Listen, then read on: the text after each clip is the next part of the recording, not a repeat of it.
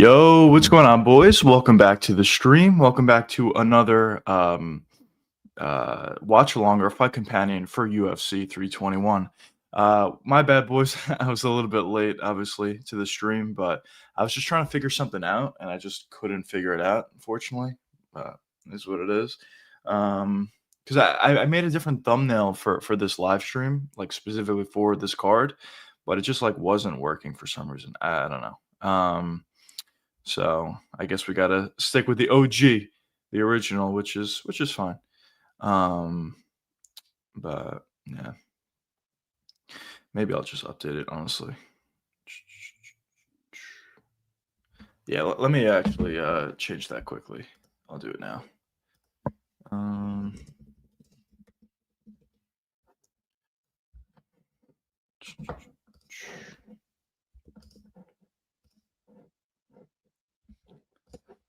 okay, let's do that.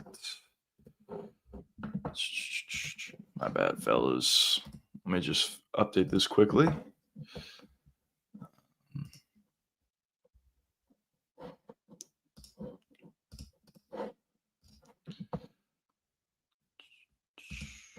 Nothing started anyway. We have the walkouts for the first fight of the night, or first fight of the morning, I guess. Um, so let me do this. Did I change it? Should be able to.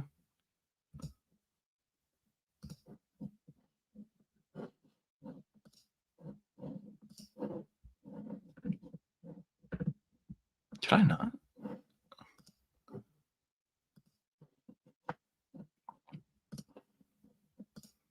Oh, yes, I can. All right.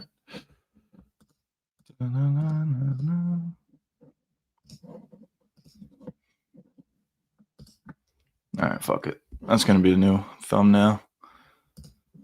All right, we're good, boys. Welcome back. Welcome back to the stream, boys. We have UFC 321 today. We had a couple good live streams over the week just talking about some plays that we liked yesterday. We had our members-only live stream yesterday where we talked about a lot of the specific plays that I like, some of the plays that you boys liked. So if you boys were there, let's go. Let's go. Hopefully we do well today. But if not, just during the week in general, we talked about this card. Should be a lot of good fights in this card, if we're being honest. I'm excited about it. But we'll see how it plays out. Of course, first fight of the night here coming up is the women's fight, I believe. Yes, it is. I heard some decent things about Inoue. I heard she's actually like pretty good, if we're being honest. But the only problem with her is she's super inactive. So we'll see how she performs. I don't have any plays, full disclosure, on this card or on this fight, I should say. So we'll just enjoy it, I guess. Hopefully, it turns out to be a good fight. And then after that, honestly, after this first women's fight, I think the rest of the card is at the very least pretty good. There's fights that I think are really good, but at the very least pretty good. I'm excited to see how Maxim looks. I'm honestly like more excited than I should be for the Chris Barnett fight. I mean, I said this multiple times. Chris Barnett is literally terrible.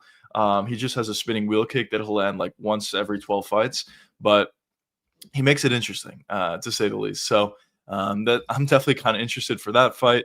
Then we have Delgado and Nathaniel Wood. That's actually a very high skill, high level sort of fight. Then we have Walter Walker, who was wearing a heel hook chain yesterday. So let's see if he's able to get an additional heel hook against the mountain that is Louis Sutherland.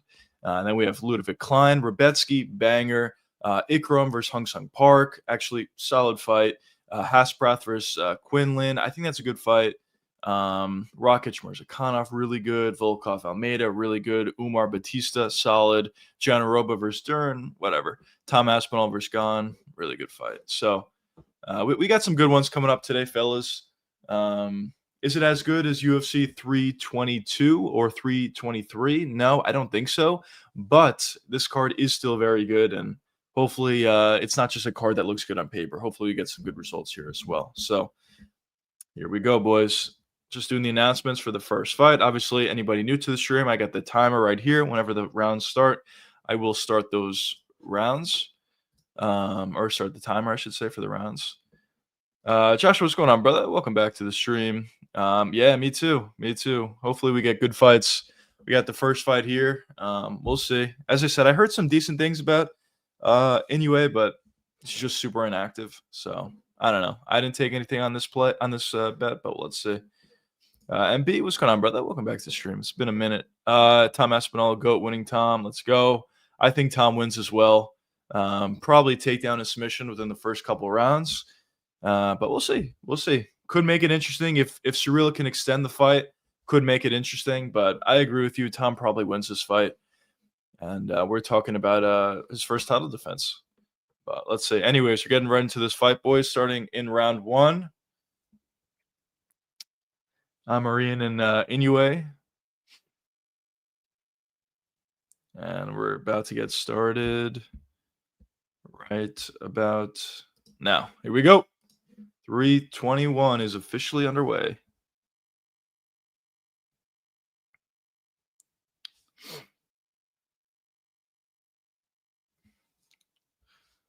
Dilly Arbor, hey, let's go. Let's go.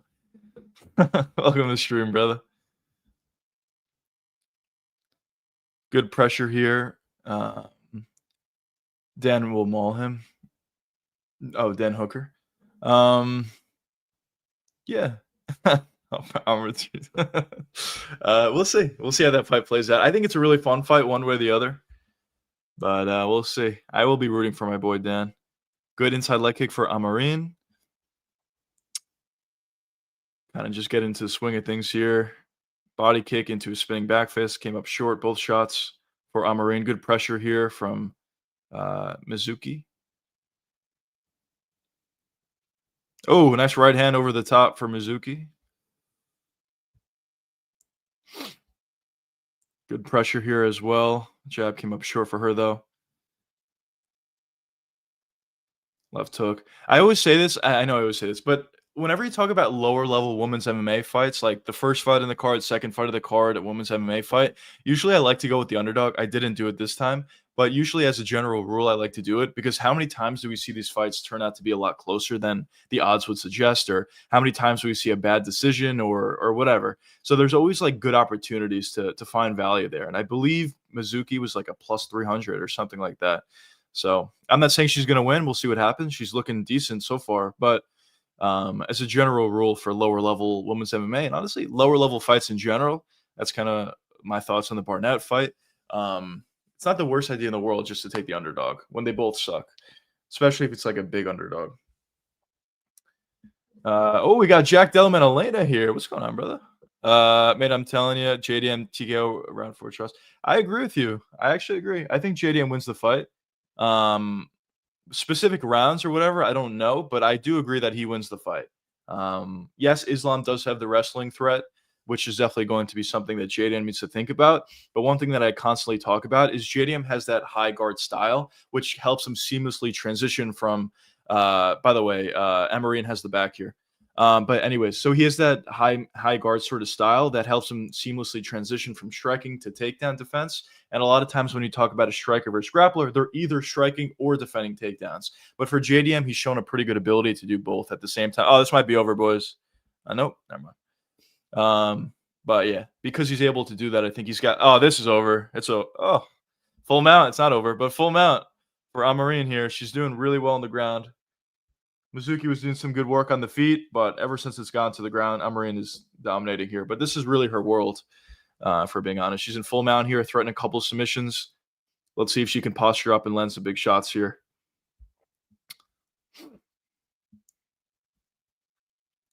Land a couple of right hands here. Islam payback against me, mate. Let's go. It's a pack back. Yeah, I guess so. I mean, I personally will say, like, if the fight does go to the ground, I don't think it'll be amazing for JDM. I think JDM could survive, but obviously he's losing if the fight's on the ground. I think his best chance is just to keep the fight on the feet as long as possible. And if it turns out to be a striking affair between the two guys, you know, JDM's just a better striker. I know everybody always says Islam's an underrated striker or whatever, which is true. But JDM's a lot better than Islam is on the feet. Let's just be honest. So that's the thing. You're in her world. It's true. It's true. But Mizuki actually got on top. I'm not even paying attention to the fight. Mizuki's on top now, though. Let's see what she's able to do. Amarin's got that She's got that lock from the bottom tied in. Armin will lose. He sucks. We'll see. We'll see what happens in that one. Um, I did think he lost to Charles, though. I was a little upset that they gave the fight to Armin in that one. I guess it didn't matter. Charles got the title shot anyway. But I would have liked to see Charles win that fight. I thought he did. But it was close. It was close.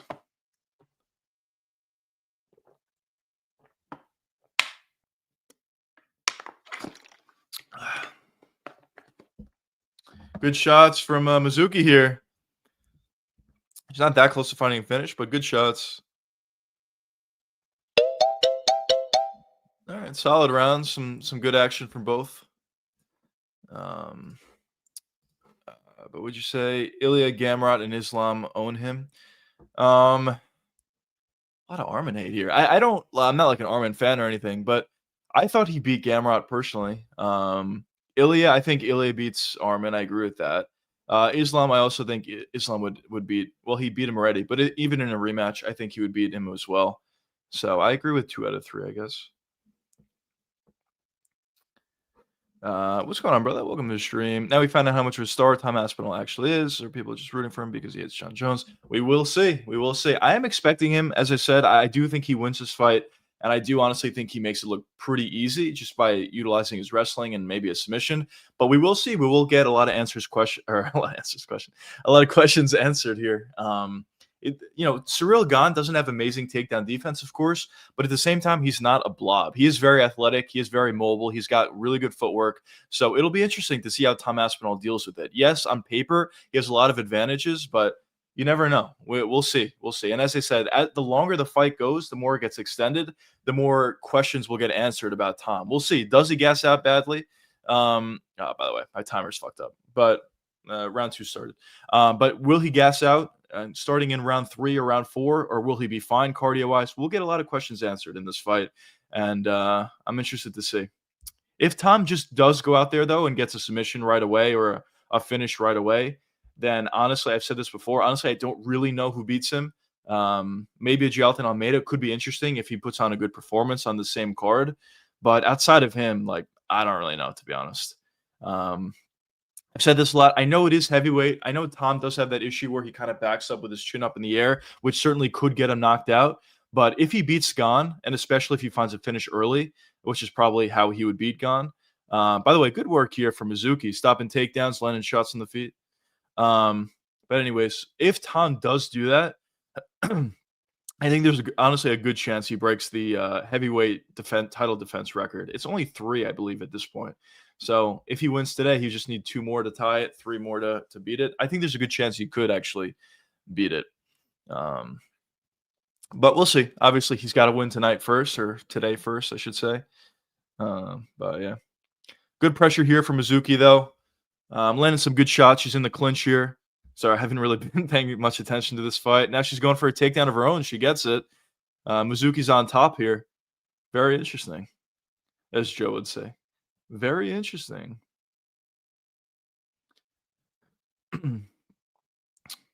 Marine's threatening some submissions from bottom here. Let's see if she can get anything going here. Mizuki's going to need to pass that leg. Marine's going for a leg lock here. It's not there yet, but it's kind of close. It's getting closer. Potential knee bar here for Amarine. It's getting a little bit closer. It's not there yet. It's getting closer.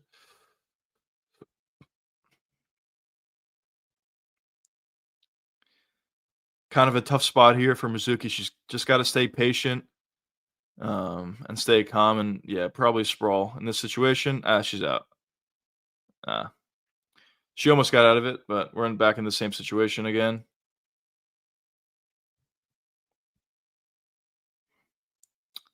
Kind of in a stalemate here. Unfortunately, this is sometimes what you get with jiu-jitsu fighters. They're kind of just in stalemates a lot of the time, but we'll see what gives.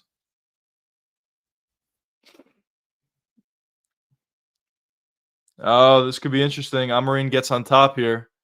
Now she's inside control. Potential triangle? No, no triangle.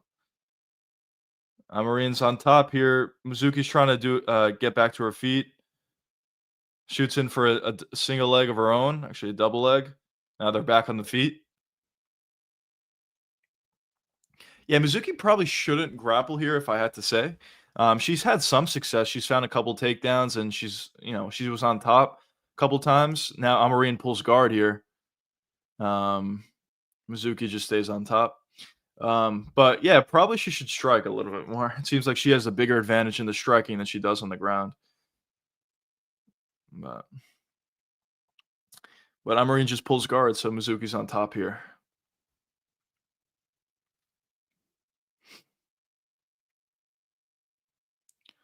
Couple good shots landed for Mizuki. It is what it is. It's first women's fight of the night. It's not the best fight in the world, but it is what it is, fellas. Hopefully, we get some good fights the rest of the card.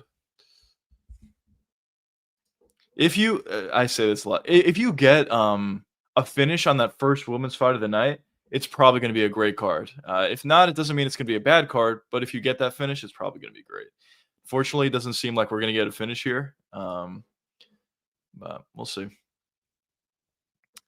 By the way, one thing that was good is we did have a couple guys miss weight, which is unfortunate. But at least up until this point, unless something changes within the next couple hours, it seems like everybody should be on this card. Or there's no fighter pullouts or anything like that. So that's a good thing. The card itself was pretty good on paper. It is good to see that we're sticking with that same card. And yeah, all that's needs to happen at this point is just getting a potential armbar here for Amarine. Nah, she's out. But hopefully it turns out to be a good card. By the way, Mizuki's is winning the fight. She's a huge favorite here at this point. And she was a big underdog initially. So if any of you boys took Mizuki in this fight, congrats. I mean, she's up 2 rounds. Amarine's going to need to find a finish. She's going to need to find a finish in the 3rd round if she wants to win here. Not the most fun fight ever, but it's all right, I guess.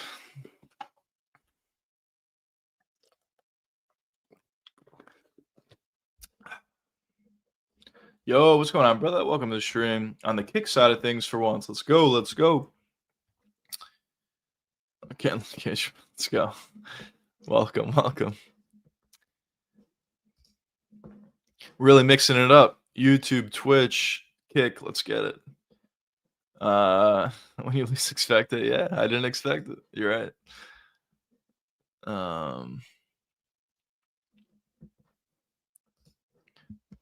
Let's say hi.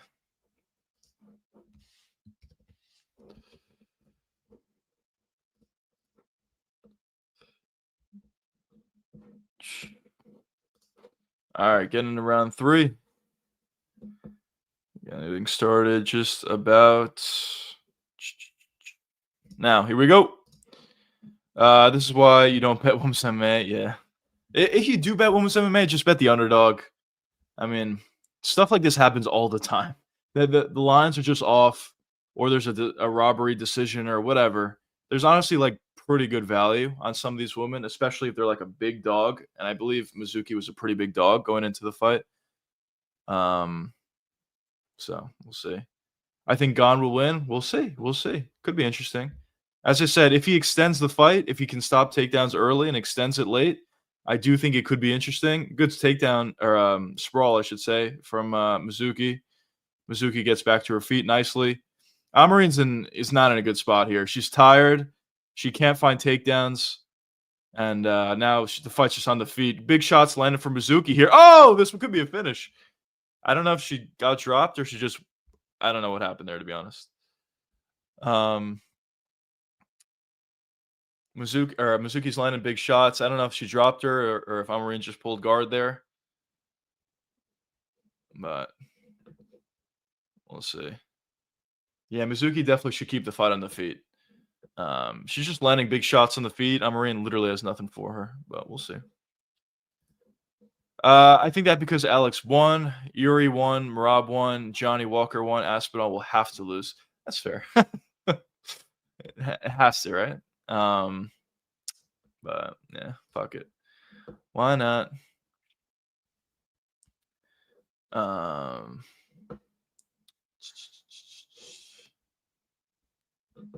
fuck. It's not updated. Whatever. Mizuki's winning here.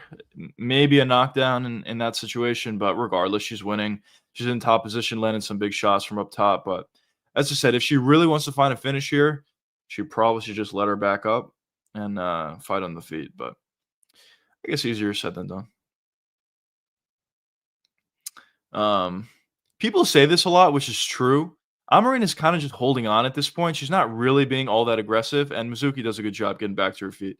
But she's kind of just holding on at this point. And when fighters don't want to get finished and they're just doing their best to not get finished, sometimes it is hard to finish them. Mizuki got cut with a headbutt there. Amarin's going for it. She is really tired. She essentially has nothing on the feet for Mizuki, but she is going for it. She's throwing a couple shots, not really landing, but at least she's going for it. Good body shots from Mizuki landed there. I don't know if she hit so hard. DC said Mizuki hit so hard. I don't know if she hit so hard, but the shots are definitely playing an effect on Amarin here. Amarin just falls to her feet, or to her back, I should say. Now we're in this weird position. Mizuki lets her back to the feet. Probably just drop her again, or Amarin will just pull guard again, and we'll get back into the same position. Look at the shot. Oh, good body shot again for Mizuki. She shoots. Amarin shoots. Is on a single leg here. Good sprawl so far from Mizuki. Yeah, Mizuki should get away here. Just get back to her feet. Get back to the striking. Just stand up. There you go. Good job, Mizuki. Another shot for Amarin. Good sprawl from Mizuki. At this point, the fight's over. Let's be honest. Man, not looking great for Amarin here.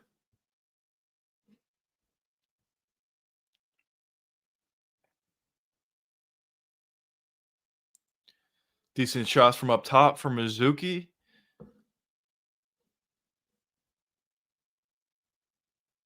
Nah, she's leaking though from the headbutt.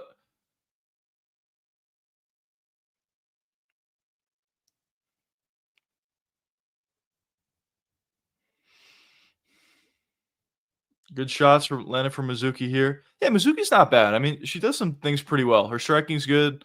Her grappling is pretty solid as well, it seems. She's done some things pretty well in this fight. Is it the most exciting fight in the world? No, it's not. But she definitely has done some things pretty well out there, and she'll get a pretty big victory for herself here. Huge underdog.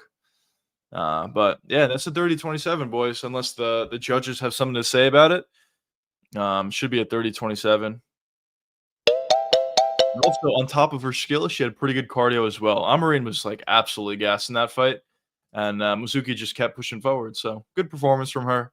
Should be a 30-27. We'll see how the judges score it though. But yeah, we should get into good fights going forward from here though. Next we have Mitch Raposo and Maxim. I think that fight should be pretty good. As I said, I think Maxim probably has Mitch covered essentially everywhere. But I think the fight could be good. Relatively high-skilled fight, at least for Maxim. I think he's a fighter to keep an eye on. He's pretty good. He did miss weight, I will say, by, I believe, 3 pounds, which is something to think about, but I think he'll be fine overall in this fight. Oh, man. Tell them the news session and no plans. It's hilarious.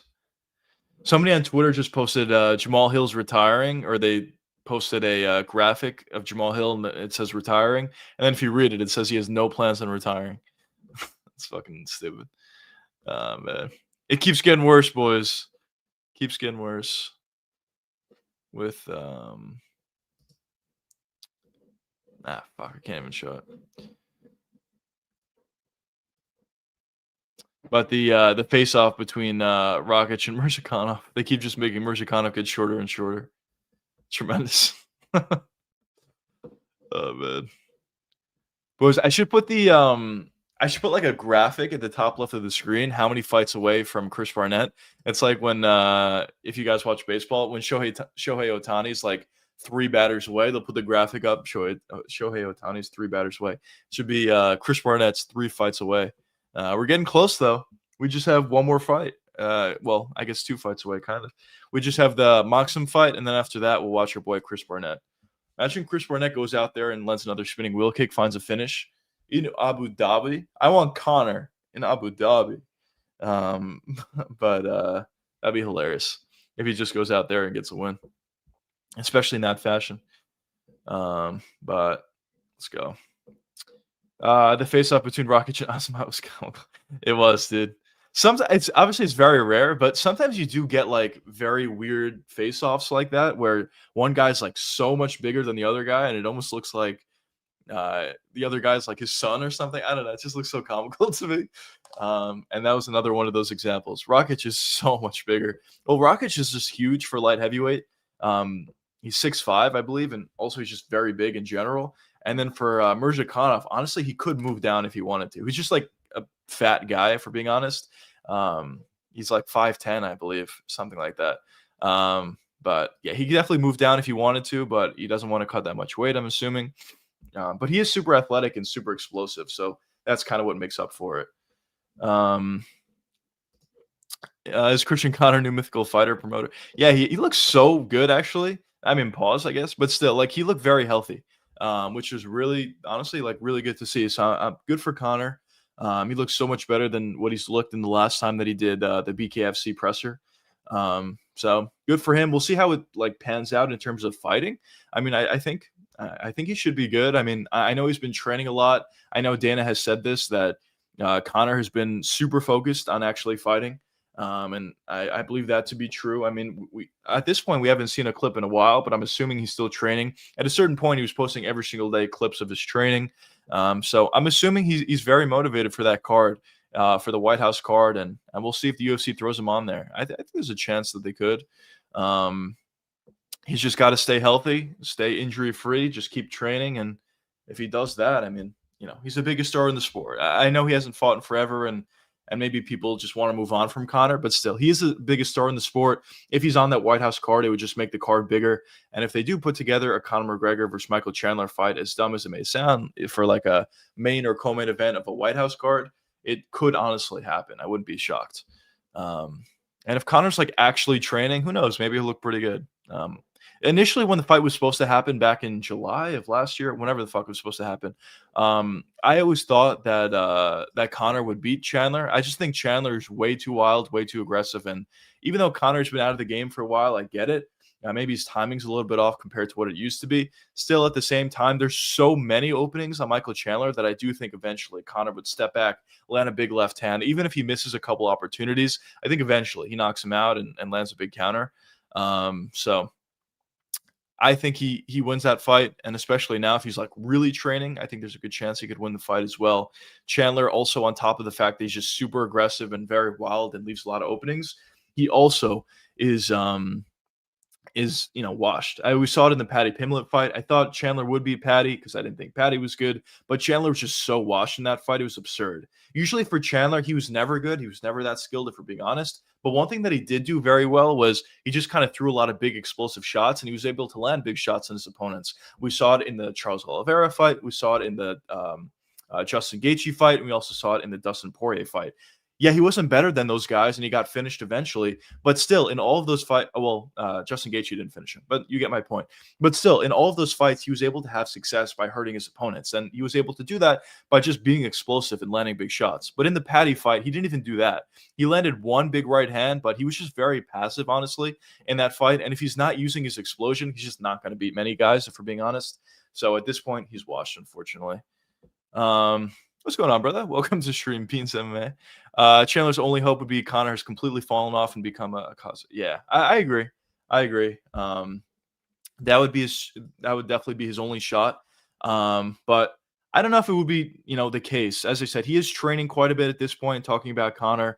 And just stylistically, like if Conor is like, he doesn't have to be in his prime. Of course, he's not going to be in his prime. But if he's anywhere like near fighting shape or has any sort of timing at all, like even if it's not nearly as good as it used to be, but just a feel for the game, he's probably going to find a knockout on Michael Chandler. we'll see how Connor looks. I'm assuming there's a chance he could be washed, but we'll see how he looks. But I know for a fact that Michael Chandler is washed. So we shall see, fellas. What's going on? Welcome to the stream. I'm doing well. I'm doing well. Just watching UFC 321.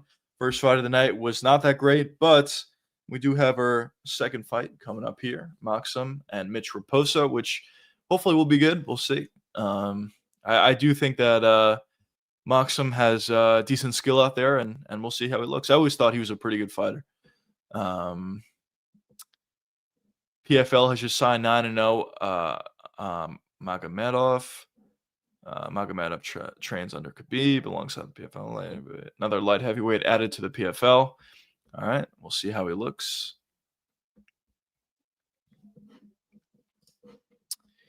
We shall see. Do you boys see Usman Nurmagomedov getting friendly with the UFC brass?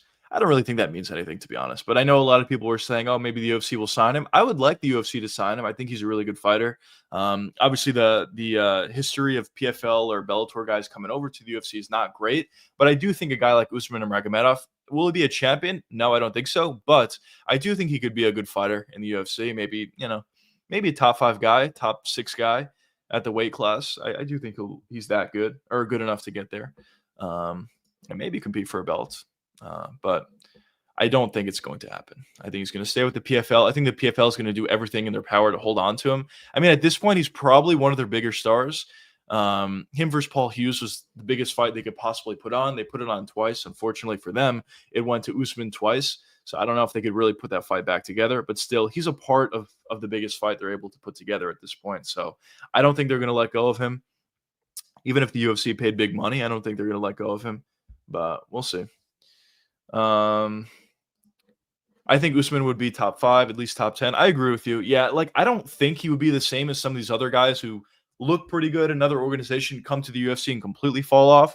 As I said, will he be a champion? No, I don't think so. I don't think he would be a champion in the UFC. But at the same time, I don't think he'll be like an unranked guy and he's losing to everybody. I think there's a lot of guys he could beat, even in the UFC, and I do think he'll be a top 5 guy. I agree with you. At the very worst, top 10. If he's somehow worse than a top 10 fighter, then I don't know what to say. Then I guess everybody coming over from the PFL is just cursed, because he does have good skill, if we're being honest. On the feet, he has good striking, pretty fast. Not the most powerful guy in the world, but he's got solid striking, good kicks, and decent boxing. On the ground, he has decent wrestling and decent jiu-jitsu. He does things well. So he's a well-rounded fighter, and I think he would be fine. It's a lot of guys. But we'll see. As I said, I don't think it's going to happen. But if it ever does, I'd be interested to see how far he can possibly get. Also, just another shout out. Make sure your live stream is actually live. I talked about this a couple times on stream, but it happens to me. Every time there's an ad break, I need to make sure my stream is actually live. Because sometimes it just pushes it back by a minute or something like that. So just constantly check your live streams to make sure they're actually live if you're watching on ESPN Plus. Kind of frustrating, kind of annoying how that's a reality, but it just is what it is. So just wanted to make that shout out. But yeah, boys, get into the fighter announcements for Maxim and Raposo. But yeah, let's hope for a good fight here. Any of you boys have any plays on this specific fight? I think Maxim is a pretty big favorite, so I don't know how much value there was there, but do any of you boys have any plays on it? I personally don't.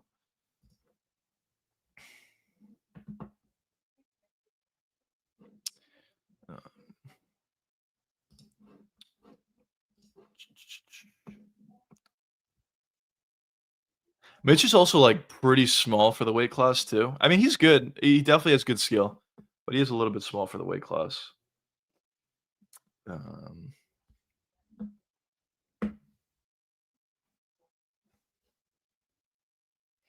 But let's see, boys. Hopefully this is a fun card. Danny, your mom's a fun card. Let's go. Interesting. A little bit of a line change on the Robetsky fight. Robetsky's a favorite now. That's interesting. Unless that's a glitch. Let me get my timer set. About to get started in round one, boys. Here we go.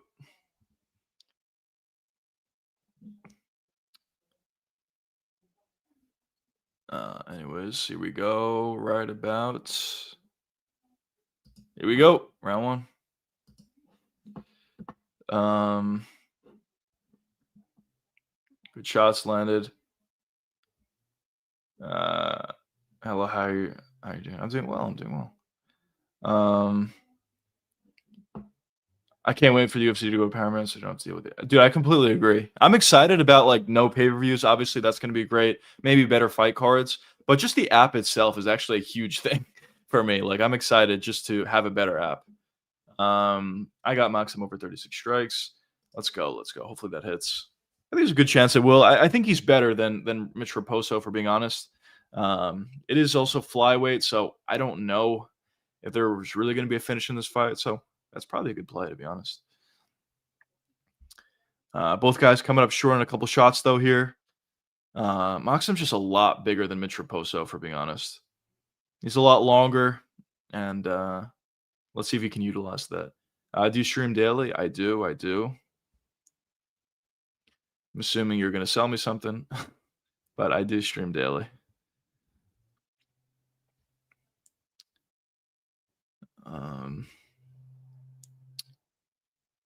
Jab right hand over the top for Mitch Raposo. The right hand came up short.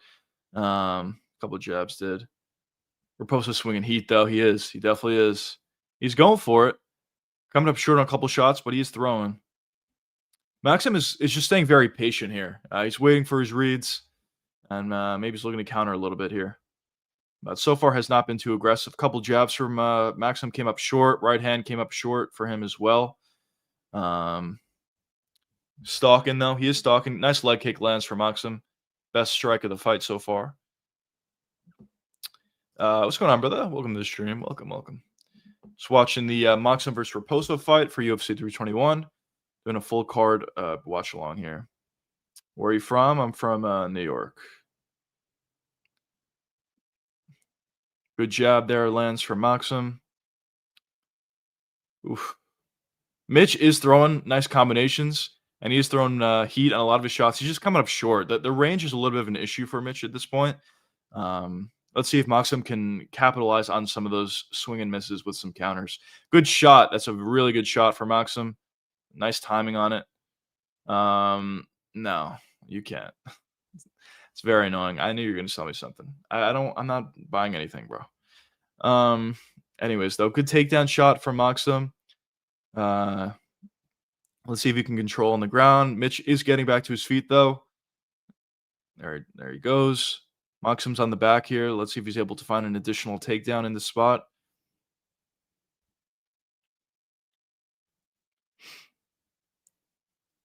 I do think Maxim could have success on the feet as well. But obviously he's trying to grapple at this point. Nice knees to the thigh for Maxim. That was a better knee to the thigh for Maxim. Wow, beautiful takedown. Nice throw. But Mitch gets right back to his feet. For Mitch, obviously what he wants to do here is he wants to break the grip, break the hands, turn into Maxim, and then at that point it'll be much easier for him to break away. But at this point, as long as those hands are clasped, it's going to be very difficult or essentially impossible for Mitch to get away. Obviously a lot easier said than done, but that's essentially what he wants to do in this sort of situation, which he is doing to an extent. The ref cam. What the fuck is that?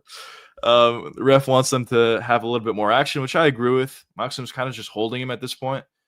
Couple knees to the thigh, has a hook in. But yeah, you would like to see a little bit more action in this sort of situation. Mitch Raposo did a good job. He broke the grip there, and he turned into Maxim exactly what he wants to do. Let's see if he can actually break off the cage, though. That'll be the next step for him. But yeah, Mitch is showing good takedown defense or solid takedown defense. He just got to get away from the cage. I say this all the time, but it's not enough just to stop takedowns. Because if you just stop takedowns, you're in this sort of situation where, you're just alongside the cage and you're losing the fight. Although it's a boring fight, whatever, but you're losing the fight in this sort of scenario. Finally, it's not in Vegas. Yeah.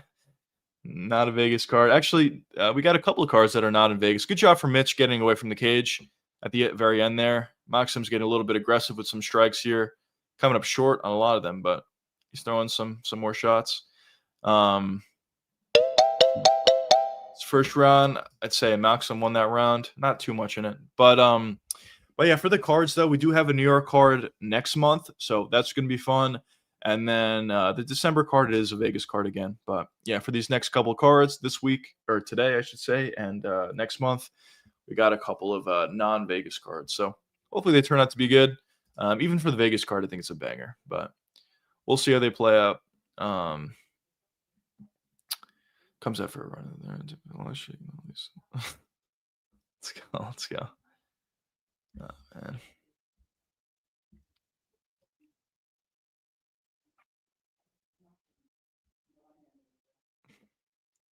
Fuck. But not many significant strikes. Well, if he's going to completely grapple like that, then yeah, it's not amazing. Just because Mitch is doing a good job at stopping takedowns, and there's not really too many opportunities for him to land elbows or something once he's on top. So that's the problem. But if he strikes, I do think he could land. He's just not choosing to strike that much. And also, I guess a part of it is he wasn't really able to find the range that easily in the first half of that round. He was coming up short in a lot of shots, but let's see. Anyways, getting to round 2. Hopefully we get a little bit more striking here. Jab landed for Raposo. Left hook partially landed for Maxim. I think Mitch will pick it up as it goes. Yeah, I agree with you. Let's see what he's able to do here. Honestly, for both guys, but especially for Raposo, he's coming up short. Oh, did he hurt him? I don't know if that landed. No, it didn't. But especially for Raposo, he's coming up short on a lot of his shots. But as I said, he lands a big right hand. Nice right hand over the top lands for Raposo. Maxim ate it well, though. Nice leg kick from Mitch. Maxim's going to need to get going a little bit. He's going to need to do more than just, clinch. He's going to need to land some big shots to get some of the respect back from Mitch. Because Mitch is doing a good job at this point. He is coming up short in a lot of his shots, but he is keeping everything tight and clean. And he's doing a good job at just throwing a lot of heat on his shots. Like that. He came up well short on that big right hand, but he's at least throwing something out there for Maxim to think about. And Maxim's not really throwing too much, if we're being honest. Raposo's got power. Yeah, it does seem like he does. He's also really loading up on these shots. Nice right hand over the top for Maxim, I should say. Also, good movement here as well from Mitch. He's doing a good job of just moving around the cage, not giving an easy target for Maxim to land strikes, for one, but for two, also kind of avoiding some of the takedown attempts as well by utilizing all this footwork. So good stuff so far for Mitch. Good leg kick lands for Raposo. Maxim tried to land a counter right. Came up short, though. Short left hook came up short for Maxim. Oh, big right hand left hook over the top for Raposo. He's landing at this point. Mitch has found his range a little bit better in this round compared to the first. Once again here, good footwork, good foot movement. Just making it hard for Maxim, to be honest. Making it hard for him to land. And also, as I said before, avoiding the takedowns. Woo! Nice combinations landing from Raposo here. I think Madsen packs a victory. Is boring, but grappling, I don't think he can keep up with the footwork. I agree with you. He's having a lot of trouble with the footwork here. But also that footwork makes it difficult for him to shoot in for takedowns as well. So it's giving him some issues. That was a terrible shot. Terrible takedown shot from Maxim as we're talking about it. So I expect him to get chin. We'll see. But like I would agree with you. Based on how the fight's going so far, I think I would agree with you. I thought Marine owned money to him. Yeah, maybe. She looked pretty bad in the fight. And she was a pretty big favorite, talking about Marine. But yeah, that was interesting. I always say this. I said this before. I don't know if you're here or not for it, but whenever you have two like low-level women's MMA fighters and one of those women is a huge underdog, usually I like to take a shot on them. Just because, you just never know with these lower-level women's MMA. By the way, beautiful shots. Right hand, left hook lands for Raposo. Beautiful jab lands. But essentially, there's value, is my point, for lower-level women's MMA. That's a better takedown shot for Maxim. I mean, good sprawl, but they're on the cage here.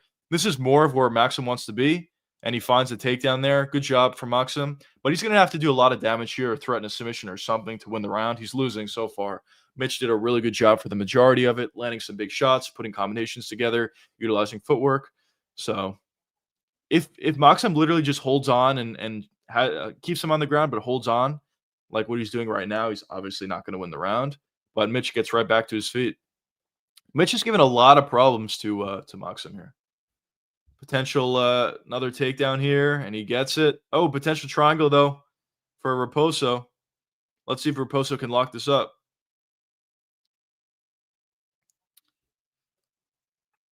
It's not like all that close, if we're being honest, but could be set up. Omoplata attempt from Mitch Raposo. He doesn't get it. Maxim settles on top here. But as I said, he's going to need to do damage here to win the round. It's not enough just to have control. Yep, prelims are always fun to watch. They was hungry for the win. Yep, for sure, for sure. And this specific prelims, I think, is pretty good. We'll see how many finishes we get. I mean, no finish on the first fight. Seems like we're not going to get a finish in this fight either. We'll see. Maybe we do. But the fights themselves, I think, are a lot of pretty solid fighters in the card, and hopefully they go for it as well. Maxim landed some shots. Mitch getting right back to his feet, though. Now Mitch is on the takedown attempt here in the clinch. Well, definitely around a piece at this point. First round, not much happening, but I thought Maxim won the fight based on control. The second round, much better footwork, good shots, good combinations. For Mitch, he won that round. So it's around a piece. Wow, very interesting. Wow, Mitch Raposo is the underdog going into the third round. That's very interesting to me. Honestly, probably value on Mitch Raposo plus 112 here. I thought he definitely won the second round, but also he looked pretty good, I thought, in that round. So I think there's a good chance he continues with that footwork. I'm probably going to miss out on it. It also is in Abu Dhabi, though, so something to think about. Let's see if I can get it in quickly. I'm putting a unit on him if I can get it in.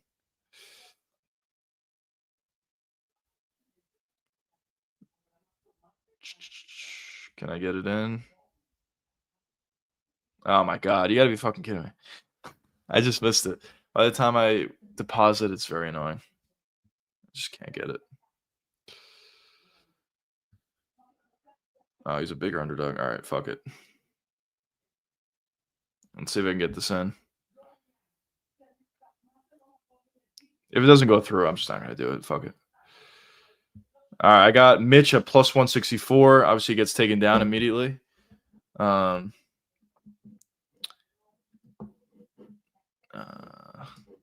Must be expecting Maxim to get takedowns early. Just hold. Yeah, I guess that is what they're expecting, and I guess what he's doing so far. I did take Mitch. Hopefully, he can get away here. But it's just kind of a flyer. I thought he definitely won the second round. I thought he looked pretty good, but we'll see. Now Mitch is a plus 190. Yeah, that surprised me, though. We'll see, though. We'll see what Maxim's able to do here.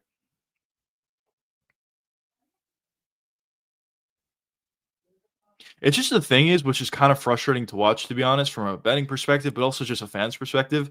Maxim winning the fight is just him holding on here. He's not really able to. I was about to say he's not really getting takedowns, as I said, he got one, but Mitch gets right back to his feet. He's not really getting a takedown and controlling on the ground. He's literally just holding on.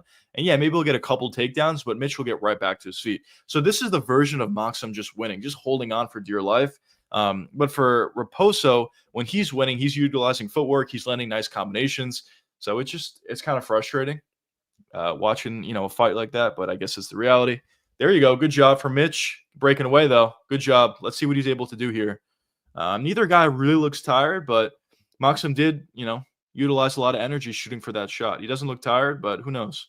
If Mitch can really pick up the pace here, maybe he can start to gas him out slightly. Nice right hand lands over the top, though, for Raposo. Mitch is being a little bit more cautious at this point. Nice left hook over the top for Mitch. His combinations are nice. Very clean, very fast, and relatively powerful as well. More footwork here for Mitch. I don't want to say Mitch is slowing down, but he's not throwing the same heat that he was throwing early on. But as I say that, he does land a right hand over the top. 1-1, but I think towards the end of the second, Maxim realized it on the feet. Another takedown shot for Maxim. Good stuff though from Raposo. But I think he can't win on the feet. He go to grapple him, but that's enough to win round 3. Yeah. If he just holds on the ground, yeah, he will win. But at this point, Mitch did a good job getting back to his feet. He's got to land some damage. He has landed a couple shots. He's going to have to do more, I think, to win the round. But there, nice left hook over the top lands for Raposo, though. If Raposo could stop a takedown the rest of the round, another shot. Fuck. Right back to the same position. Maxim's on a single leg here. This kind of makes the fight annoying or a little bit difficult to score. I mean, Mitch hasn't landed anything like significant on the feet, but he landed some good shots on the feet, and Maxim literally did no damage in this round. Just was holding on for dear life in these clinch situations. So I'm sure the judges are going to give it to Maxim if the fight stays like this. Potential submission attempt here. Good job. Very nice from Mitch utilizing that submission to get away. But I think at this point, Mitch is going to need to land some damage to steal the round. It is up in the air, though. As I said, Maxim landed no damage in this round. There you go. Left hook over the top for Mitch. Jab right hand comes up short for Maxim. Maxim has kind of surprised me how not great he's looked on the feet. Really good sprawl from Mitch Raposo. Now he ends up on top here. Yeah, he might be a little bit. Oh, he grabbed on the cage. No, yeah, come on, bro. That was absurd. Oh, I just realized I didn't even start my timer. My bad, boys. Dude, that could be a point deduction. They're probably not going to do it, but yeah, that was a bad fence grab. Oh, he took a point. Mitch won the fight. Mitch definitely won the fight with a point deduction there. Honestly, I respect that. I actually do respect that with a point deduction. That's good refereeing. I complain about refereeing a lot. That's actually good refereeing. That was a bad fence grab. That should be the fight. If that's a point deduction, that should be the fight. At the bare minimum, it'll be a draw, if not a win for Mitch. I think he's honestly winning the round. Perfect refereeing. Yeah, I agree. That was actually very good. First time in forever, bro. With Dan Murgliata, it's like bullshit last week. And, some other guys as well. It just feels like refs have been so bad. But really good. What is Rich Mitchell's doing this fight? Good stuff. Maxim needs a finish here to get a win. If they somehow give it to Maxim or something, give him all 3 rounds, I have no hope in MMA anymore. Nice job, though, for Maxim finding that takedown. But Poso gets right back to his feet. And that's the fight. My bad, boys. I forgot the timer, but yeah, it's a fight. Mitch Raposo definitely should have won that fight, regardless of the point deduction. At the bare minimum, it's got to be a draw, but that would even be a bad scorecard. Mitch Raposo won the fight. Damn, what a shit decision for Maxim. Yeah. He just didn't have much for me. I was surprised. I thought Maxim was a pretty good fighter, to be honest. But I don't know. He just had a lot of trouble. The footwork was giving him trouble. He was coming up short with a lot of his shots on the feet. His wrestling was decent in certain moments, but a lot of times as well, he was getting it stuffed. So we'll see. Might be a draw. Yeah, maybe in Abu Dhabi it'd be a draw. But if we're being honest, I think I think Mitch Raposo definitely should win that fight. I thought he won rounds 2 and 3. But we'll see. It won't be a draw, I think. Yeah, I think Mitch definitely should win. Any other decision, I think, will be inaccurate. But we'll see what we get here. 29-27 Mitch for me. I agree with you. That's my scorecard as well. That would be mine. Let's see what they do, though. Mitch is a minus 6,500 on the live odds. Let's see. Let's see what we get here.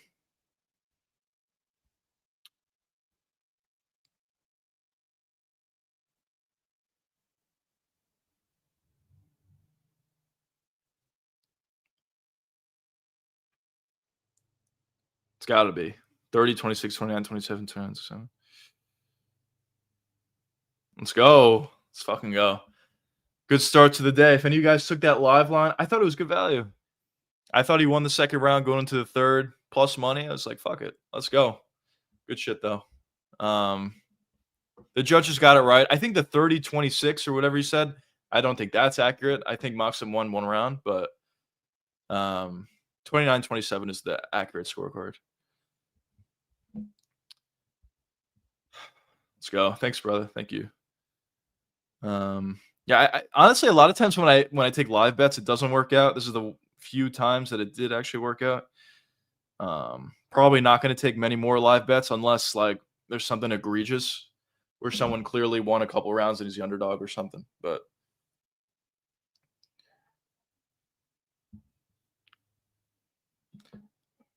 Mitch is talking about the fact that Moxham missed weight. Yeah, he missed weight and he lost. Interesting. Yeah, it's just unprofessional. I put a video together about it a couple days ago, but a lot of guys are just missing weight lately. It's like very annoying. And this is another example. Moxham missed weight by 3 pounds, I believe, in this fight. So good work for Mitch, not only making weight, but also getting the victory there. And he looked pretty good. As I said, good footwork, good combinations, good takedown defense overall. He got taken down a couple times, but overall good takedown defense, and he got the win for it. So good stuff, fellas. Also, I did want to mention, if you guys want to earn or see my best bets and whatnot, and get access to the members only live streams, be sure to hit that join button. Well, you get perks like that. Obviously, for this card, my plays are already out, so you can see them last second, or also you can see them for additional cards coming up. So if you guys have interest, be sure to hit that join button. If Almeida's looking good at the end of round 1, I might take Volkov to finish him in the third. Honestly, that's a really good idea, to be honest. I agree with that. I think Almeida's chance, I do think Almeida wins the fight. I just think he's going to be too athletic for Volkov, and I think it's going to be tough for Volkov to get away. By the way, let's go. Chris Barnett's coming up, boys. Anyways, I think it's going to be tough for Volkov to get away. And if the fight does go to the ground, I think it's not going to be great for Volkov. But I do agree with you. If Volkov can survive after the first round, maybe after the first couple rounds, if going into round 3, Volkov is like a plus 300 or something like that, if Almeida wins the first 2, I don't mind taking a flyer on Volkov in the third round. Almeida has quit before. As I said, I do think he's going to win. But the thing that I don't love about him is he has quit before in the Curtis Blades fight. He has made bad decisions before. And it seems like he would be the type of guy to gas out in a fight that he's winning and just get finished for it. So we'll see. Nice shout out for Jesus in Muslim territory. It's happened a couple times. Don't Muslims have Jesus too? I'm not sure. I think they believe in him as a prophet. I'm not sure. Honestly, I don't know. I'm the last guy to ask for this. But I'm not sure. The Goat Barnett incoming. Let's go. Then his dance walking out. Let's go, boys. I'm heavily rooting for Chris Barnett in this fight. Hamdi also sucks, if we're being honest, but I don't know how much. Let's go. I don't know how much Chris Barnett has in this one. We'll see, though. Hopefully, I'm wrong.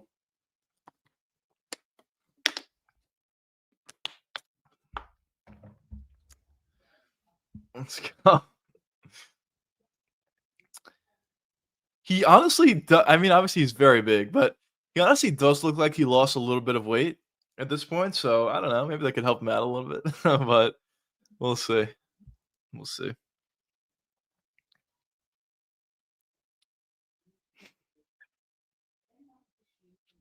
Yeah, actually, I don't know if he lost weight, but I don't know. Hopefully he does well in this fight. I'm rooting for Chris Barnett, the legend. If he wins this fight, fuck it, book it. Derek Lewis versus Chris Barnett. That'd be so funny. Put that fight together, and then if Chris Barnett beats Derek Lewis, then you do Tom Aspinall, Chris Barnett. Forget it. That'll be a banger. I can see a 6-pack creeping in. Yeah, you're right. You're right. It's coming in. It's just under a little bit of fat, but it's there. It's definitely there.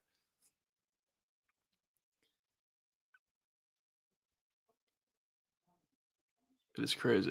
Is he the shortest heavyweight of all time? I think he's 5'9", right? There's got to be shorter heavyweights, right? Or maybe in the current UFC he might be. We'll see. What's going on, brother? Welcome to stream. Burnett acting like a fucking idiot. Let's go. Let's go. He looks weird bald. Should have kept the dreads. Yeah, he does look interesting bald. Definitely a different look, to say the least.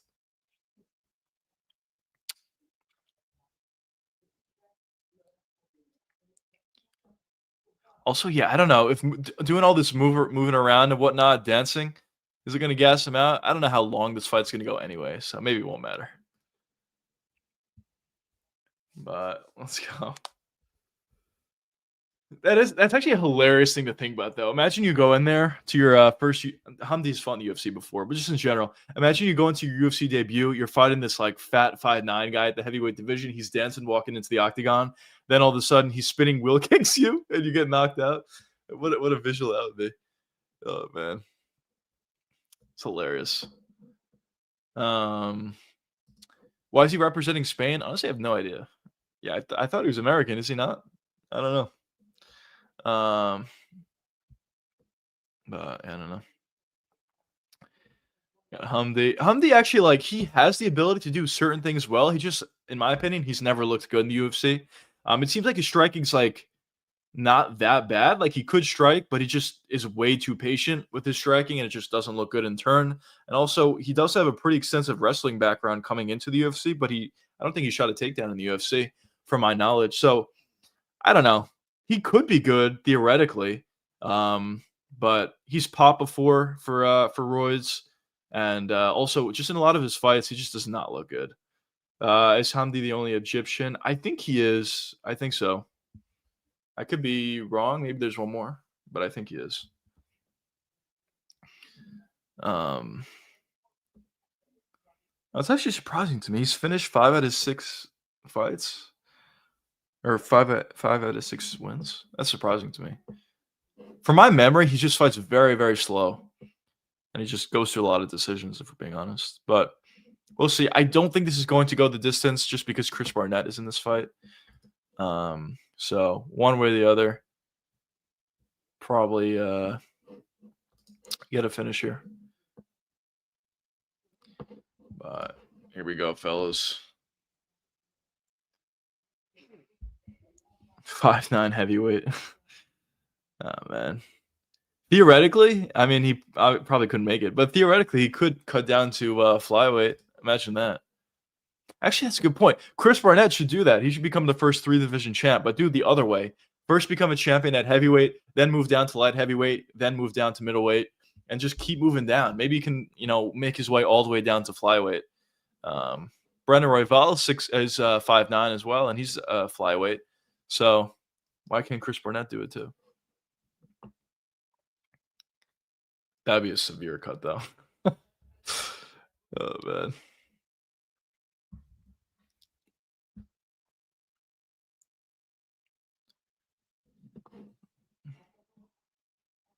He's got a lather on him too. Barnett didn't even fight yet. I thought Burnett would give him too many issues guessing and bouncing around, be a decision. Just age version of guessing shouldn't. Yeah.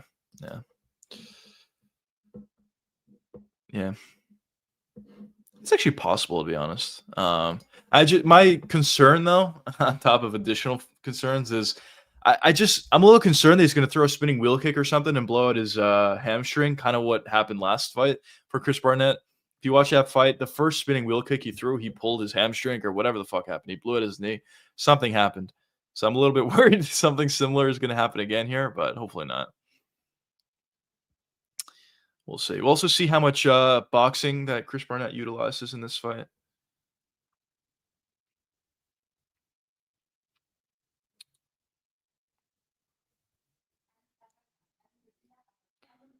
Here we go. Round 1. Front kick to the body lands for Hamdi. Nice body kick as well. Landed for Barnett, though. Takedown shot. Wow, that was so easy. That's not a good look. I think that's the first time Hamdi has ever shot a takedown, and he got it super easily. Wow, he gets the back. Oh, this might be over already, boys. This is not good. He's got the back immediately. He's landing some big shots here. Chris Barnett's back to his knees, though. Nah, he crumbled back down. Let's go, Peace Boy. This actually could be finished. He's not moving. He's got to move. Move, Chris Barnett. He's going to get taken down again. I think Burnett will lose this one. Oh, let's see. Yeah, he's not looking good so far. Yeah, this is not great. This is not great. He's got to move. He's just like staying in the same spot, taking big shots. Back to his feet though. Chris Barnett is, and he gets taken down again. Yeah, the wrestling edge is like significant here. I don't know how much Chris Barnett's going to have here. And even if he does get back to his feet, he's going to be gassed. I wouldn't be surprised if he's a little tired already. But the more, there you go. He's back to his feet here. I feel like he's going to get taken down again, though. He's cooked. Yeah. Hamdi hamburgers. Another takedown for Hamdi. Yeah, this is just like very easy. What happened there? He's holding his glove or something? Is that what he's saying?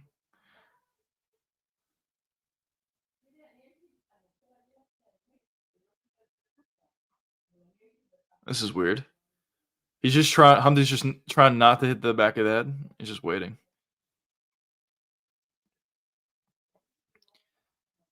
This is going to be over from here. You would think. Chris Barnett is moving, though. Oh, Chris Barnett back to his feet. Oh, knee to the body. This might be over. Oh, right hand over the top lands for Hamdi. Chris is there, though. He's still there. Another takedown shot. Gets it easily. Chris Barnett seemed like he might have even been hurt on that. Dude, this is like ridiculous. I think Chris is hurt here. Something happened. He is cut. Couple big shot. This could be it, boys. I mean, man, this is just bad. He just can't wrestle at all, bro. This is terrible. Hamdi's just easily finding takedowns and whoa, they stopped it. Ridiculous. Behind the headshot. Dude, Chris may find his way out of this fight. Look, his pants is falling off. Dude, this is a fucking mess for Chris Barnett in this fight. He may find his way out of here. Which honestly, like, fuck it. Just do it. I don't love it normally, but fuck it. In all fairness, though, that was a really bad elbow to the back of the head. That was actually really bad.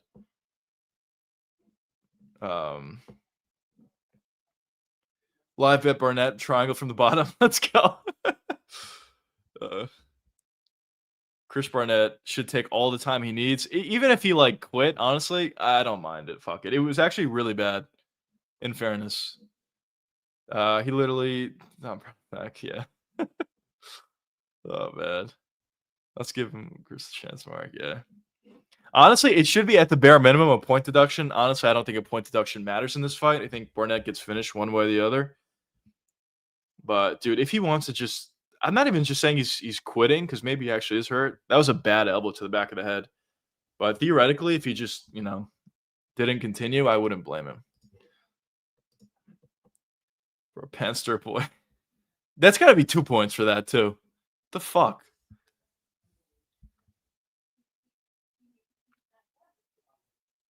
I hope Chris doesn't go out there, like, hurt, but he's, like, maybe can fight, but he's, like, kind of hurt. They take a point away, and then he just gets finished a second later. I hope that doesn't happen.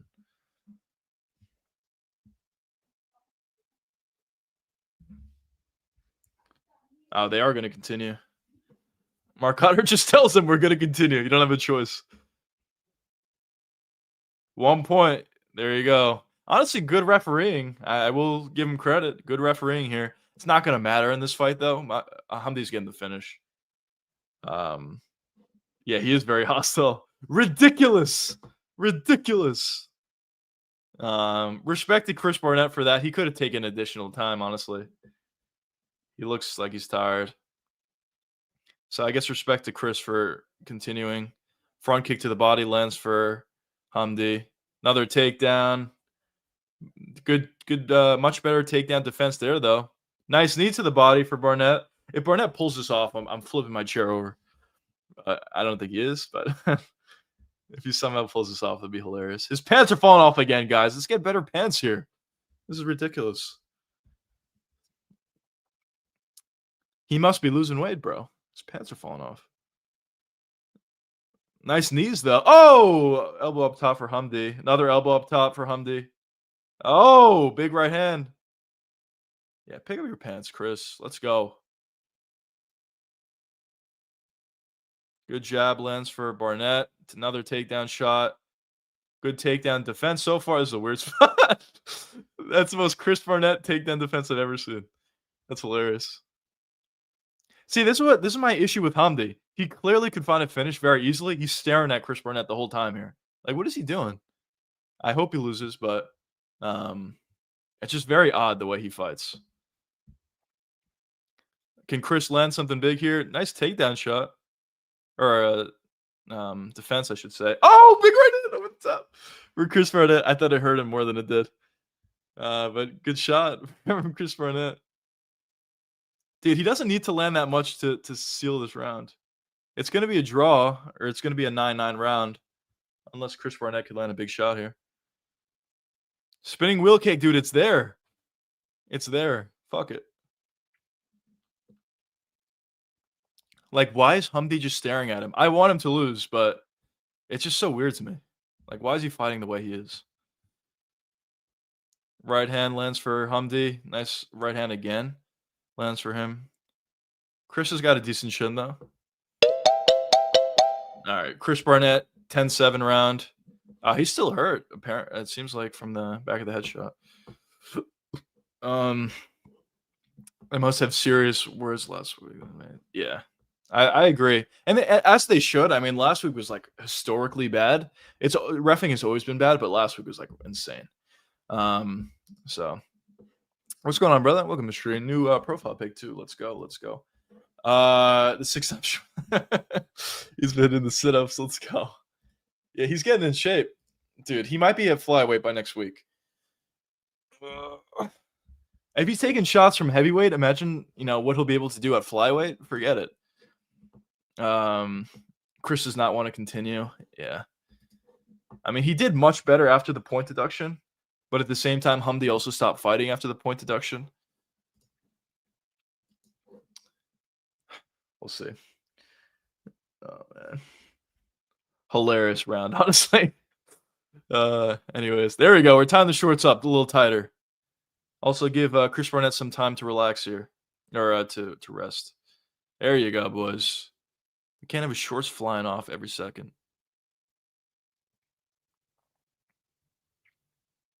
Hanato Canuto. Here we go, round 2, boys. This is where Chris Barnett breaks him. Started in round 1. It'll finish in round 2. Let's see. Jab right hand over the top. Gets blocked from Chris Barnett. Right back to southpaw for Chris. Outside leg kick lands for him. Front kick to the body came up short from Hamdi. Chris is going to need to get off the cage, though. Hamdi's just going to shoot again. You don't want to be here. Oh, right hand over the top. Nice job from Hamdi there. Chris has got to move a little bit more. He's got to not be near the cage. There's a takedown shot. Very obvious he was going to do it, but much better takedown defense there from Chris.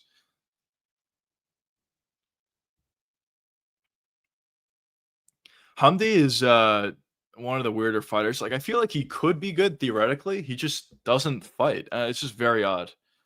But he's close to a takedown here. Wow, he doesn't get it. Good job from Chris Barnett stopping the takedown. Seriously, if Cannonier can shape up like he did, Chris can at least go down a weight class. I agree with you. He definitely could. It's a matter of, will he want to? That's the question. Oh, what happened there? Hamdi gets a takedown and Chris Barnett looked like he was hurt or something. They murdered my boy Barnett. Yeah. Hamdi's landing some bigger shots here. Chris is in a bad spot at this point. Let's see if Chris can build his base, get back to his feet.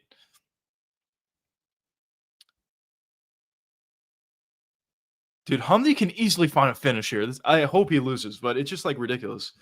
He's landing big shots here, though. Chris get back to his feet, though. Gets taken down. I think he even held onto the cage there, but he got taken down anyway. It's like full mount essentially for Hamdi. This is like not great. Chris just has to survive this round. If he does, he'll gas out the arms of Hamdi, and we'll get a finish round 3. Come on, boys. We need this. Barnett went to 2-3 Dagestans. I forgot. Yeah. Unbelievable. Big shots landing for Hamdi. No, another back of the head shot. It might be over. He's not even landing shots here. Hamdi, he's just landing it to his hands. He's literally hitting his hands. Barnett can go down to middleweight or light heavyweight if he loses some weight. He definitely could. But yeah, he's not going to. Schwartz falling down again. What the fuck? Fucking hell, bro. Get a hold of the shorts. Maybe he's trying to do the Armin thing where he wears loose shorts on purpose. So if he gets submitted or if he's in a submission, he can just get right out of it. Maybe that's his thought process on it. Or maybe he's just losing too much weight. His old shorts don't fit. Weight cut for real, yeah. He definitely needs to.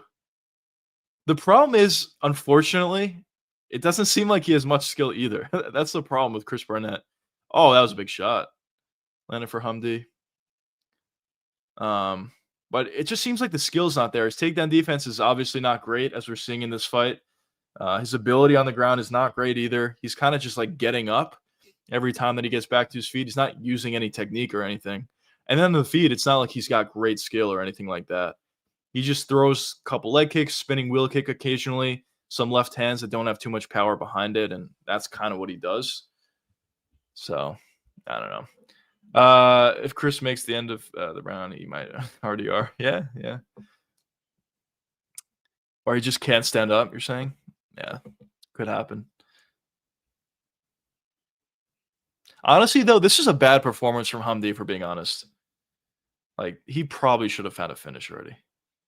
The amount of times he has, like, full mount or he has his back completely and he's not threatening submissions or finding a finish, this is just, like, ridiculous. His shorts are falling off again, boys. Oh, dude, his fucking ass is out. This is insane. I wish I didn't see that. Dude, this is getting ridiculous, boys. Quits on the stool, yeah.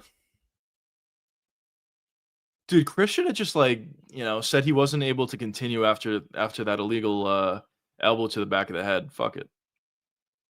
Things are just not going well for him. Is this a 10-8 round? Like, Hamdi's not doing that much damage, but he's been controlling the whole time. Well, no, he is doing damage. What am I saying? This is probably a 10-8.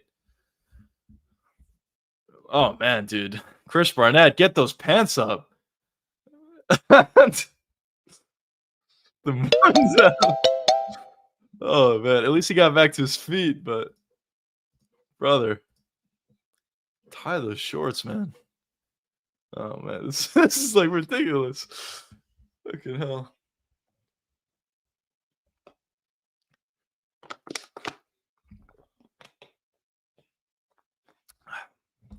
Corner's telling him the right things. I mean, well, it's obvious.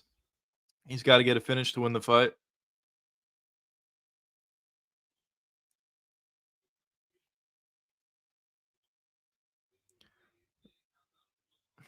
Trying to motivate Chris here.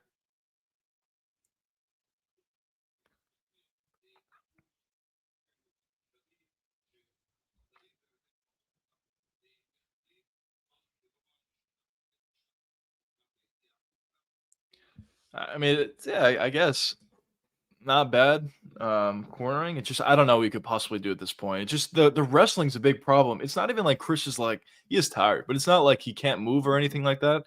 It's just he can't stop a takedown. Or every time he does get taken down, he actually is very tired at this point. But every time he gets taken down, he just, gets full mounted and just can't do anything. Pulling shorts might be my tactic. Yeah. Some more shows, maybe. We don't know, but maybe. I mean, Armin used it to his advantage when he fought Charles with the loose shorts. If that was a 10-9 round, they're tied up because of point deduction. Well, it's probably a 9-9 from the first round because Hamdi won that first round. So I think Hamdi's still probably up. Like, if Chris Barnett wins this round, then it'll be a draw.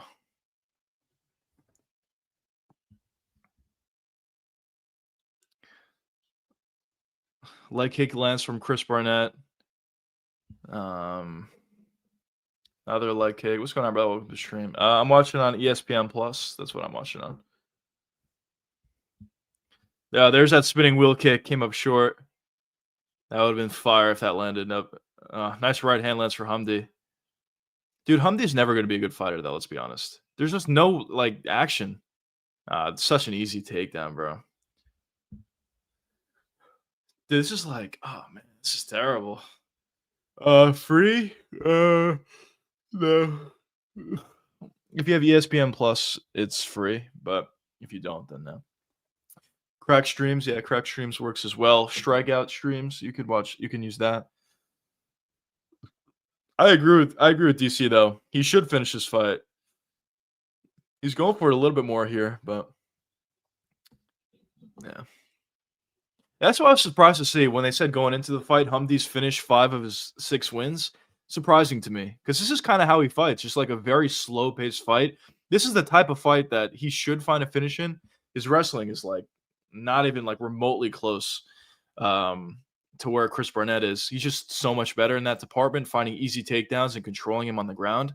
So this is the type of fight he should find a finish in, and it seems like he's not. That was a bad decision by Chris Barnett rolling there.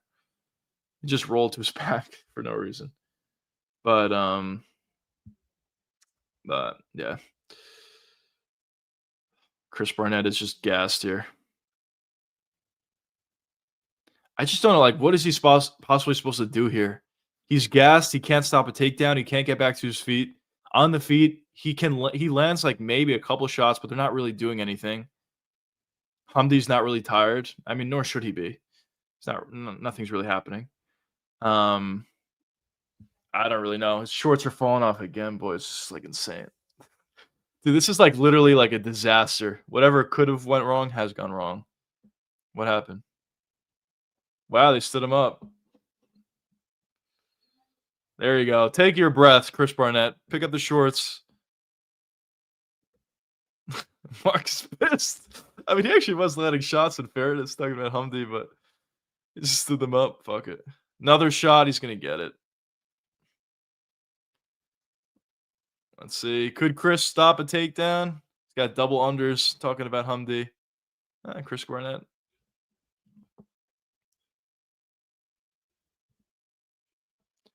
Oh, man. Hamdi versus Gaziv, 10-rounder next. It would be like no action at all. Well, actually, maybe Gaziv will push the pace a little bit more. Dude, look at this. Significant strikes 100-14. What the fuck is going on here?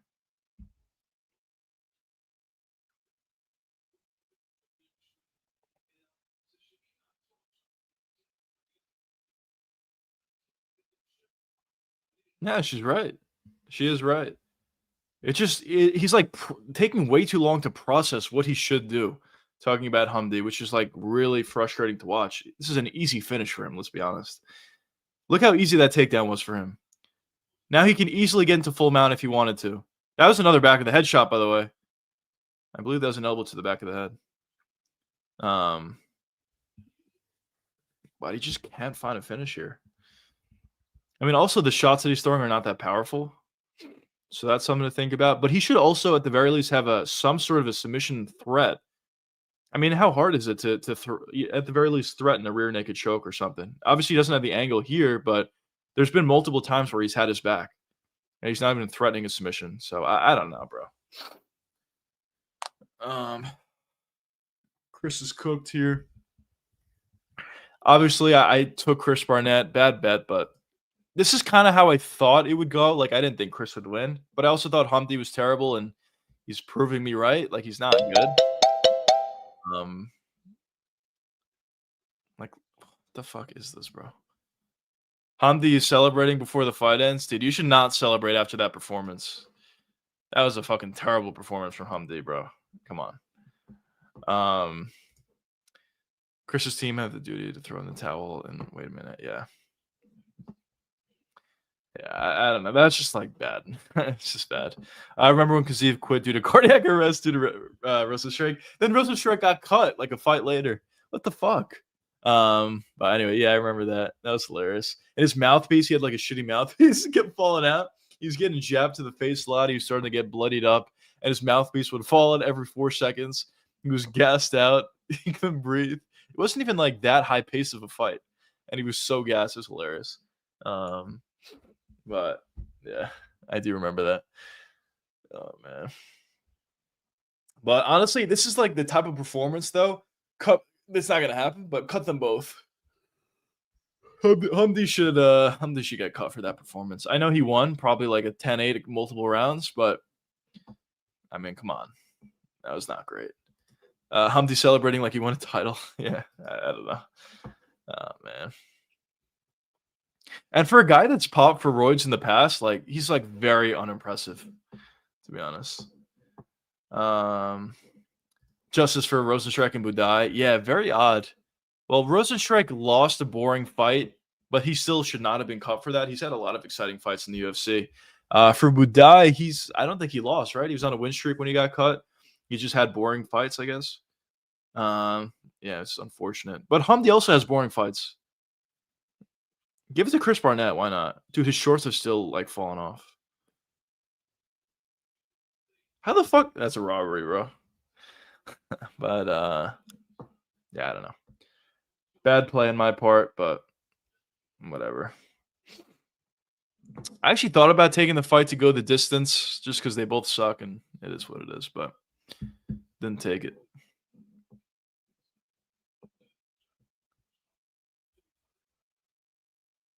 Yeah.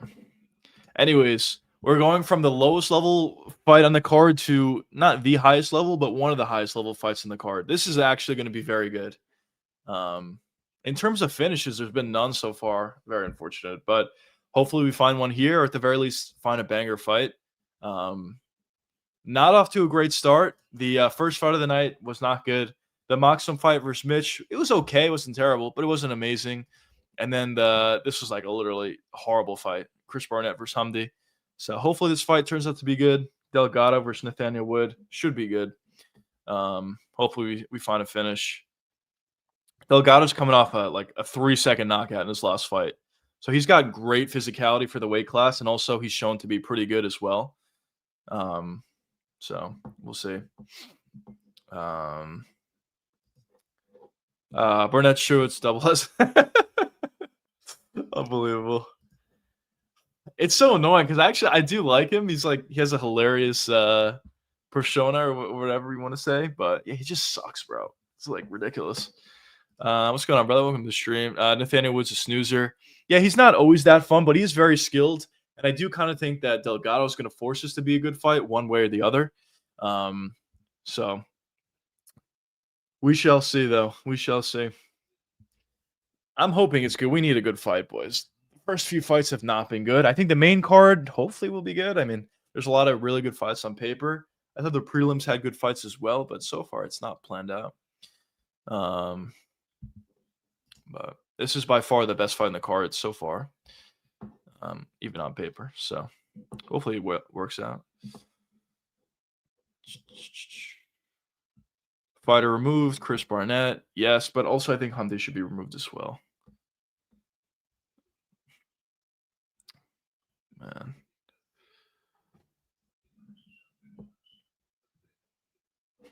Honestly, though, it's very unfortunate. This is kind of a representation of where the heavyweight division is at this point. Maybe like other heavyweights are not that bad to the point to as bad as Hamdi or Chris Barnett are, but still, it's kind of like it's just representative of what the weight class is. Just very low skill level. Yes, maybe they can hit hard, but just low skill level, for being honest, and they just gas out quickly. But even Hamdi gas out to an extent in this fight. I don't know. I think Wood finishes Delgado, to be honest. We'll see. We'll see. It should be interesting either way. The one thing that I will say, it just seems like you could be right. I mean, the thing that I will say about Nathaniel Wood, he's very, very skilled. His striking is really nice. His combinations are perfect. We saw it in his last fight versus Charriere. I thought he looked really good. And I would be shocked if he found a beautiful counter or some combination lands big on Delgado. The only thing that I will say, though, is Nathaniel Wood is very small for featherweight. And I do think Delgado is pretty big for featherweight. And on top of that, he has good physicality for the weight class. So I don't know. We'll see how it plays out. I wouldn't be surprised if Nathaniel Wood won the fight. And I guess I wouldn't be shocked if he found the finish. But I just think the physicality is heavily swayed in the favor of Delgado. But we'll see. I could be wrong. Yeah, we'll see what happens. I've been wrong a ton, so we'll see how it plays out. Where's somebody? I'm not from Dagestan again. No, he's from Egypt. I'm literally a bowl of beans. Let's go. That's a great name, by the way. Not always fun with his finishes. Yeah.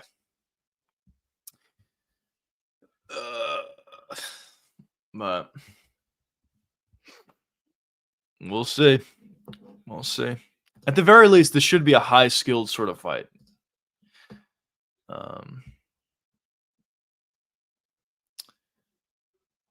UFC have. Let's go. Oh man. Oh my god. This is a fucking atrocious take, bro. Kevin, that guy Kevin on Twitter says Humdy gets the win. The best performances of his UFC career so far. Jesus Christ. What are you talking about? I don't know. If that's the best performance of his career so far, then I don't know what to say. I mean, he's never really looked good, I guess, in fairness. But if that's your takeaway, I don't know what to say. The official poster for UFC Vegas 111 looks pretty cool, actually. I like it. Aljamain Sterling's not happy with the performance. Neither is anyone. Humdy versus Tai Tuivasa would go crazy. It actually would, but I think Humdy probably just takes him down, to be honest. But sure, put that fight together. Humdy's going to have like a negative pace, and maybe Tai Tuivasa could land a big shot, and we can get back into the win column for our boy. There's so many of those guys that are just like fun to watch, but are just super fat and like not good. Tai's another one of those examples. But before he can even think about fighting, he's going to need to be able to make heavyweight. As ridiculous as that sounds, like he's going to need to cut weight from where he was recently. He's pretty far away from making heavyweight. So he's going to need to make it.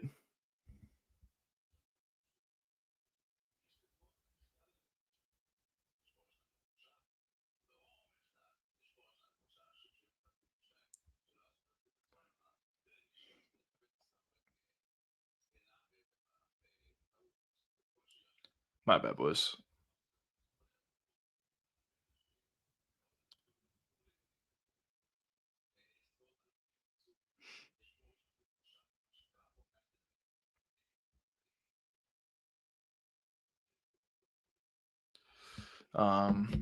Anyways, Barnett via would be a banger.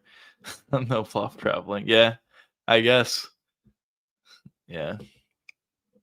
Definitely would be interesting. Actually, yeah, that probably is the fight. I think honestly, very winnable fight for Tai Tuivasa. But yeah, fuck it. Put it together. My days. Bloody Nathaniel Wood is fucking let's go. Let's go. We'll see. Hopefully I mean it should be a high skilled fight. We'll see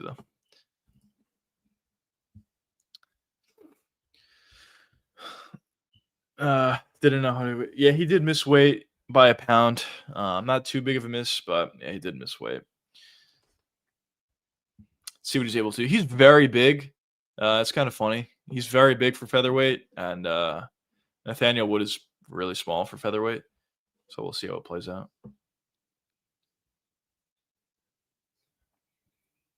I don't know if he could make that weight cut, but I think Nathaniel Wood maybe could make 135. To be honest, he's pretty small. Didn't know Joseph missed weight too. Yeah, he did miss weight by a pound, which I mean he didn't miss weight by much. How much is that going to play a factor in the fight? Maybe will his cardio not be as good as normal? I will see. But it wasn't a huge weight miss or anything, so I don't know how big of a factor it's going to play in this fight. But here we go. We got corrupt Jason Herzog on the call. I'm kidding, but he's had some bad calls. Anyways, though, get into round one, boys.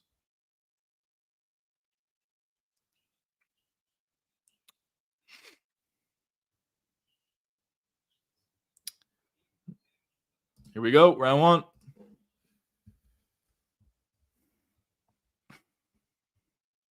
He looks a lot bigger, Delgado does, than Nathaniel Wood.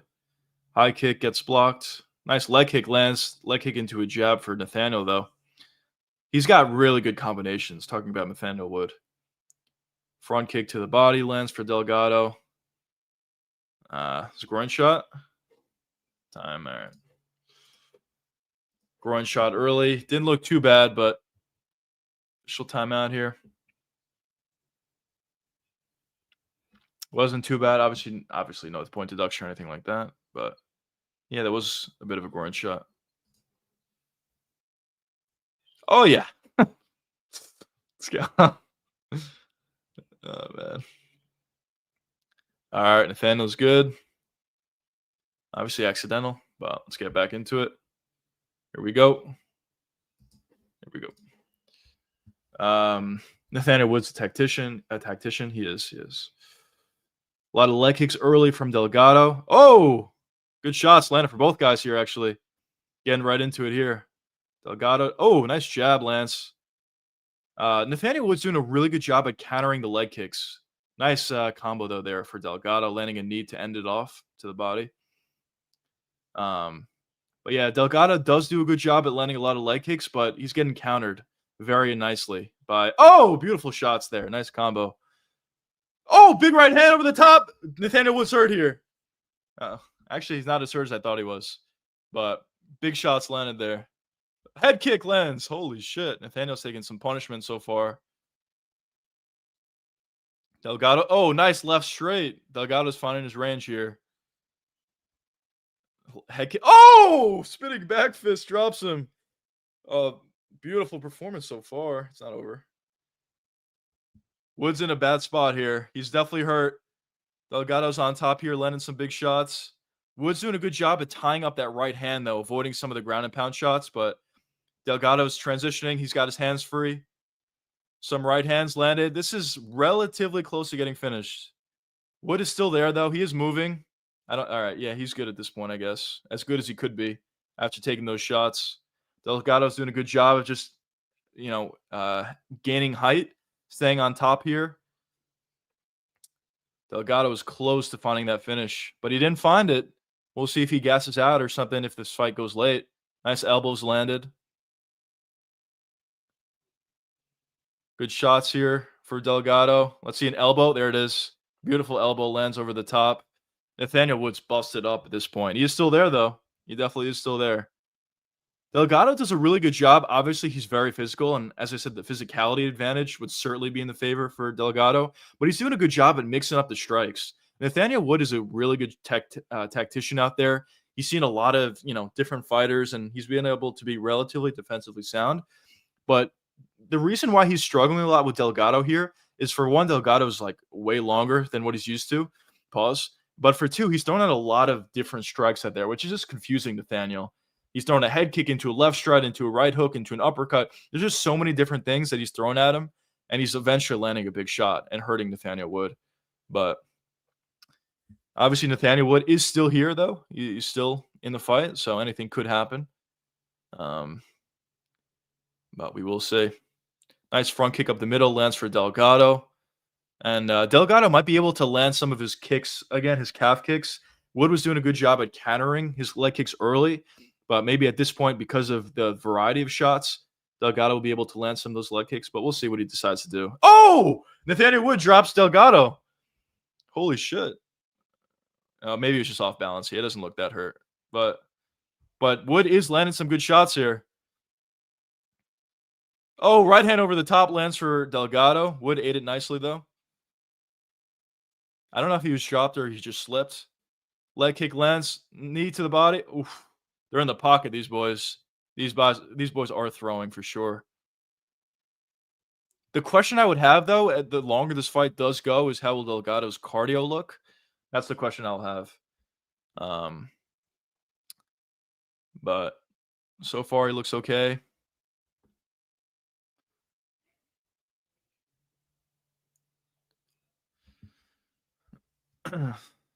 Wood is doing a better job here, just getting on the front foot. Honestly, whoever's on the front foot here is just having success. That's how it plays out most of the time, but especially in a fight like this. So nice right hand over the top lands from Delgado. Delgado's landing some good shot. Nice right hand over the top again. Almost a head kick followed, but decided better of it. Leg kick lands for Nathaniel Wood.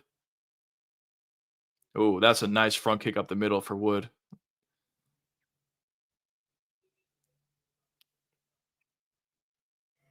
Delgado just feinting a couple things, and yeah, that's a really good round. Delgado round, definitely. But good round. I don't know if that was a drop or not for Wood at the end, but even if he did drop him at the end, still a Delgado round. He had Wood way more hurt than Wood had him. That jab was in there, looks like precise. Yeah. When is he getting out of there, man? For sure. Herzog is a bit eager for me. Yeah. Delgado to be taking 10% off everything. Yeah, that's fair. This fight makes it up. Yeah, it does. This is a really good fight. A really good round so far. We'll see how the rest of the fight plays out, but really, really good round. Honestly, like props to Wood for surviving that. Most guys would not survive that. Took a lot of big shots, but going into round 2 though, boys.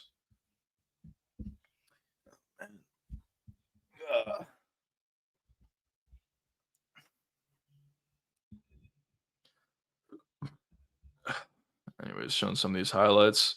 What did he land with? Yeah, he landed a head kick over the top into a spinning back fist. That was beautiful. That's what dropped him. And then the right hand. Yeah, that did drop him. Nathaniel Wood did drop Delgado at the end. Anyways, getting right into round 2. Corner. Wood's footwork looks fading. Yeah. Yeah. Nice leg kick, though, lands for Nathaniel Wood. Nice body kick lands for Delgado. Leg kick came up short for Wood. Yeah, good moments for both guys in the first round. Delgado won it, but good moments for both. Let's see what we can get here in round 2. A lot of leg kicks thrown by Nathaniel here. If it's sort of like a slower pace fight like this, I think this does favor Nathaniel Wood. Where Delgado's going to have his success is when he's able to throw his combinations, like a jab, right hand into a head kick into a spinning back fist. That's when he's going to have his success. Ooh, nice front kick up the middle into a right hand landed for Delgado. When he's able to create like a hectic sort of style, head kick landed again. That's really where he has success. If it's a slower pace style where Nathaniel Wood's on the pressure, like what he is now, it's going to favor Nathaniel Wood. But at this point, although he did hurt him, I think Delgado's really going to need to get some respect here. Beautiful shots. His combinations are beautiful. Left hook into a right hand into a knee to the head for Delgado. He's landing nicely. Yeah, his knees and elbows are really nice. Talking about Delgado. He's also doing a nice right hand over the top for Wood. Delgado's also doing a good job at utilizing footwork, just making it tough for Wood to find the target, although he is landing a couple shots.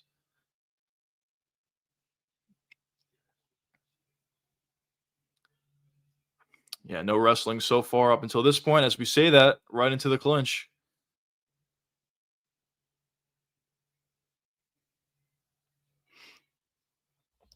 We'll see if Nathaniel can get a submission. If he can get a takedown from here. Obviously, what Delgado wants to do here is break the grip, which he's not really, attacking the hands at this point, and he gets taken down for it. Delgado gets right back to his feet. There you go. You got to attack the hands here, break the grip, and turn into Wood. With one hook in, it becomes much more difficult. Although he takes the hook out, he broke the grip, and he breaks away. Good shot from Delgado, but nice shots on the break for Wood. Wood is putting on a lot more pressure here compared to round 1. Definitely a much better round for him thus far. I don't want to say Delgado's tired at this point, but the more pressure that Wood puts on him, the more takedown attempts he puts on him, the more opportunities he will have to tire out Delgado. Delgado's really big. Was that a nut shot?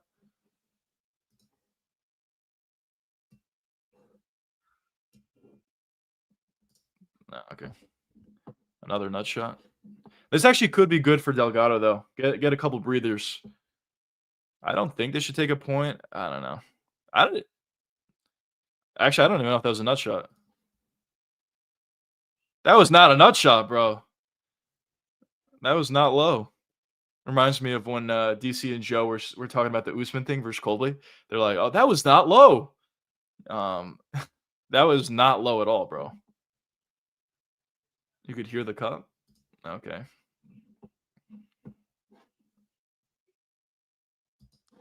I did not think that was low, but apparently Herzog heard the cup. Anyways, getting right back into it. Wood eating some hard shots. He is. Delgado was kind of winded. Yeah, he was. I think that stoppage actually helps out Delgado more than it does Nathaniel Wood. Another clinch situation here. Nice knee, though, for Delgado. A couple shots in the break for Wood. Left hook gets blocked from Delgado. I mean, people forget, man. Wood is a good fighter. He's showing his how much of a tactician he is here. Oh, nice left hook over the top. Wood's got a really good chin. He almost got finished in the first, but he's taking some big shots in the second so far, too. And he's just eating the shots. Couple shots, couple winging hooks from both guys came up short. Another leg kick. Oh, nice shot landed for Wood there. Clean shot. A lot of pressure here. Oh, nice right hand over the top for Wood. Delgado did eat it, but that was a nice shot. Nice knee again. Couple shots over the top for Delgado. Yeah, ironically enough, Delgado needs to get Wood's respect back. He's having a lot of trouble with the pressure here. This is not the type of fight that Delgado wants. Just a slower pace fight where Wood's kind of just, landing his shots. Delgado wants a more of a hectic, high pace sort of a fight, obviously. I mean, with that being said, Delgado just needs to land one big shot to completely change the round, and he's on the pressure a little bit more here. He's doing a little bit better in this last sequence. Nice knee to the body, lands again. Yeah, the knees to the body for Delgado was huge. Nice leg kick there for Wood, though. There's a couple feints from Delgado. All right. And round two, I think it's a round apiece, I would say.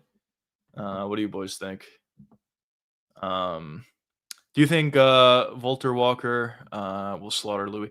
I think he will win. Do I think he'll slaughter him? I don't know. I just don't know that much, to be honest, about Sutherland. I do know that he looks like a house, but I don't know much about him. For Volter Walker, I don't think he's amazing, but I think he's better than I thought initially. His transitions on the ground are really nice. But I think he'll win. I think he'll win. 1-1 says Joshua. 1-1 or 2-0. Del, yeah, I agree. I think it's probably 1-1, I would say. But I guess it was relatively close the second round.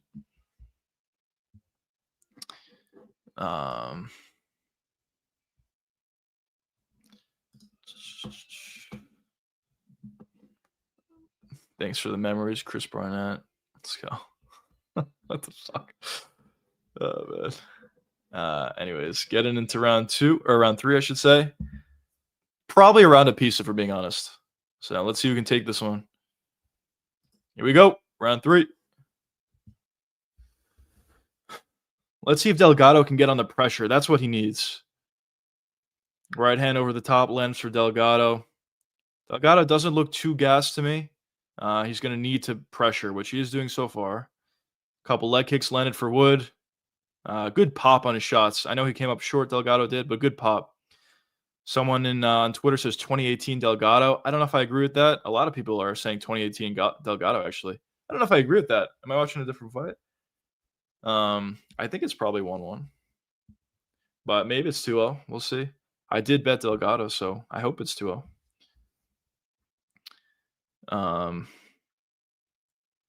Even the commentary team. Am I watching a different fight? I don't know. Maybe I'm wrong. Maybe it is 2-0 Delgado.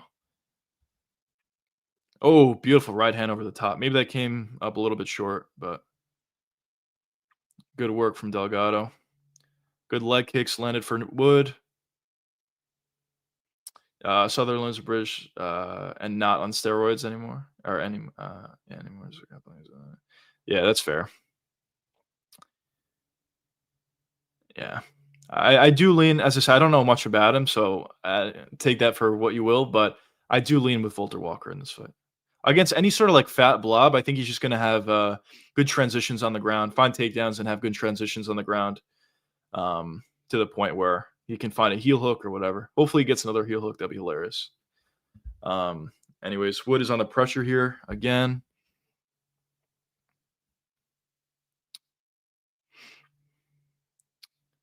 Wood's got to be on the, or I should say Delgado's got to be on the pressure again here. Actually, the striking numbers are not even close. I thought they were maybe a little bit closer. Delgado's 76-40 in terms of head strikes and 33-3 in terms of body strikes. Wood did land a nice left hook there, though. He steamrolls and Jessica, who actually athletic, so I think he's got it. Yeah. Nice knee to the body landed for Delgado. And Jessica is athletic, yeah. Oh, nice head kick. These head kicks are, oh, nice right hook over the top for Wood, though. These head kicks are landing, but they're just not really having that much of an effect on Wood.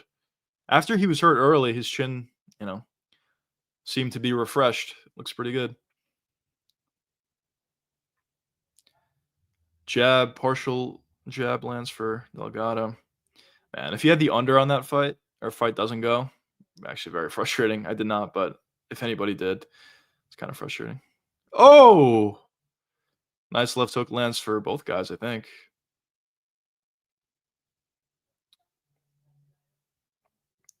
Good jab from Nathaniel Woodlands. Takedown attempt from Delgado. Got stuffed.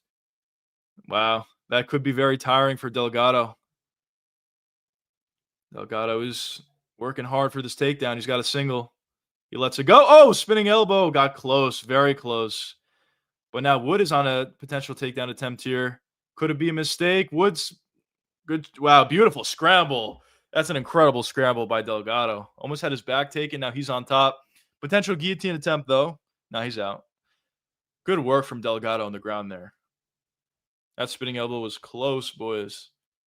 That changes the game if that lands. From here, I feel like he should land some elbows, which I think he's thinking about. There it is. Nice elbow lands from Delgado. Kind of just let Wood get up, though, in fairness. Yeah, Delgado's doing some things good out there. A lot of things well. Leg kick. Leg kicks for Wood is his best weapon at this point. But Delgado's getting off on the knees to the body, shots up top, combinations, ending it with a head kick or a knee to the body. Just very nice work from Delgado, to be honest.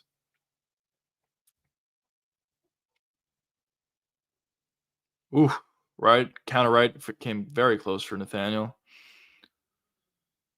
Nice leg kick landed for Nathaniel. The leg kicks maybe starting to add up a little bit. There's only 30 seconds left in the fight, but could have an effect at this point. Oh, couple big shots. I don't think anything landed there, though. If you're Delgado, or honestly Wood for that matter, end the round off with a big sequence. Throw something big, nice knee to the body, takedown for Nathaniel Wood. He gets it. That should not have an effect on the round at all. I mean, nothing happened with the takedown, but Kimura attempt for Delgado doesn't get it. What do you boys think? I don't know. A lot of people thought that Delgado was up 2 rounds going into the third. If that's the case, obviously he won it. Well, I don't know. What you boys think about the third round? It was close. It was close. Maybe Delgado won it. He landed some good shots. 2-1 Del. I think I would agree with that. It actually was a close fight. Outside of the first round, I thought the other 2 rounds were close, but yeah. I would feel more, I'll say this, I'll feel more confident if I'm Delgado. You know what? He probably won. And for our members, we'll see. I don't want to speak too soon. But for our members, that was one of our plays. So hopefully it hits. No knockouts today. Yeah, very annoying. What do we have next? We have Volter Walker and Sutherland. I don't think there's going to be a knockout there either. Bro. Not a lot of finishes. Well, literally no finishes. Hopefully we get some. I'm not even watching, just trusting your commentary. Let's go, bro. Thank you. I appreciate that. But yeah, not a good card so far, for being honest. I mean, that fight was good, I guess, but the card so far has not been great. Let's see. What's the decision, boys?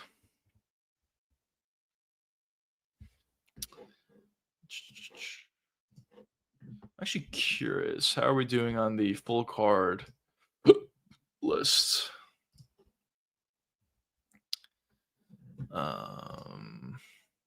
Wrong, right. Let's see. Let's see, boys.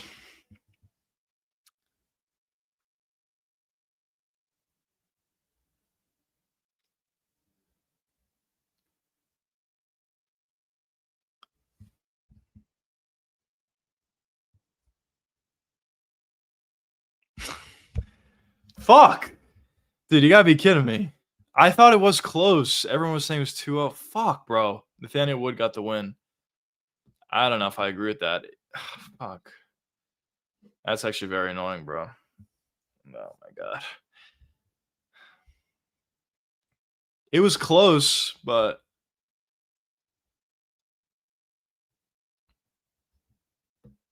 I don't fucking know, boys. Was that an accurate decision?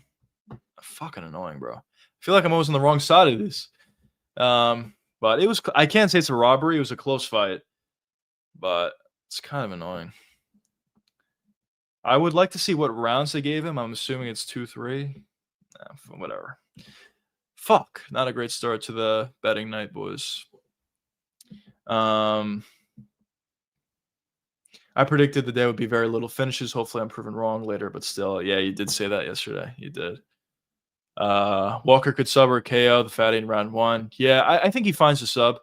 Volter Walker. Hopefully, he does. Honestly. Yep, nice commentary. Oh, it's fun. Thank you for it. I appreciate it. Thanks for being here, brother. Thanks for saying that. I would like to see what people on Twitter think about that fight. What do you boys think? Was that inaccurate? Damn.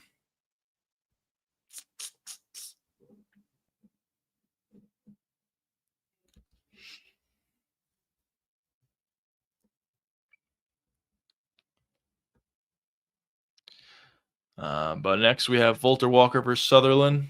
We'll see how that one plays out. I'm really hoping for a quick submission here. This fight, get a little more excitement to the card. Yeah. If Delgado just like lost, then fine. But honestly, I did feel like he won. I don't know, whatever. Those are the losses that are like very annoying.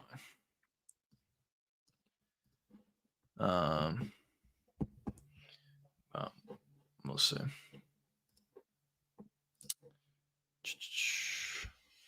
Dovey says terrible decision. I never bet Nathaniel Wood again. Never again at this point. Just came up. That did, yeah. A lot of people are saying it's a bad decision. I don't know.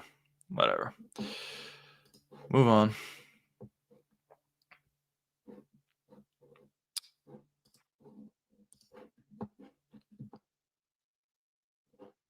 What is? I know you can't take this on onshore, but I'd be interested to see what Volter Walker via heel hook would be. Volter Walker via submission is plus 115, which is not worth it. But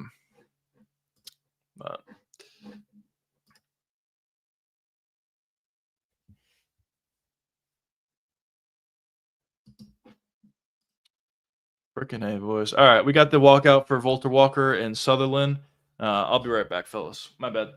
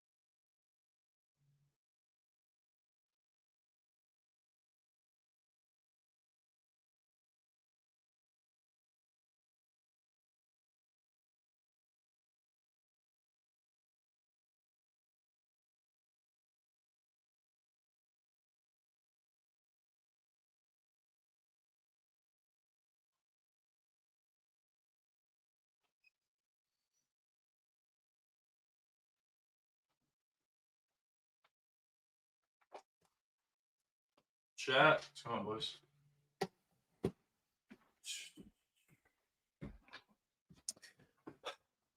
Got our boy Fulter. No, that's Louis actually.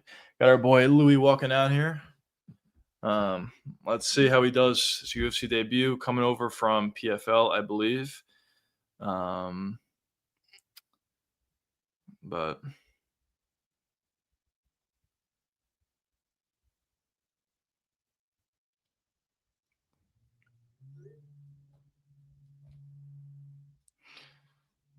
let's go, fellas. Wait, we need a finish, boys. What are we? 4 or 5 fights in, no finishes. We need a finish here. So what do we got after this? So we got this fight. Hopefully, it turns out to be a good one. Then after this, if the Ludovic Klein versus Rebetsky fight doesn't turn out to be a banger, I think we may be cooked for the card, boys. Like, if that fight doesn't turn out to be good, I don't know what to say. It doesn't even have to be a finish for that fight. It just has to be good, and it should be good on paper. It looks like it will be. So hopefully that fight turns out to be fun. We need fun fights here, boys. You streaming the whole card? Yes, sir. Yes, sir. I am. Hopefully we can get some better fights. The rest of the prelims, and especially on the main card. Like, if the main card sucks, then I don't know. This card will suck. I don't know what to say. But we'll see, boys. 4-5 win streak for our boy Louis. 7 first-round finishes. Finished 8 out of 10 wins. We'll see. This guy's a mountain of a man, though. That I will say for our boy Louis.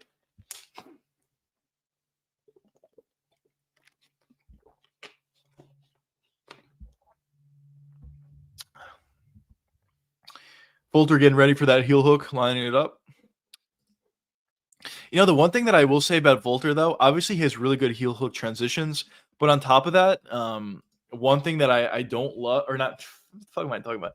I didn't mean to say that. One thing that I will say is he's like he's like relatively fast for the heavyweight division. And when he's going up against these blobs, his transitions are just way too fast for them to realize what's happening before he locks in that heel hook. So that's a big reason for why he's been able to get so many. It's either that or they just don't know what he's doing until it's too late because they've never seen a heel hook before, which is possible for some of these blob heavyweights. But we'll see. First round finish or heavyweight blob decision. Yeah, I think if I had to say, I think a first round finish. I think Fulter does a quick transition for the heel hook. Maybe he gets it, or if he doesn't get it, maybe he just finds a submission of some kind or ground and pound shots. I think a first round finish. He's actually one of the few heavyweights that are actually in good shape too. So hopefully he can, just be very fast, I guess, for Louis and find the finish. I'm really hoping for a first round finish, but if it does go past the first round, though, it could be a blob fight.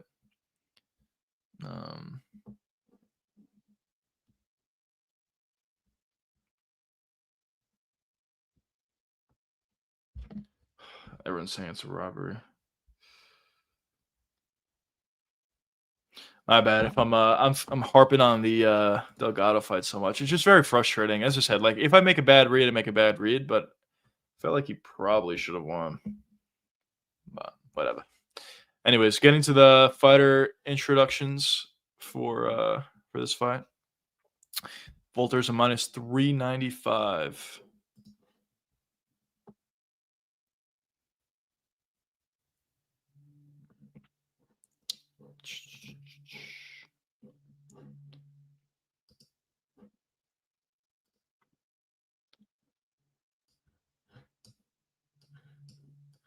Whew. All right, let's see.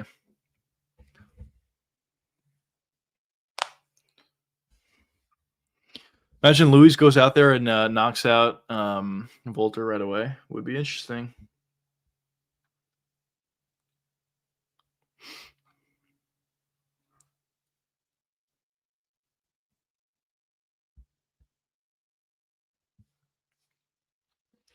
All right, fellas. Let's get into this first round, boys.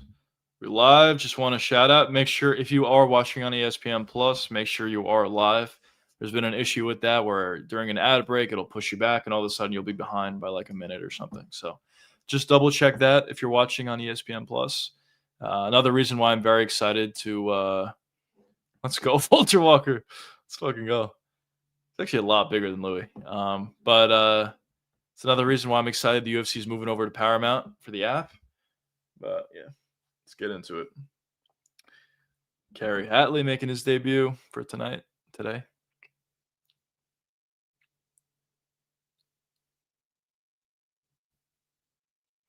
All right, boys. Starting round one, just about now. Here we go, boys. Round one. Let's see. Could Volter find the submission, the heel hook specifically? Nice leg kick lands for Volter. Nice leg kick lands for Louis. Body kick. Couple body kicks land for Volter. Good pressure here. This is exactly what he needs to do. Pressure. Throw a couple shots out there and then shoot in for a takedown. But now Louis on the pressure here. Landed a couple big shots of his own. Well, not big shots, but a couple jabs of his own. Nice leg kick again for Volter. Ooh, really nice leg kick for Louis. That was a really nice leg kick.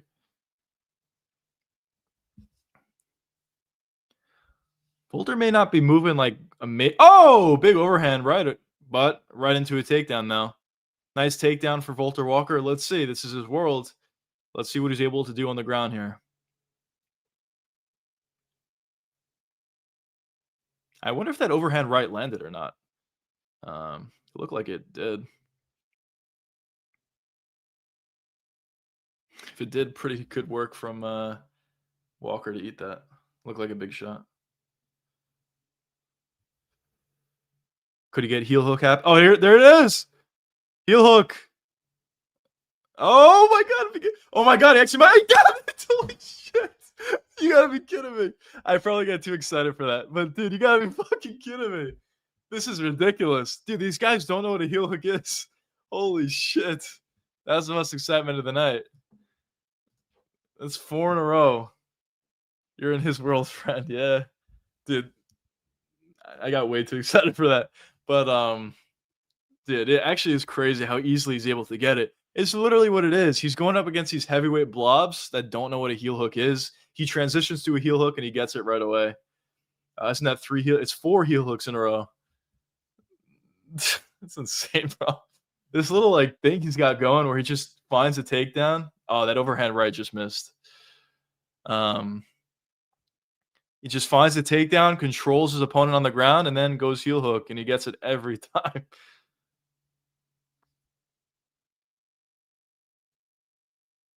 That's crazy, bro. Another leg added to the collection. Yes, sir. Bro, that's insane. Dude, what the fuck? How does he keep doing this?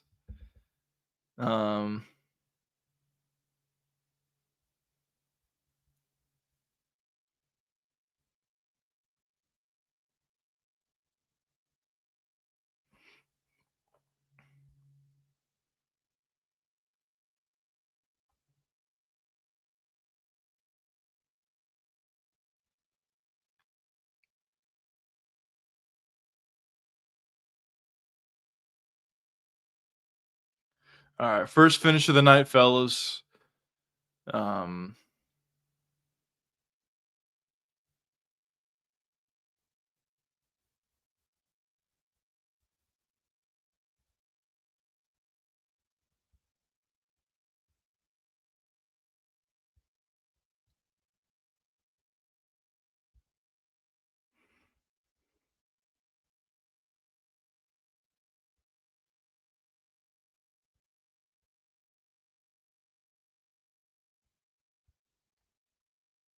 My bad, boys.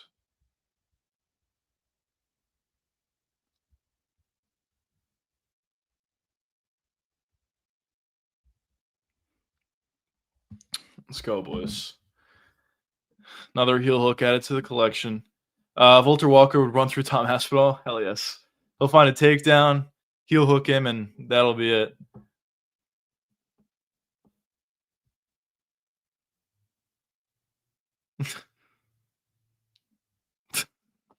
Let's go. Had this guy lose to I don't know. Well, dude, over the last couple fights though, or really the last 4 fights, he just changed his style. He realized that his heel hook transitions were really good. He realized that he was just better on the ground than everybody else, and he's just fast, a lot faster on the ground than everybody else too. So it just looks like a different fighter than what he used to be. Before this heel hook transition or heel hook streak started, I did not think Volter Walker was that good. But ever since he's just been rolling for a heel hook, he's just been getting it every single time. And I don't know. At this point, you got to put some respect on it. He's gotten so many times, literally 4 times in a row. Um, and I don't know. There's a lot of guys at the lower half of the weight class that he'll beat. He's number 15 at this point. After that win, easy win, he's probably like number 12 at least. And there's a lot of guys around that sort of range that I think he beats. I think he beats Tybura. I think he beats Tai Tuivasa. Actually, I definitely think he beats Tai Tuivasa.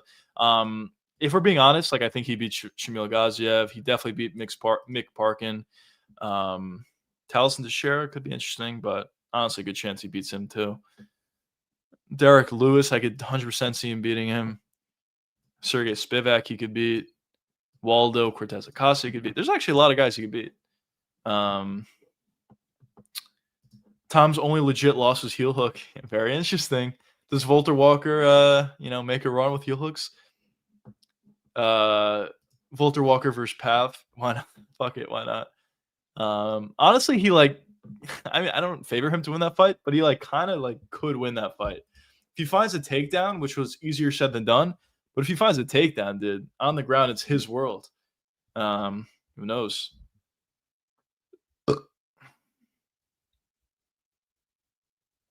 He just called that Hamdi. He would beat Hamdi very easily.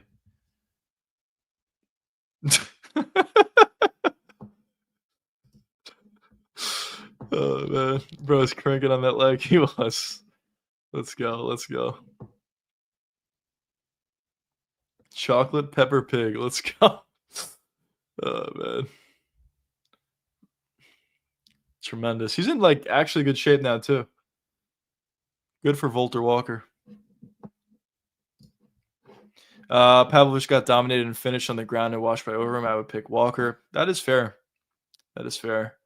It would be interesting to see. I think he's got to get at least one more win or maybe a couple more wins before he gets to that point. I mean, Pavlovich is number 3 in the world, I think, right? Yeah, he's number 3. So you would have to get maybe not a couple wins, maybe one more win. But theoretically, they put that fight together. I do see a real path to victory for Volter. Just look at these transitions. It's actually very nice. Dude, honestly, these guys, they just panic. As soon as he gets it, they're just panicking. They don't know what to do. It's crazy. Crazy. This disrespect for Barnett. Kick a man while it's down. Unbelievable. Unbelievable. But yeah, I guess he wants Hamdi next, which I definitely think he'll beat Hamdi pretty easily. But honestly, if you're Volter Walker, though, why not fight somebody in the rankings? You're already number 15. Hamdi's coming off a win, yes, but he's not going to be ranked. Yeah, it's an easy win probably, but push yourself forward in the rankings. Try to get some big wins and get yourself closer to getting a potential title shot. I don't know if he ever gets there, but at least give yourself a chance. Oh, man.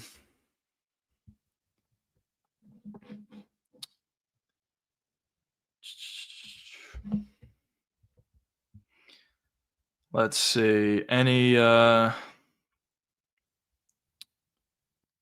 additionals? Let's see.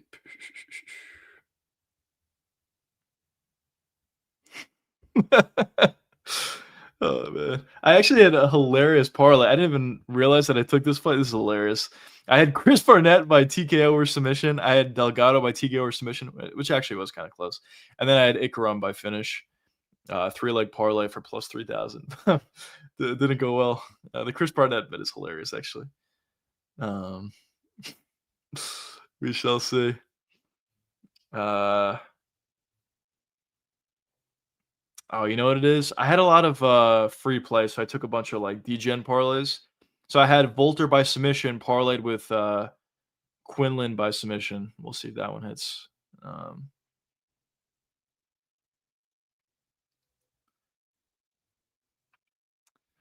We'll see, boys. We'll see how the night plays out.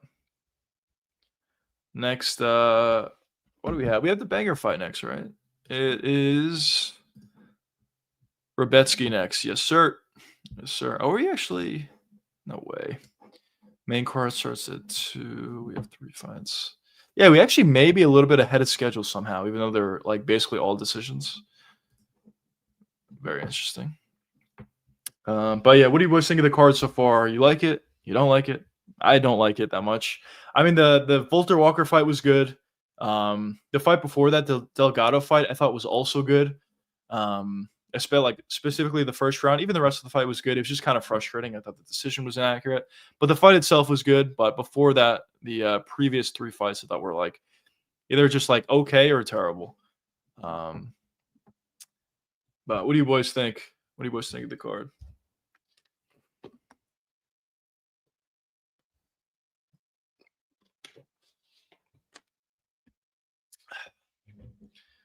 I had Volter sub. I made it over 7.5 minutes. Yeah, it's not bad.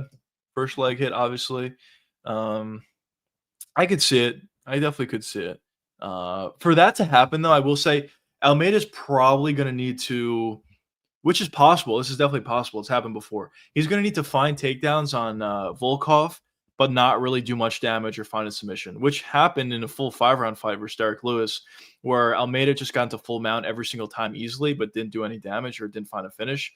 So that's probably how it would happen. I guess theoretically it could happen if Volkov keeps the fight on the feet.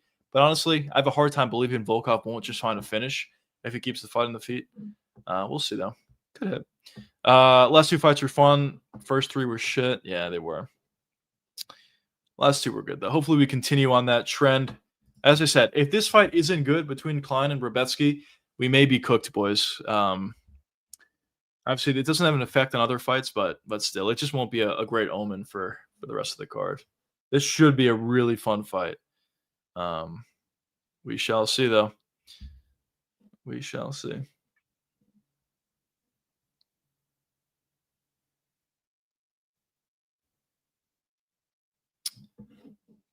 Ten first-round finishes for our boy Ludovic.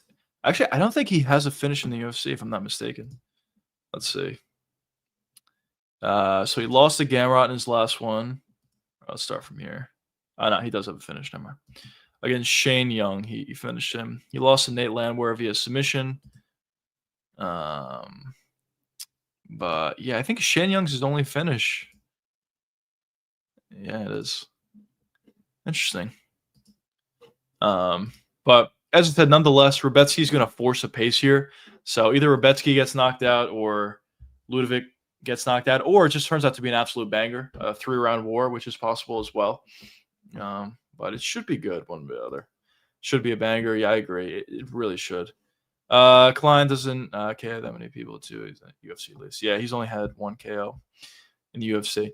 But as I said, I think there is a possibility here for one, because Rebetsky has taken like a career's worth of damage in each one of his last 3 performances. He takes so much damage. So his chin could be a little bit weaker at this point. Actually, you would expect it to be a little bit weaker at this point, considering the damage he's taken. But also, I think Klein or Ludovic or what the fuck am I saying? I think Rebetsky is also going to push a pace here. So either he's going to land big shots in the feet and maybe finish Klein, or Klein's going to land a big counter shot on Rebetsky and find a finish from there. So I do think there's a good chance we find a finish here, but we'll see. I wouldn't be shocked if both of their chins just hold up. They're both landing big shots, and it turns out to be a 3-round war of a decision, which would be a really fun fight. But obviously, it wouldn't be a finish.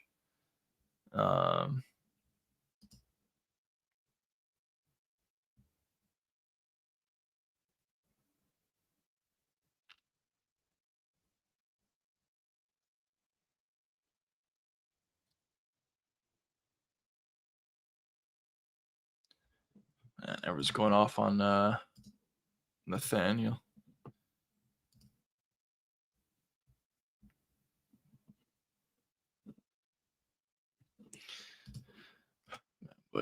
We got to get this fixed. The judges have been not the judges. The judges have been bad, but the refs have been good so far. So at least we have that going for us. Well, we'll see. We'll see how they look going forward.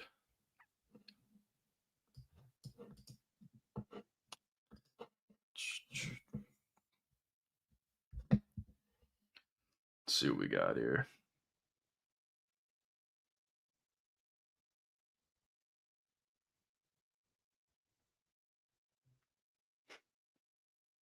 Chocolate Peppa Pig. Unbelievable. Hilarious.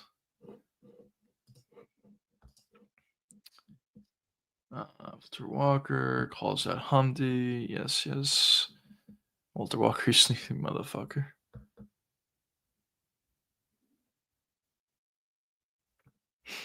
Yeah. I hope there's a fight that's better than it was a good fight for sure. Delgado and Nathaniel Wood. I hope there's a fight that's better than that earns fight of the night though. Because if that's your fight of the night, the card probably sucks. So hopefully we get a better one.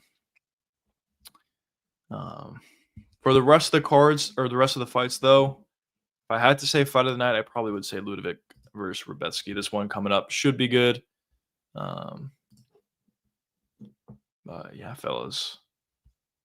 Getting right into the fighter announcements, though, and we'll get right into round one of a potential banger of a card, or of a fight, I should say.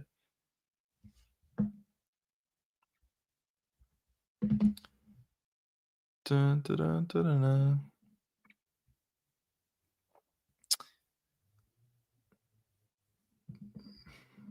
Let's go, boys.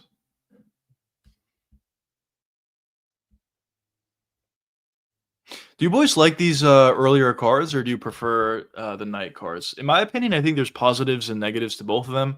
For these early cards, like yeah, if you're doing something during the day, it kind of like fucks that up, or you just have to like watch it on your phone, which is kind of annoying.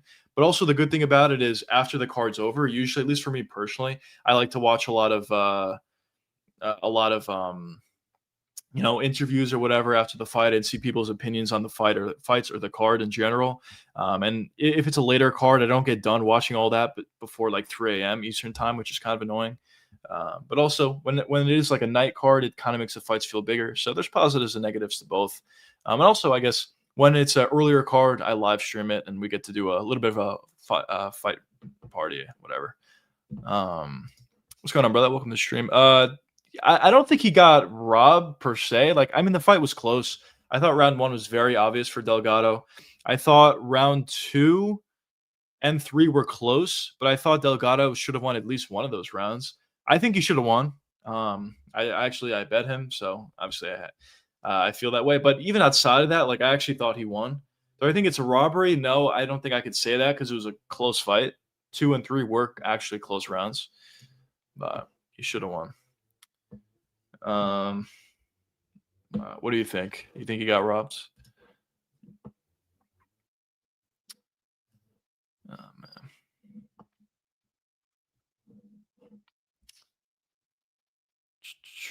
man. Walking boot stocks. It's going up after Walter Walker gets done with these guys. VB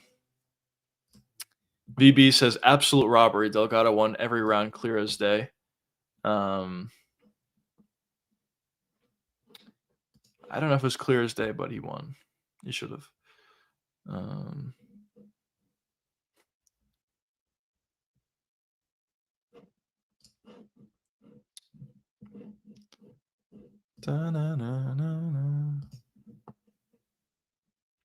The odds flipped again. Now Klein is a minus 164 favorite. Very interesting.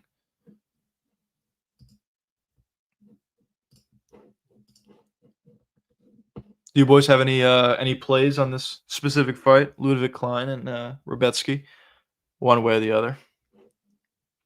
As I said, I didn't bet this, but I guess just to give you guys some value, I didn't bet this, but if I had to bet a fighter, I think I lean Rebetsky a little bit at plus 128 at this point.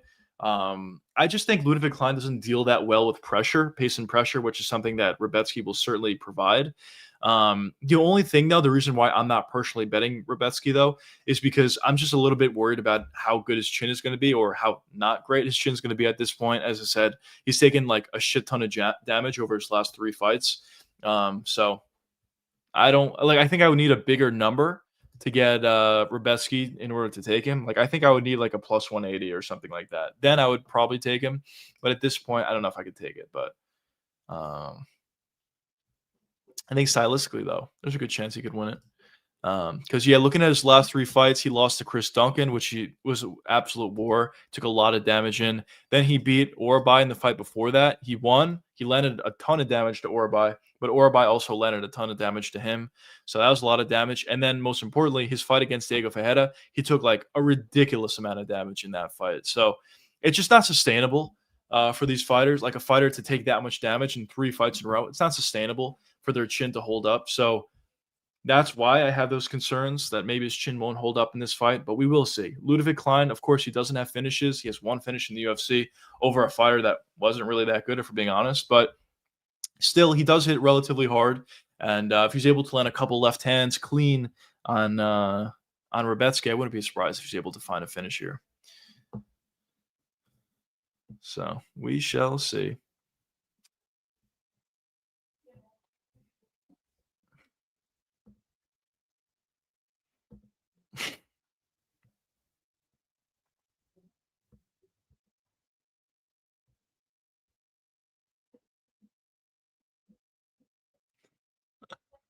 Volter Walker, when it's time to heal, look an out of shape, unranked heavyweight. It's a picture of GSP. Let's go. Polish Chad Rebetsky eats damage for breakfast. Yeah, he does. He does. I'm just curious, like how sustainable that could possibly be. But yeah, he eats shots like nobody else does. By the way, these guys got the same hairstyle. Let's go. But yeah, he eats like an insane amount of damage. Just got the fighter announcements here, and we'll get right into it, boys. I'm excited for the main card though. This one should be good though. Yeah, Rebetsky shaved the head. Let's go.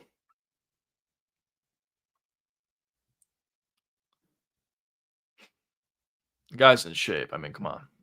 I think Rebetsky's reach really holds him back. I agree with you. He does tend to pressure a lot, which is what you would want him to do. But a lot of times he does come up short on shots and he gets countered for it or is just not able to land shots because of it. So I agree with you. That is a pretty big factor in a lot of his performances. What is Klein's reach? I don't know, but I'm sure it's longer than Rebetsky's. So he'll have an advantage in that aspect. I'm assuming what Klein's going to want to do here is just keep the fight at range, and Rebetsky's want to just crash in and create that car crash while just getting in the pocket, throwing big shots. That's basically what these guys are going to want to do in this fight, and we'll see who's able to establish their game plan better. Mark Goddard's back. Here we go, boys. Getting into round 1, fellas. Right about any day, boys.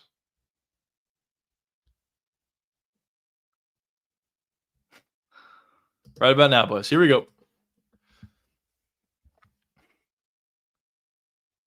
Nice jab, lands for Klein. Rebetsky's already trying to get in that pocket. He's got a pressure. That's obviously how he's going to win this fight. Nice front kick to the body, lands for Rebetsky. Rebetsky is right on the pressure, which is exactly what he needs to do.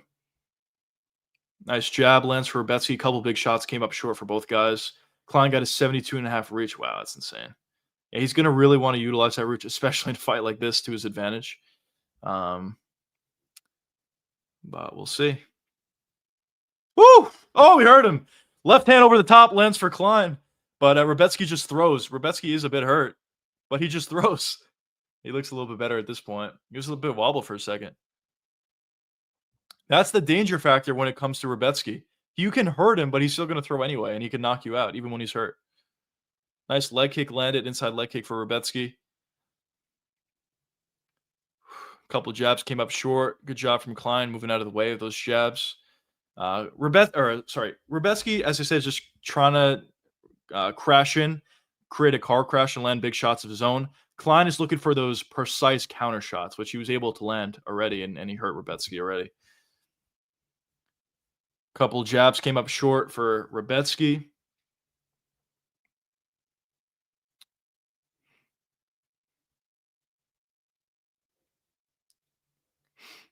Obviously, the reach is becoming a bit of an issue for Rebetsky. He's just not able to land clean shots, which is obviously what he wants to do in order to find his range for one, but also to gain some respect of Ludovic Klein.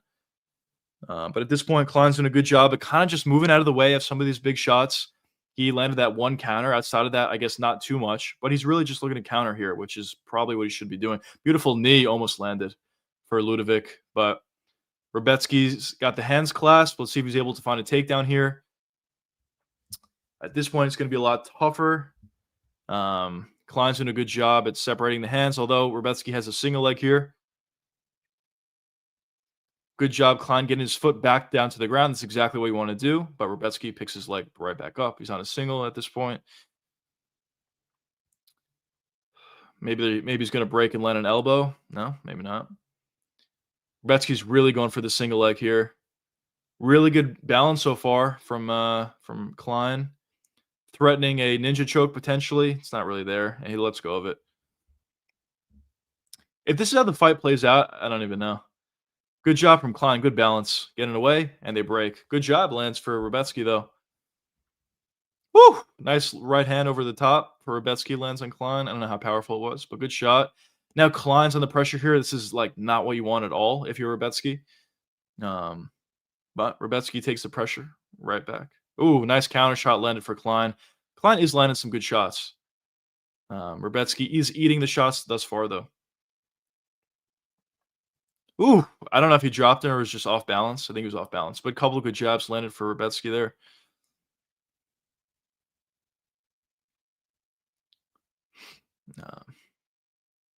Yeah, this sort of like a slower fight is definitely favors Klein.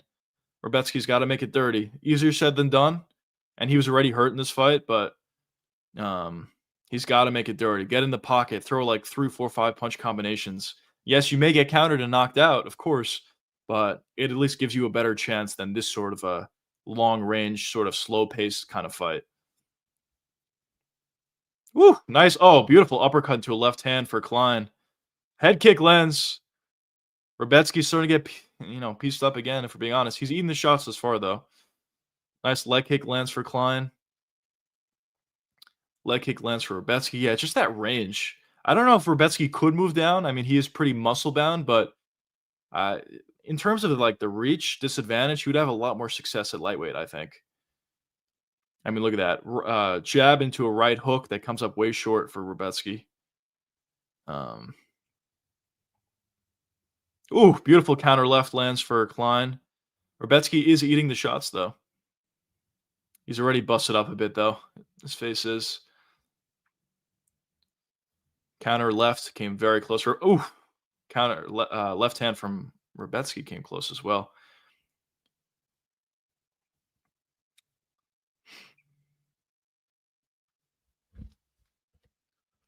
Good jab lands for Klein.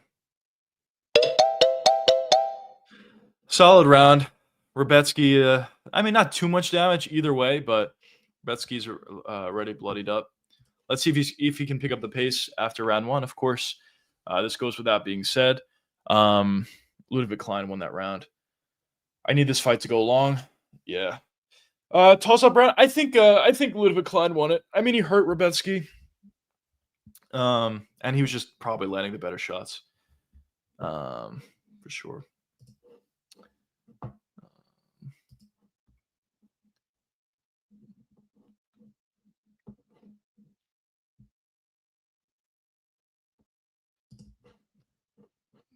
What do you boys think? Who do you think won that round?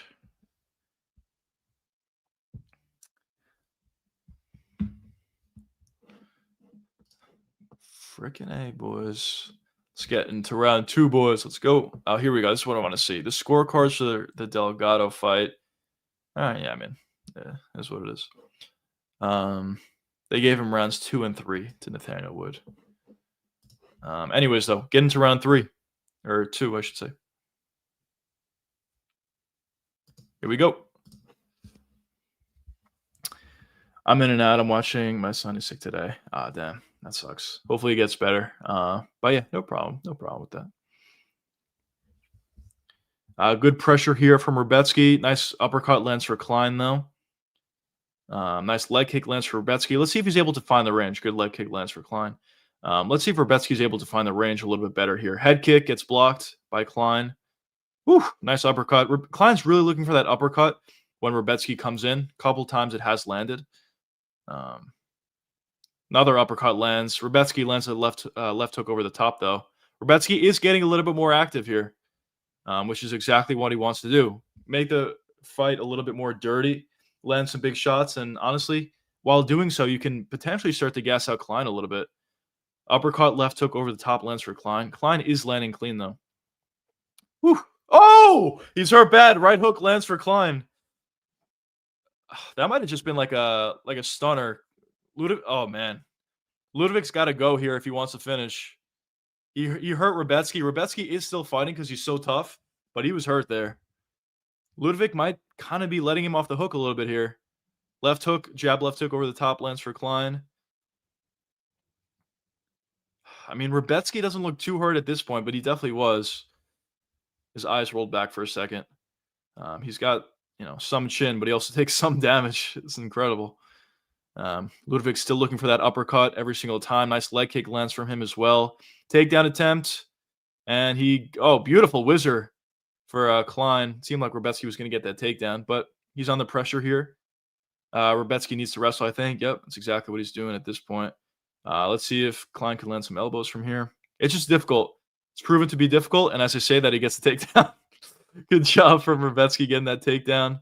Let's see if he can land some damage from top, but Klein did a good job getting back to his feet. Let's see if he lands an elbow on the break here.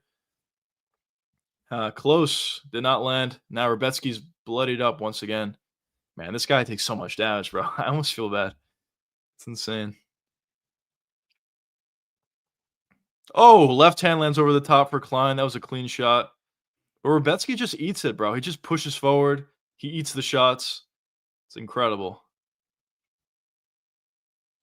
Oh, right hand over the top lands for Rebetsky. Now he's got Klein alongside the cage here. Let's see if he can do some things. He just spit out his mouthpiece for some reason. I guess he did that by accident. But we continue. Nice jab lands for Rebetsky there.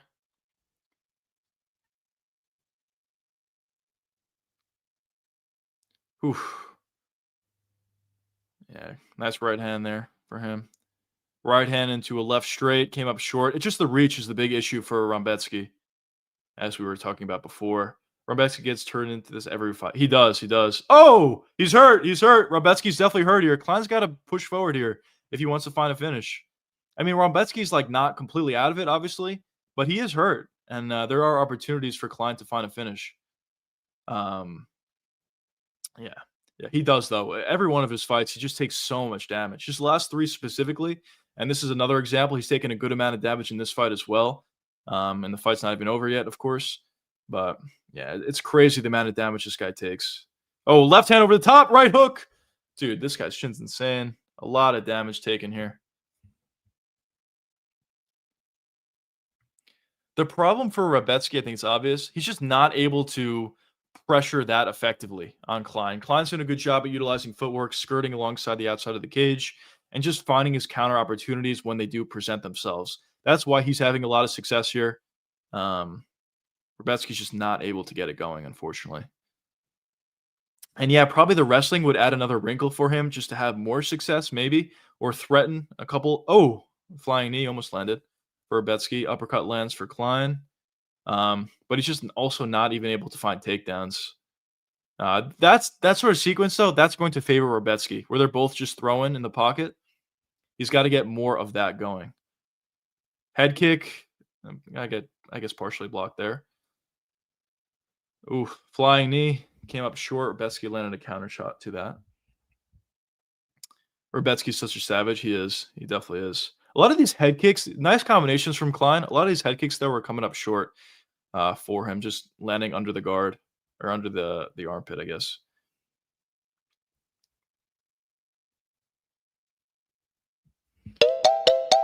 The body lands, and there we go. A lot of damage in this fight, but honestly, I thought this fight would be a little better. I don't know. Maybe I'm critiquing it too much because the rest of the card was so bad. But I don't know. What do you boys? Do you think this is a good fight? I think it's solid, but it's not as good as I thought it could have been. Let's see, though. Let's see going into round 3.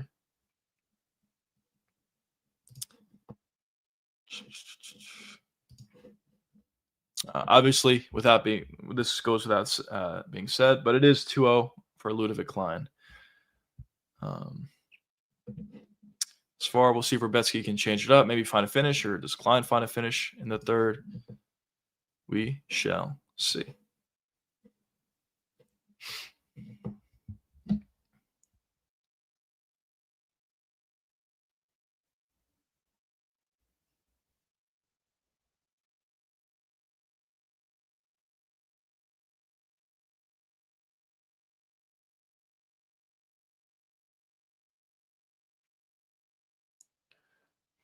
All right, anyways, boys, let's get into round 3. Let me get my timer set.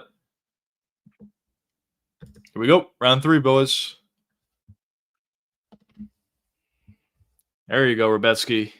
He's got to do that. Get on the inside. Good jab lands, though, for Klein. Head kick lands. How is this not doing more damage? This is insane to me. Rebetsky is a savage. But he's pressuring a lot better in this round so far. Let's see if he's able to land some big shots. He shoots in for a takedown. Essentially gets stuff there. Good job from Klein. Double unders. And he breaks. Good job from him. Good work. Woo! Jab left hand over the top. Does get blocked, though. But good idea from Rebetsky.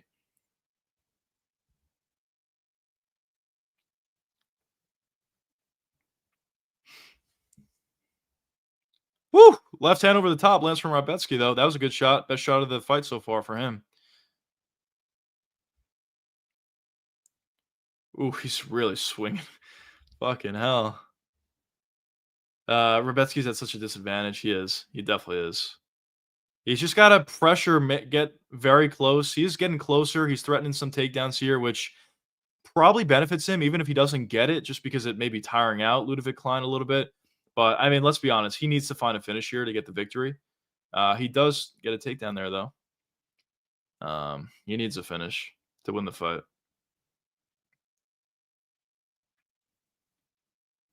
Klein has gas before, though, so this sort of style is beneficial for Rebetsky. Finds another takedown there, a little bit easier. Maybe Klein is gassing out slightly. Couple of good shots landed from up top.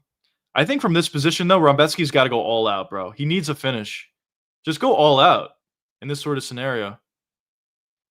Yeah, there you go. He's starting to pick it up a little bit more. Rebetsky's not that close to a finish, but he's getting closer. But, yeah, Klein's still there. He's okay. That was a nice left hand landed, though, for Rebetsky. He's got to go all out here. This is an opportunity. He's on top here. Oh, man. Crazy Nate the Train beat Klein, yeah. The problem, though, the reason why he beat him, though, is Klein does tend to gas out a little bit. It's kind of a perfect sort of matchup for Nate the Train. But, yeah, it is crazy. Obviously, the under misses somehow. Unbelievable. Oh, man, nice elbow landed there.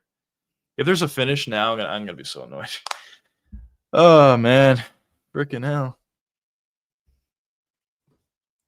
Let's see what he's able to do here. He's got to find a finish or a 10-8 round. He's going to have to do a lot of damage in this round to win. You bet the over? Oh, nice. Nice. That's a good play. Yeah, my thinking going into it was, honestly, I had a feeling that the fight may go over. Oh, he's busted up. Rebetsky's always, is cut up. This is insane. But my thought on it was, I thought there's a decent chance it goes over, but the under was plus money, and I thought these guys would go to war, where I guess they are. But, yeah, just no finish. Where's Nate the Train? I miss seeing him fight. Yeah, he hasn't fought in a little bit. His last fight, maybe he's getting close to a crucifix. Rebetsky was getting close to a crucifix there. He's not that far off. What's going on, brother? Welcome to the stream. Yeah, they definitely are. Very close to crucifix. I didn't get it. But, yeah, dude. It's insane, bro. Rebetsky's not going to have a long career. I love him. He's a savage. He puts on fun fights all the time. But, crucifix, he got it. Let's see what damage he's able to do. Actually, none. Ludwig Klein did a good job at bucking him off. But yeah, I don't know where Nate the Trainer's been.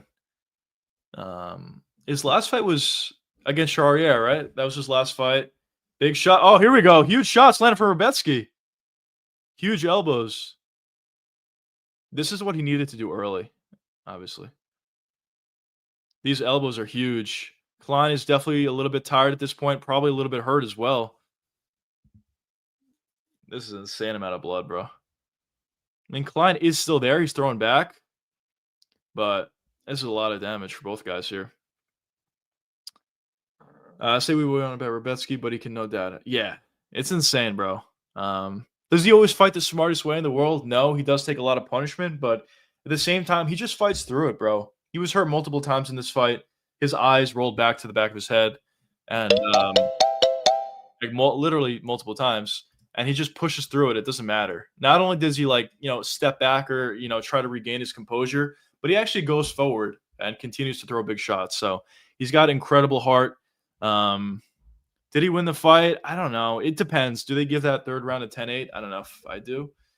It's kind of close, I guess. I don't know. I thought Klein definitely won the first two. Yeah.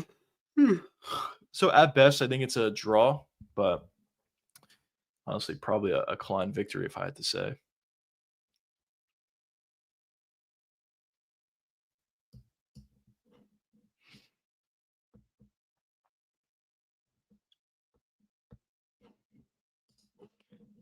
Man. Another non-finish on the card.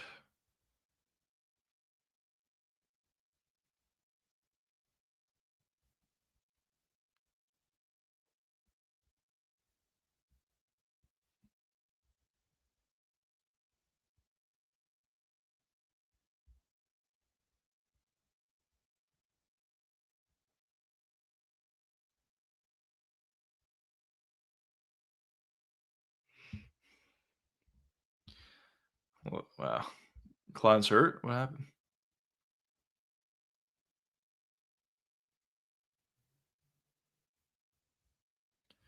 Oh, Klein hurt his ankle. Wow. So, I mean, obviously, Rebetsky would have not have known that. But if theoretically, if he stood back up, maybe he would have got. Oh, that looks pretty bad. Maybe he could have got a finish. Freaking hell.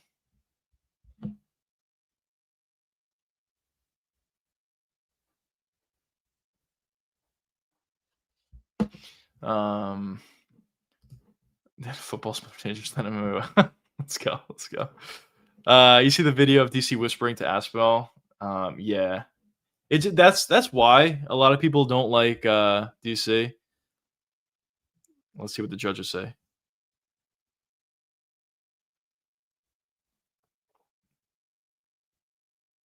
Yeah, Ludwig Klein won on the stool.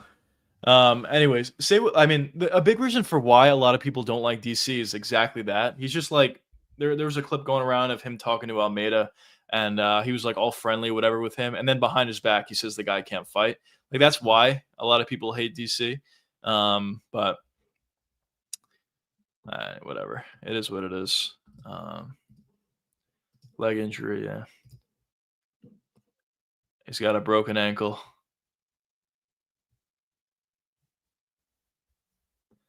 Broken in the third round. I didn't even see what happened that could have caused that, but let's go. One knee DC.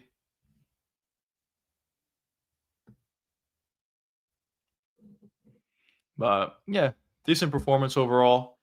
As I said though, if Ludovic somehow knew his injury was he had an injured leg, he could have stood the fight up and he would have won probably. Did Rebetsky win by injury TKO? Nah, he lost. He lost the decision. If he stood the fight up, he could have maybe.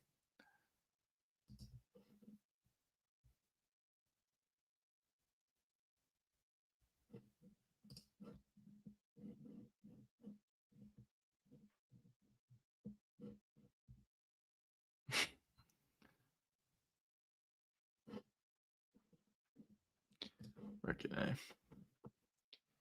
DC couldn't stand a squat for 30 seconds. Yeah, no, he couldn't. He couldn't. This is the first.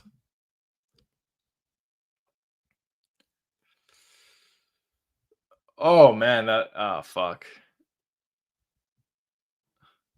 His ankle went the other way. Freaking hell. Yeah.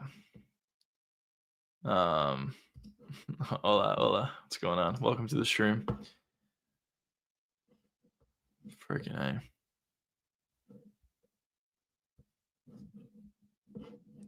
Klein's happy for the win, but he apologizes for the ending of the fight. Good fight, I guess, overall, but not as good as I thought it may be. Next, we have the Iron Turtle versus Ikram Aliskerov. Hopefully the Iron Turtle pulls through. But based on how this fight's going, or this card's going, probably going to be a boring decision victory for Ikram. We'll see, though. No, I don't speak Spanish, but I understand a little bit. Frickin' A, boys. Frickin' A.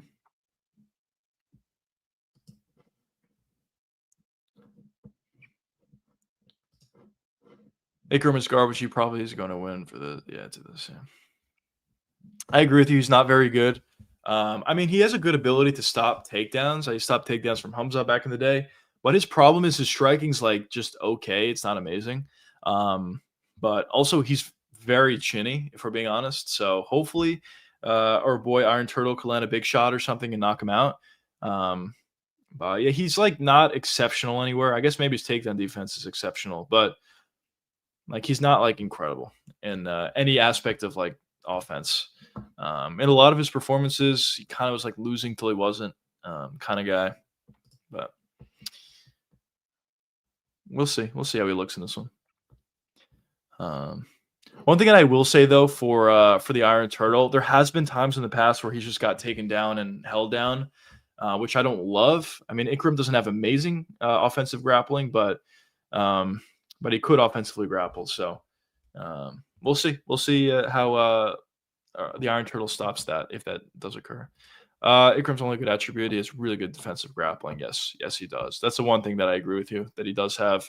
His striking's like not horrible or anything. It's just like okay though, and he's chinny, as I said. On top of that, and against a primary grappling like the Iron Turtle, could maybe get him the win. Yeah.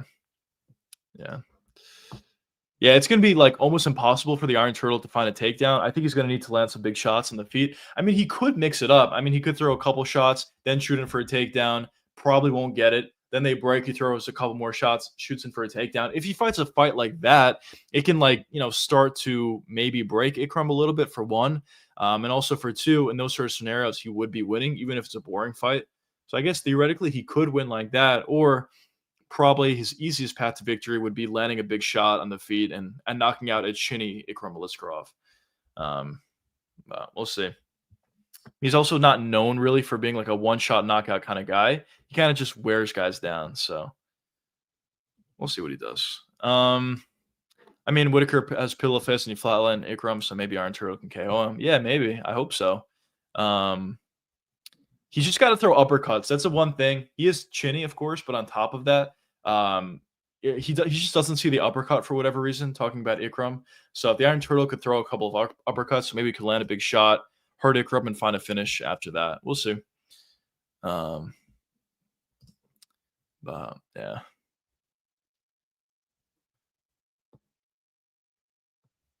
But as I said, based on how the card is going, it seems like it's just going to be a boring decision victory, to be honest. Whatever.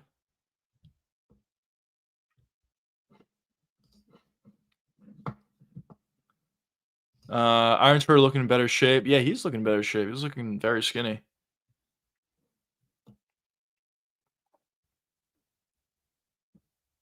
This is his biggest fight in forever, by the way, for the Iron Turtle. He's been stuck in the apex forever. He's in good shape, by the way. Yeah, he is. But yeah, he's been stuck in the apex forever, fighting like not so great names. This is not saying Ikram's a great fighter. He's not, but this is like the biggest name he's fought in a while, at least to my knowledge. And also, it's in an arena as well on a pay-per-view card. So the Iron Turtle could get a win here. I don't know. People forget, man. He could be good. Maybe we'll see. What's his win streak at this point? So he beat Nurdayev. He beat Brad Tavares. Actually, not a bad win. He lost to Muniz, which I don't love. He beat Duraev. He submitted Duraev. That's good. He beat Tululin, but Tululin's literally terrible. The Andre Muniz fight, losing to him, talking about the Iron Turtle, I don't love that, but we'll see how he looks in this one. He has been on a couple fight win streak ever since that fight, though.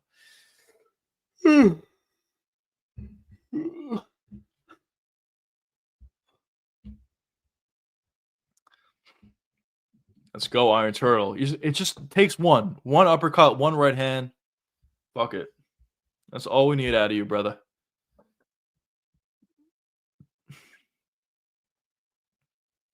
Look at that jump. The athleticism is crazy on the Iron Turtle. You saw that? All right.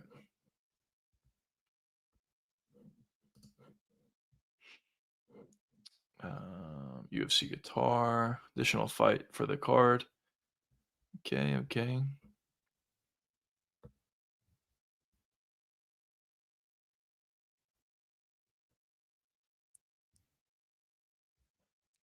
Shamrock.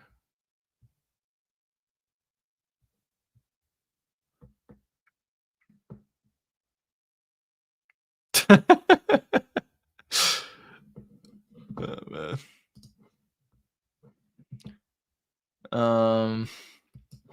Fumada. I did actually. Yeah, is this the first fight of that? Or did that already lose? I don't remember.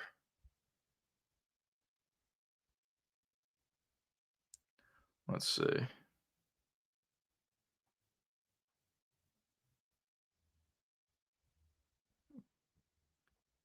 No, yeah, this would be the first fight.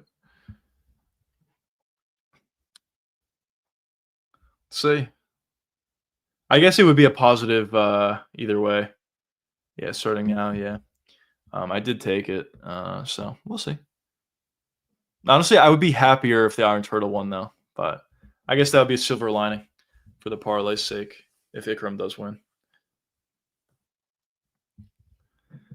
Ikram, Mirzakhanov, Volkov, and Nurmagomedov. Yeah. I put a little bit of Dell on it.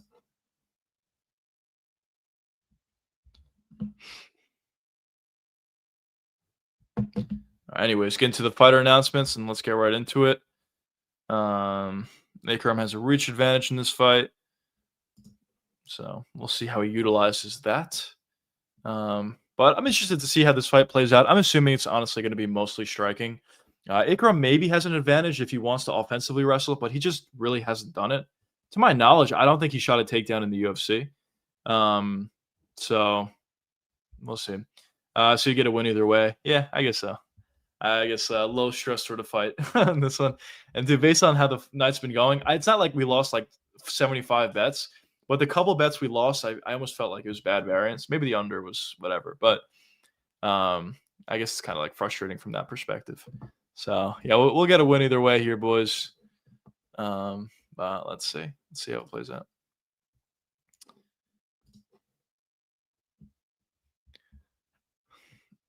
Iron Turtle, boys. What more do you want?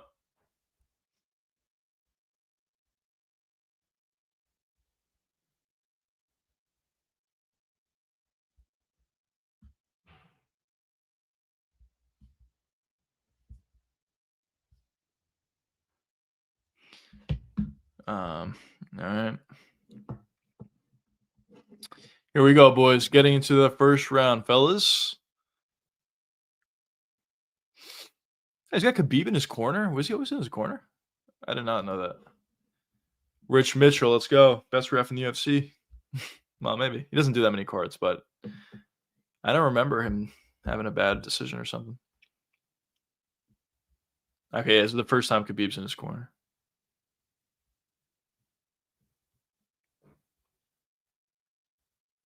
Here we go, round one. Iron Turtle's so unassuming. Yeah, he is. Oh, man. But it only takes one uppercut, forget it. Leg kick came up short for Hung Sung Park. Ikram's on the pressure. He comes up short on a leg kick of his own. I'm sure he's going to offensively wrestle now that he's training with Khabib. But we'll see. Maybe not.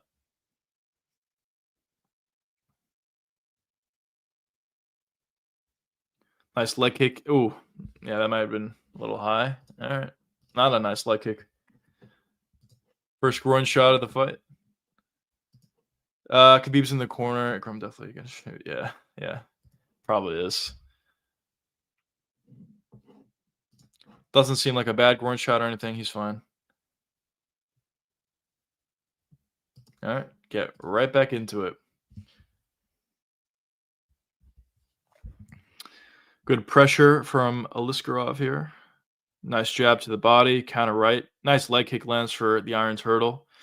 For the Turtle, like, if we're being honest, for him to have success, he's got to be on the front foot here. Just shoot takedowns, throw shots, kind of just gas out Aliskerov. Nice right hand over the top, though, lands for the Iron Turtle. That's really what he is going to want to do. And probably to set that up, he's going to need to get respect from Ikram by landing big shots and putting him on the back foot.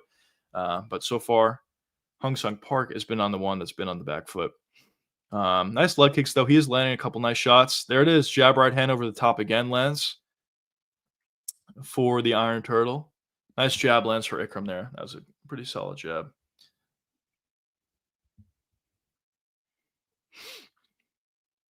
Nice jab right hand again for Hung Sung Park. That's been his go-to weapon so far. It doesn't seem like there's a ton of power on it. Maybe, wouldn't hurt him if he threw an uppercut in there as well. Maybe threw a couple combinations together. But nice knee to the body from Aliskerov. Eye poke. No, the ref didn't see it. Apparently, there's an eye poke there. Not too bad, though. Oof. Nice counter shots. Maybe partially landed for Park. Not too significant, though. Yeah, this is not really where we want to be against Ikram. Ikram's not like an amazing striker. He's not a powerhouse, but still, if you're Hung Sung Park, this is not where you want to be. Alongside the cage and on the back foot. There you go. Good shots there, though. Jab right hand for Hung Sung Park lands. He's in the middle. He's in the center of the cage at this point, which also will benefit him. There you go. Good jab lands for Park again. More pressure here. Leg kick came up short for Ikram. Front kick to the body. Partially lands for Ikram. Park setting up another jab right hand, which didn't come actually. But he's setting that up. And then, as I said, an uppercut. I mean, Ikram has really struggled with the uppercut a lot. So maybe throwing an uppercut in there would be nice. Nice. Ooh, beautiful shots. Left hook to the body, right hand over the top. Really nice by the Iron Turtle. Did it again. He's landed some pretty good shots so far.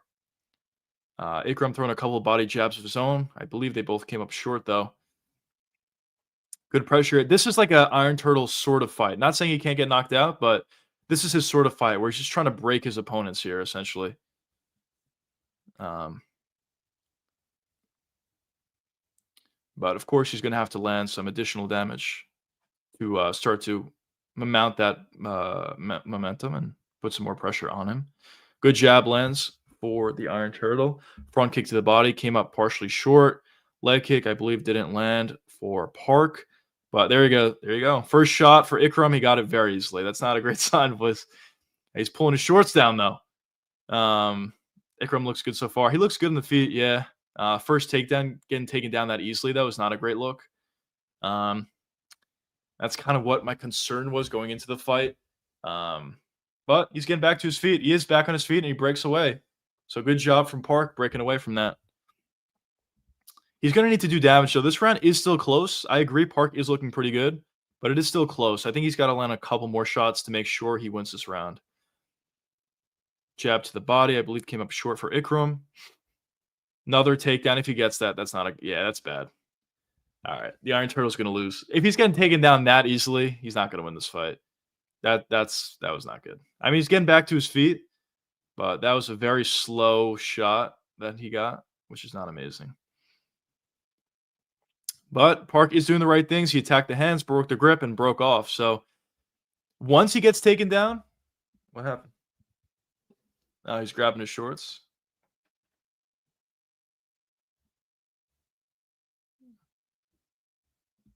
All right.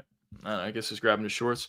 But after Park does get taken down, he's doing the right thing. The timer's fucked up. But after he gets taken down, he is doing the right thing by just getting back to his feet and breaking the grip and just getting in space. The problem is he's getting taken down way too easily. That's a problem for the Iron Turtle. So I don't know. I guess Ikram won that round. I don't even know. Cheating decks, yeah. Another example of it.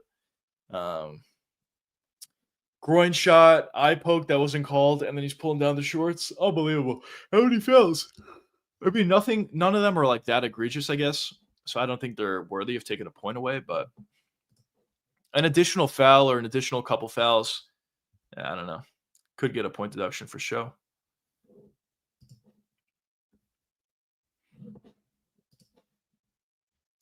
Which would be huge in this fight. I'm assuming he won the first round. Let's see the odds. Ikram's probably like a minus 20,000. Let's see. Yeah, he's not actually. He's a minus 280. Essentially the same odds as it was during the start of the fight. So not much movement there. We'll see what the Iron Turtle can do, though, starting in round 3.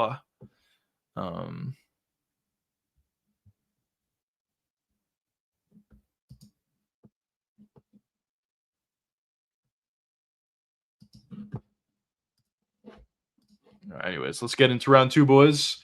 Just about now. Here we go. Inside leg kick lands for Ikram. Right hand to the body came up short for him. Jab lands for Iron Turtle. Leg kick came up short. Front kick to the body lands, though. Park's going to need to throw a little bit more volume here. That's really where he's going to have success. Jab right hand. I believe the right hand came up short. Iron Turtle crowns into the fight catch. Yeah. Yeah, he's got to work his way in. Much better pressure here, though. Right hand over the top lands for Park. Nice body shot. Left hook to the body was nice. A lot more pressure here. Ikram is throwing back, but Iron Turtle's looking a little bit better so far. Jab right hand over the top. He's landing. He's landing shots. Jab lands for the Iron Turtle. Clinch position. Oh, knee to the body, but then Ikram just took himself down.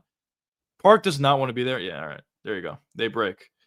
Jab lands for Park. His straight shots are finding a mark for sure. It just doesn't seem like there's too much power on his shots. That's the problem. But he is landing that jab right hand nicely. Oh, head kick partially lands for Ikram. Right hand lands for Ikram there. Yeah, outside of that left hook to the body, it seems like a lot of Park's shots are not that powerful, unfortunately.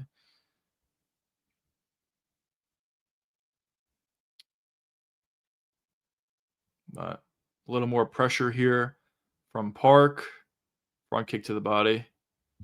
Park saying it's a groin strike. Ikram said no. They stop it. Another groin strike. Was it actually a groin strike? Let's see.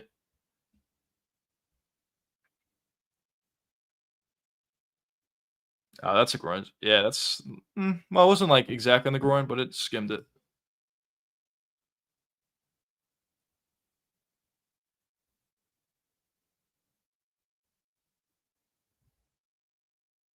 Good officiating by Rich here. Actually, he's doing a really good job officiating. One more foul, it should be a point deduction. But that didn't deserve a point deduction there, so good work. Nice jab to the body lands for Ikram. Jab, right hand over the top. 4 fouls and counting, yeah. They're not like that egregious, that's the problem. But yeah, he is fouling quite a bit. Oh, right hand over the top lands for Ikram. Park is fighting, though. He is fighting. He's picking it up. Those sort of like crazy sequences actually could be where the Iron Turtle finds a finish. Let's see. He is pressuring here. He's going forward. He did take a big shot. Yes. Easy takedown again, bro. These takedowns are way too easy. This is not great for the Iron Turtle. He is like doing a good job to an extent on the feet, kind of winning, kind of a 50-50 fight, but he is like landing some good shots.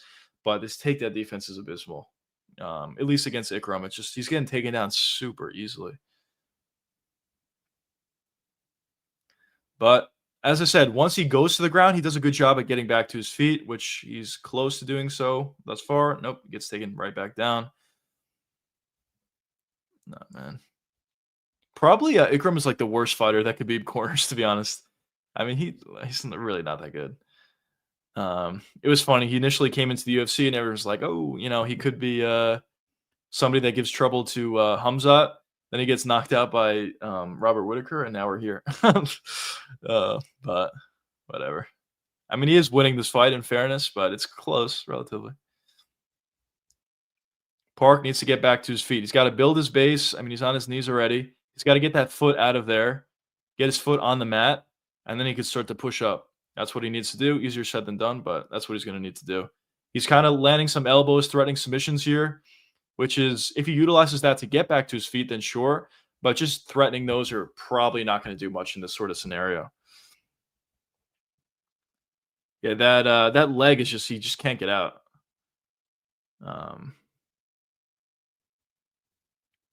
Yeah, Park has to be a little bit more. That was nice. 12-6 elbow landed. Another foul. Ikram's holding on to the fence. Oh, man. Yeah, Park's got to use his legs a little bit more here. He's kind of just striking and waiting for an opportunity to get up, but it's not going to be there. Ikram's just holding on. So there you go. There's the opportunity, as I said. Broke the hands and broke away. Yeah, as I said, after he gets taken down, he does like everything right. Just he gets taken down so easily. If he gets taken down here, he's losing. This is like a terrible shot from Ikram. He should knee him. Iron Turtle should knee him here. He could. He landed like a very soft knee there, but he should really go at it. Nah, he doesn't. Nice left hook to the body, I believe that was for Park. Good jab for Ikram. There you go. That's sort of a fight at the end there. That's what he's going to want to do, but unfortunately, he lost that round as well. He's down 2 rounds. He needs a finish. Talking about the Iron Turtle. Ikram looking fatigued. Yeah, that is what the Iron Turtle wants. So let's see. Maybe we can find a finish. He's going to need to find a finish, obviously, in this round to win the fight. But you're right. He is looking a little tired. For the Iron Turtle, just stop the takedowns, bro. If you can stop the takedowns, you could have a lot of success here. Yeah, Ikram's not a great fighter. I mean, this is a pretty low-paced sort of fight, and he is pretty tired, it seems. So we'll see. The Iron Turtle's breaking him, boys. He's breaking him.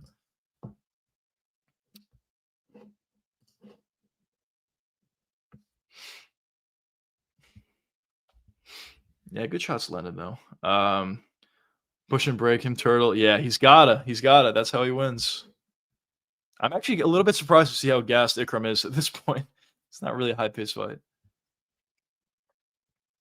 But he is shooting for takedowns in this fight, and he's not used to it, so maybe that has a factor. Even though he has a wrestling background. I don't know. Whatever. Or a Sambo background. Anyways, round 3. Here we go. Turtle, let's go. Put the turtles in the chat. He's gotta pace him now. That's how he wins. Pressure, throw a lot of shots. If you take a shot, whatever. You gotta pace him, which is what he's doing so far. There you go. Jab, right hand, uppercut lands there. This clinch situation, I feel like, will not benefit Hung Sung Park, to be honest. I feel like he should not do this. I don't know if he's finding a takedown on Ikram. It's going to be tough, and he needs to find a finish.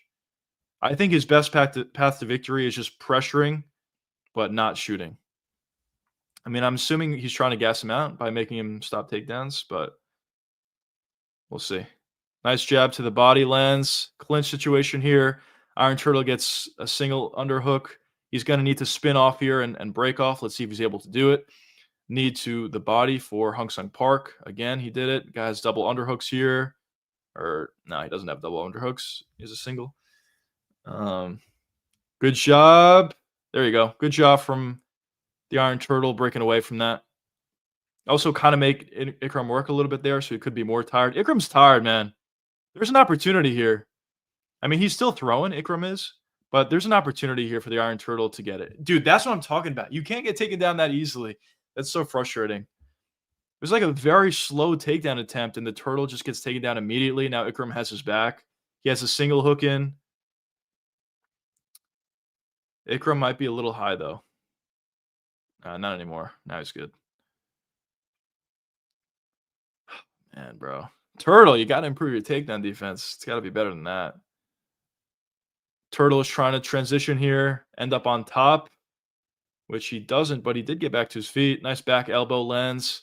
Now they're alongside the cage. Broke the grip nicely. Now Park, you got to get off the cage, which he does. There you go. This is where you want the fight to be. Land shots here. Nice little hook to the body. Left hook to the body for Park. Oh, nice knee up the middle landed, but Park ate it. Nice right hand over the top landed for Park. Ikram's boxing is like not that great, but he is landing though, in fairness. Nice hook to the body for Park. If this fight was a 5-rounder, Park breaks him, bro. But he's gonna get this takedown, isn't he? Yeah, he got it. Dude, this is like insane. If you're Ikram, why do you not just shoot in 75 takedowns? You're gonna get it every time, as bad as your takedown attempt is. The Park could just not stop a takedown. This is insane.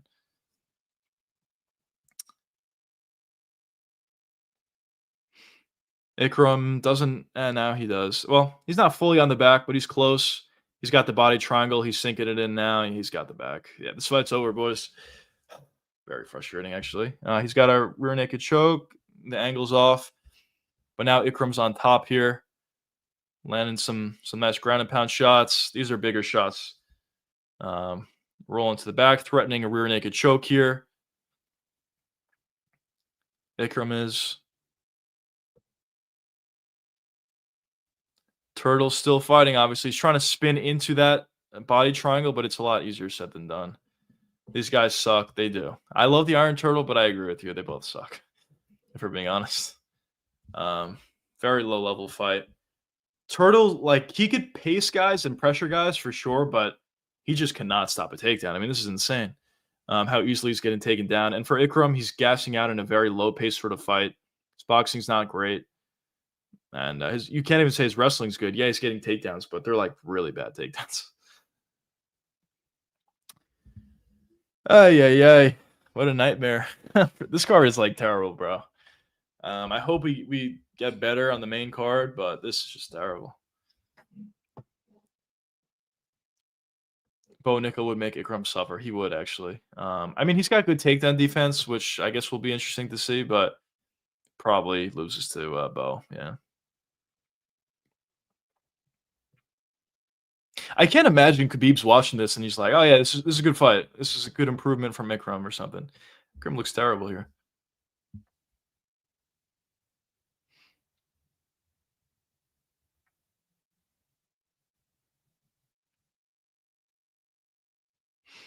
Rear naked choke potentially here. He's not going to get it, but he's threatening it. A little bulldog choke here. Is Park about to tap?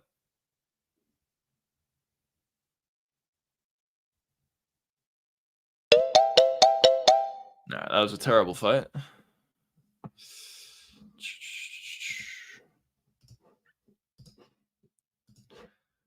Boys, we cannot catch a break on this card. This is actually insane. But I guess the parlay moves on. That's the positive to it. But the fight itself is just fucking terrible, bro. Oof. That knee landed to the body. Look at these takedowns. I mean, that one was good timing, the one that they're showing there. That's solid timing. But a lot of these other ones were just super slow and just not amazing timing. Man.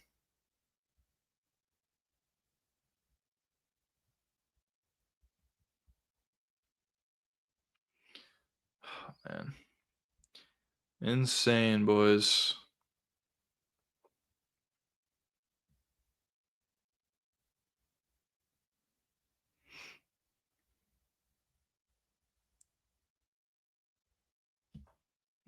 Imagine they give it to the Iron Turtle. 39-20, or not 39, 29-28 in favor of the Iron Turtle. That'd be tremendous.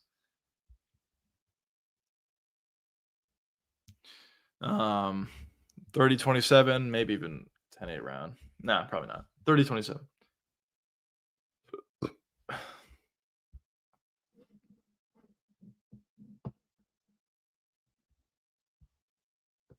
There it is, 30-27 for Ikram.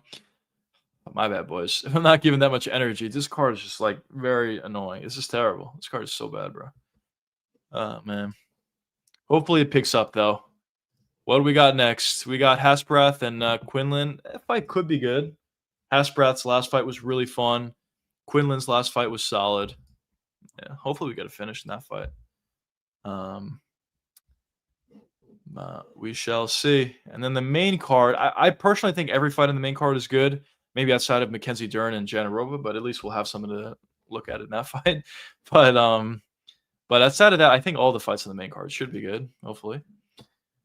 Oh man. Damn, if Turtle can stop a takedown, he could have broke it, Crummy. Yeah. I agree. It's just very annoying. He just couldn't stop a takedown. Asprath is going to rob that stupid Australian. We'll see what happens in that one. Oh man, his last fight was an absolute robbery in my opinion. I don't say robbery often because if it's a close fight, I don't consider it to be a robbery. I thought Hasprath certainly lost his last fight versus Rubovic, but whatever. Not great. The card sucks if we're being honest, but hopefully we can start to pick it up from here. On paper, the main card looks good. This fight itself could be fun. We got Quinlan and Hasprath, so we shall see. Hopefully we get a good fight here. Hopefully a finish.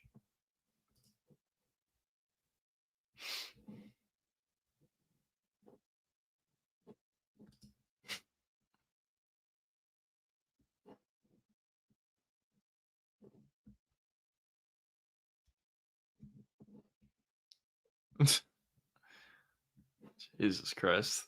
This guy said Ikram's performance was people say Ikram's performance was bad, but people forget, man, that everyone was on Park, which is true. Like a lot of guys were on Park, but at the same time, like if the fight was on the feet and Ikram hurt Park on the feet, okay. But the fact that he was just taking him down super easily and Park had literally no resistance, I don't think you could say that's a good performance from Ikram. It wasn't. But we'll see. At least Turtle got me over 33 strikes. Let's go. That's good. That's a good part of it. Oh, by the way, how is our fantasy bets going? So the Ludovic Klein, did he get over 51.5? I'm assuming he did. I'm not sure though. And then the other ones didn't happen yet. Okay. Did he?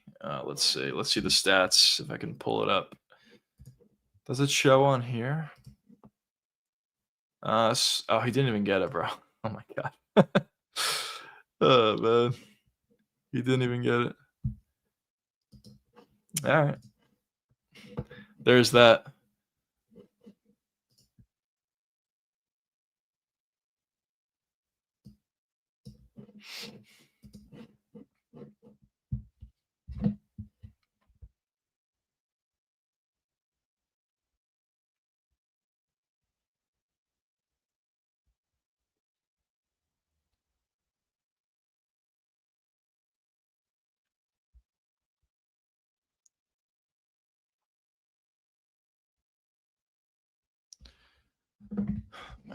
Man. But all right, we just got these boys walkouts at this point.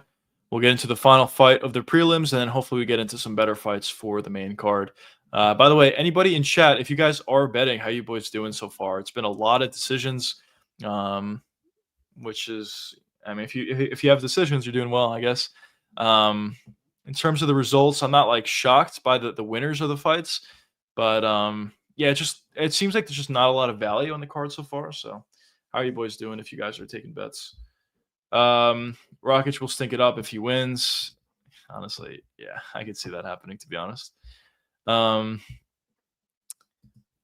we'll see. I think to save the card, really what we need to happen here is we need Quinlan to find a finish early, whether it's by sub or by TKO. That would, have some excitement. I think we need Mirzakhanov to get a victory. Yeah, Rokic could win in a fun way. If he does that, then sure. But I have a feeling like if he wins, it probably won't be that fun. So having Mirzakhanov land a big left hand and find a finish, that would be fun. Almeida finding a finish in the first will be fun. Batista finding a first-round knockout over Umar, that would be fun. Dern finding a quick submission over Janarova, or vice versa. It doesn't really matter. That would make the card more fun. And then Tom finding a quick finish over Ciryl Gane. That's really what we need to save the card. But even if that happened, I guess it would depend on how those actual fights looked. But even if that happened, theoretically, the card still may not be that great. The first half of this card is like literally terrible. Whatever. Now that I think about it, when was the last time Rakic even won a fight? Finishing up. It's a good question. I don't know. He was doing really good work on Yuri, but obviously he got finished in that fight. When was the last time he found a finish? Let's see. 2024. He lost, the most boring fight ever to Magomed. Then he got knocked out by Yuri or TKO'd. Then he got TKO'd by Jan. All the way back in 2022. Decision. The last time he found a TKO was that jab head kick all the way back in 2019. He hasn't found a TKO victory since 2019. Fucking hell.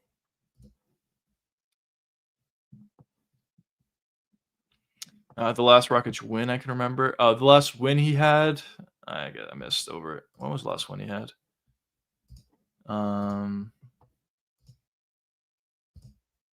His last win. Yeah, it was against Thiago Santos. That actually was his last win.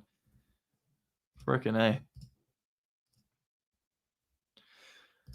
So, I guess in fairness to him, he's been going up against really good fighters like Magomed, Yuri, and Jan Blachowicz when he was in his prime, or partially in his prime. And he hasn't fought in a long time as well. But yeah, it's been a long time since he got a win. Kind of insane. But anyways, let's get into this fight, boys. We desperately need a good fight. Dude, come on, boys. This card blows so far. Oh man. But all right, we're about to get started right about now. Hasbroth looks in really good shape, by the way. Much better than what he used to look. Front kick to the body for Quinlan. He also looks a lot bigger. Shoots in immediately, Quinlan does, but good takedown defense from Hasbroth. He probably shot from a little bit too far out. Front kick gets partially blocked. Oh, beautiful shots from both guys landed. Nice counter from Quinlan. Nice overhand left for Hasbroth. Front kick to the body for Quinlan. Quinlan is the more well-rounded fighter. Bro, wasn't that that in 2020? Yeah, I guess so. Yeah. But yeah, Quinlan is definitely the more versatile fighter in this fight with his takedowns as well as good striking ability. We'll see what he's able to do in this one. Hasbroth is just going to be a guy that pushes forward. There was a lot of boxing combinations. Doesn't have the most power in the world. That's a terrible shot from Quinlan. Very far out. He's shooting from way too far out here. He can strike. I mean, he's shown an ability to strike before. Throw a couple strikes, then shoot in for a takedown. Shooting in from that far out is going to be very difficult to get. On honestly, anybody. But yeah, catching the leg there could work. It didn't there. Yeah, shots suck. Yeah, they're just from way too far out. He's got to get closer. Maybe he's worried a little bit about the striking of Hasbroth, which is fair. I mean, Hasbroth does have solid striking, but Quinlan doesn't have bad striking either. Nice body kick there from Quinlan lands.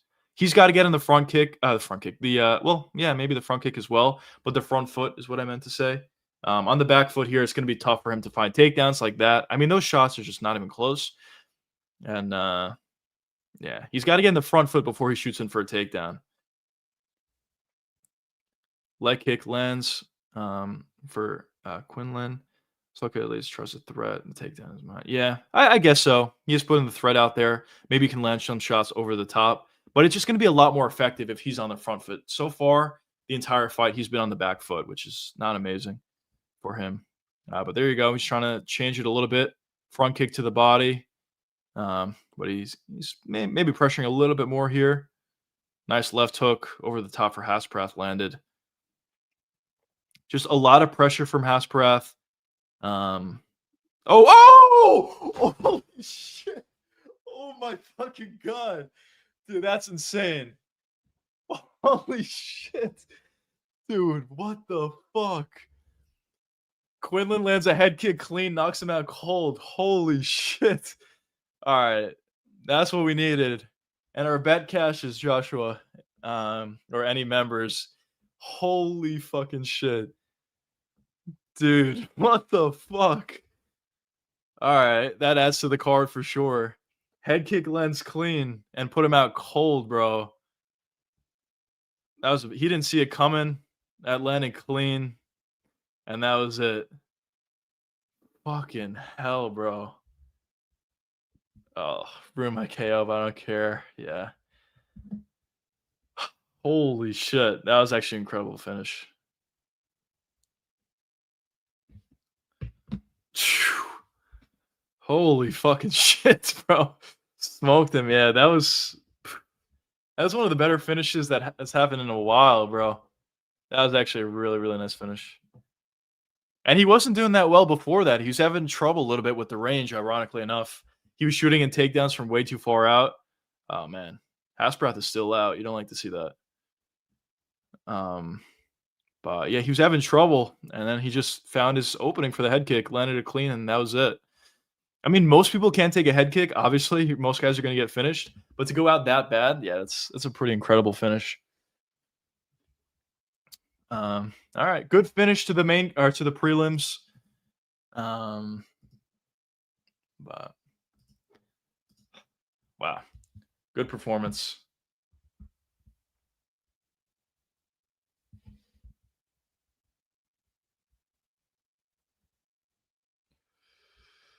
Yeah, I hope he's all right. Talking about Quinlan or not Quinlan. Talking about Hasprath. That was pretty bad, man. Look at this head kick. Lens clean, and he was out bad. Face planted, and is he out still? I mean, he's gone stiff at that point. He might still be out. Prayers to Nasprath. Yeah. That was bad. I hope he's all right. You don't like to see when guys get hurt that badly.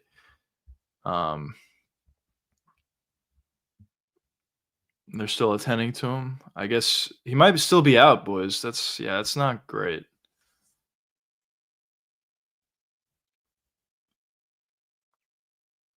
Yeah, this is the part of the game that you don't like to see. Of course, I say I got excited. It's a huge finish. Dude, I think he's still out, bro. This is bad. This one is really bad, boys. I don't know what the procedure is, but maybe give him oxygen or something. I don't really know what the procedure is, to be honest.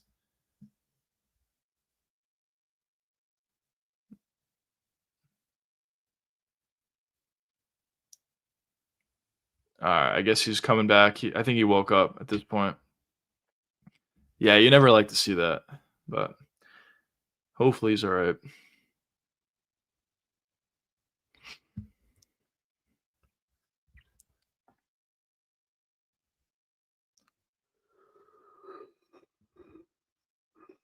But good win for Quinlan. Cash our tickets for all of you channel members. We needed that one. Not that we've lost like a ton of bets or anything, or like significant bets, but we did need that one.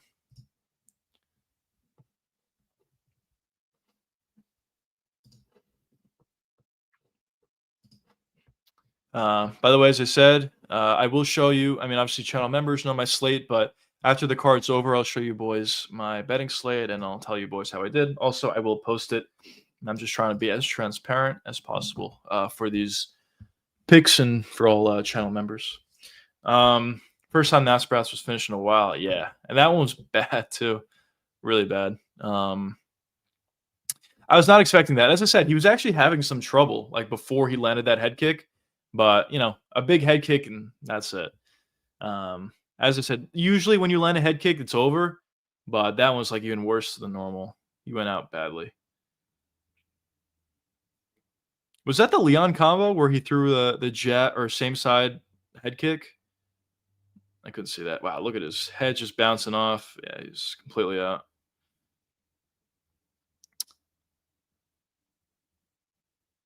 Quinlan could be good. I mean, he's got good physicality. He could grapple. I didn't like that he was shooting in so far away. He's got to make some improvements, but he's got potential for sure.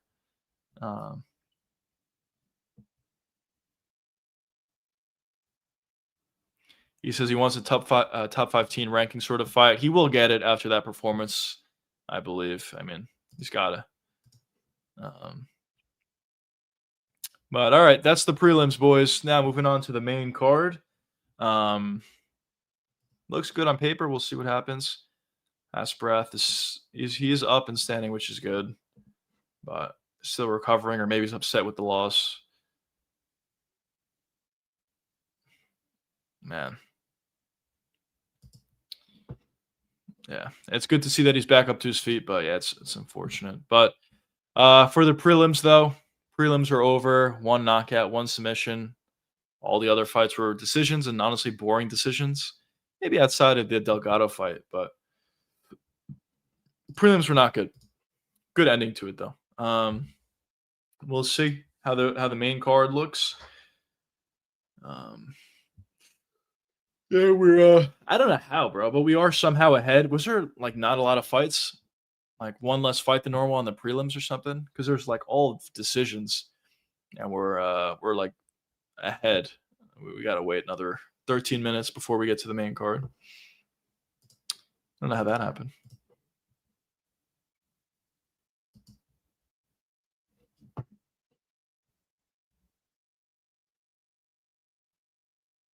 No, man, that was a beautiful high kick.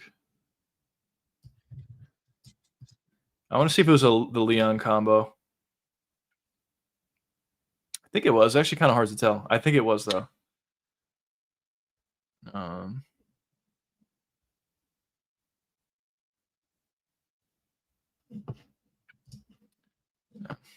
Got to run be back later. All right, all good, brother. Thanks for joining, and I'll see you later. As I said, boys, I will be doing a full card watch along. I know it's a little bit of a dead point at this point, but I will be doing a full card watch along. We just watched the prelims, which were not great. Getting right to the main card, which on paper I'm excited about. Hopefully, it turns out to go well. And also after the card, I will tell you each and every fight after the fight's over, if I had a bet on a particular fighter, what I had, whatever, so you guys can keep along that way. And also after the card is over, I'll show you my official full slate, and we can go over how exactly I did on that specific card, or on this specific card, I should say. But yeah, so far I got. So these are the plays that I had that happened so far. So I had Quinlan money line at plus 100. I had a couple units on that one, so that was definitely good. I also had Delgado money line at minus 148, which missed, but I thought it was a robbery. No, I don't think it was a robbery, but I thought he lost, or I thought he should have won, I should say. Like, he definitely won. So that was kind of frustrating. Then I had Chris Barnett money line plus 310 for a unit. That was like just a stupid bet. That was essentially just a bet to play the value because Humdy sucks, which he did suck, but that was a bad play. And then I had that Ludovic Klein fight under 2.5 rounds at plus 120, which was relatively close to hitting, I guess. But yeah, not amazing, I guess. So that's kind of how the card has been going so far for your boy. I do have my bigger plays still yet to come. So I guess if you guys have any interest in that, be sure to hit that join button. But as I said, I will be updating you guys after the fact and telling you exactly how I did on the card. Yeah.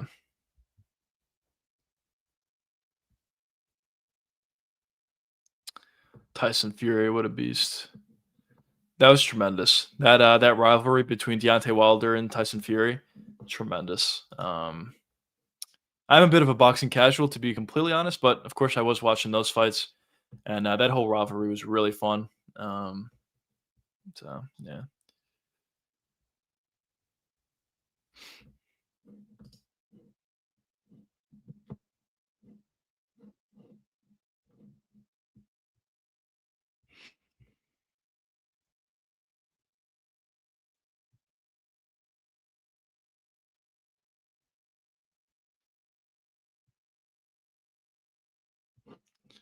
Freaking A.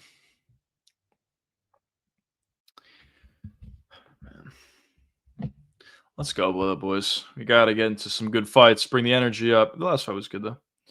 Let's see if there's any additional news or anything at all. No. In terms of my schedule, I will, if anybody is in here that's new, I will be continuing with my schedule. At this point, I post Monday, Wednesday, Friday, 2 p.m. Eastern time, live streams in general. This is a rarity. I usually don't stream on Saturdays, but for this card, I wanted to do a fight companion for it. But in general, my live stream schedule is Monday through Thursday, 8 p.m. Eastern time. And on Fridays, I do my best bets segment where it's just a betting show. There's a live stream for all members. And so, yeah, if you guys have an interest in that, be sure to join. But, yeah, boys. I'm excited for the main event, though. With all that being said, I do think that Tom probably is going to win, and I wouldn't be surprised if he just found a quick finish, which would be entertaining. But still, I am interested to see. You know, Cyril Gane is definitely one of the more athletic guys. They're probably the most athletic guy that Tom has fought. For sure he is, actually. So it'll be interesting to see how Tom deals with that footwork and that movement. Maybe Cyril will be able to get away from some of those takedown attempts, force the fight on the feet, and land some good shots there. It'll be interesting. So definitely some questions to be left unanswered, I guess. But if Tom does win, especially by a quick finish, I think at that point he kind of cements himself as a star, and he cements himself as a guy that's going to get very close, at the very minimum, to finding that that record for most title defenses. As at that point he would have one. The title defense record is 3, but outside of Gane and maybe Jalton, I don't really see many guys that could really threaten Tom Aspinall, to be honest. So there's a chance we could be talking about Tom having a ton of title defenses here, breaking the record. It is kind of interesting, though, because Tom is probably one of the better heavyweights that we've seen in a long time, maybe ever. We'll see how his career pans out. But at the same time, the rest of the heavyweight division is just so bad. So we're kind of in that scenario where he's like Demetrius Johnson almost at 125 back in the day, where he's really good, but everyone else kind of sucks at the weight class. So he's just like running through guys, and he's going to break the title defense record and whatnot. So we'll see. We'll see. I mean, obviously it is heavyweight. Even if Tom is way better than his opponents, he still could get caught. He still could get knocked out. I say this all the time, and it's still true. The one big issue that he has is he constantly backs up in a straight line, for one, and also with his chin up in the air, which of course leaves you susceptible to getting knocked out. So that's the big concern you have with Tom. And going up against a big puncher, that would certainly be a bigger concern. Against Cyril Gane, he has good striking for sure, but he's not really known to be a one-punch knockout guy. Yes, he did knock out Tai Tuivasa and some others, but it was kind of over the course of a fight where he's landing a lot of damage. And in this fight, I just don't think the fight's going to be on the feet for that long, to be honest. I think Tom is going to threaten takedowns. I think he's going to land some big shots on the feet of his own. It's just not going to be like a fight where Cyril's controlling the pace the entirety of it, and he's just landing good shots on the feet and eventually finds a finish. I don't think that's going to be how the fight plays out, to be honest. So we shall see, but definitely some interest for it. Yeah, the UFC is really ahead at this point. They're just playing like random promos they got first for the Tom Aspinall fight, now for the Mackenzie Dern fight. Are any of you boys actually excited for the Mackenzie Dern fight? Dean Thomas said this earlier in the week, and I agree with it. It's probably the most insignificant title fight of all time. But I guess it is what it is. I mean, the weight class sucks, so I don't know. I guess what other title fight are you going to put together? Janaroba does deserve it, but outside of Dern, like who else could you put there? I honestly have no idea. The strawweight division is just so bad. Suarez, a lot of people thought Suarez may be good, but looks like she's terrible. Yang Shannon, I believe, is coming off a loss. Lemos just doesn't have the IQ for it. So, yeah, this is probably like the fight's like terrible and not deserving to be a title fight. But when you look at the other fighters at the strawweight division, the top fighters at strawweight, probably this is the fight that makes the most sense, which is kind of hilarious. But whatever.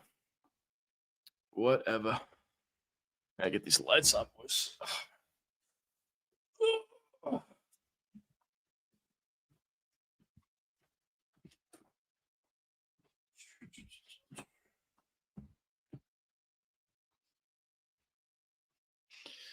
5 minutes till main card action, boys. It'll pick up. I'm hoping it does.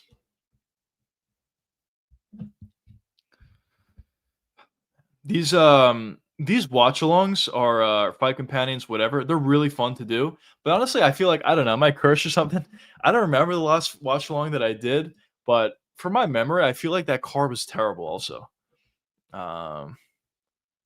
But let's see. The last one I did was Noche, which was not good. The main event was amazing though, but that specific card was not good.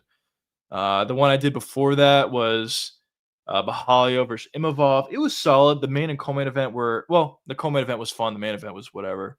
It was like okay, I guess. The fight I did before that was what did I do before that? It's been a while since we did one of these fight companions. It was the Abu Dhabi card, RDR versus Robert Whitaker, and I think that was a terrible card. Yeah, unbelievable, boys. Am I cursed? But whatever. Hopefully, we sort of pick up here.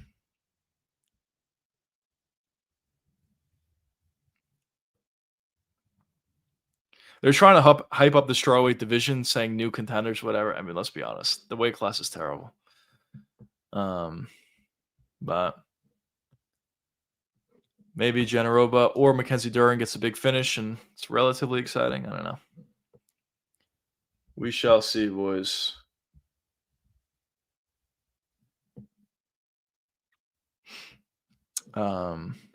They did fight before, Generoba and Mackenzie Duran, so we'll see how Generoba makes improvements to the second fight. It was a mostly striking affair, and Mackenzie did the better work on her, ironically, which is kind of crazy to say because Mackenzie, like her physicality is not the worst in the world, but her striking ability is terrible. So the fact that she was able to do better work on the feet does say something. Maybe Generoba improved at this point. We'll see.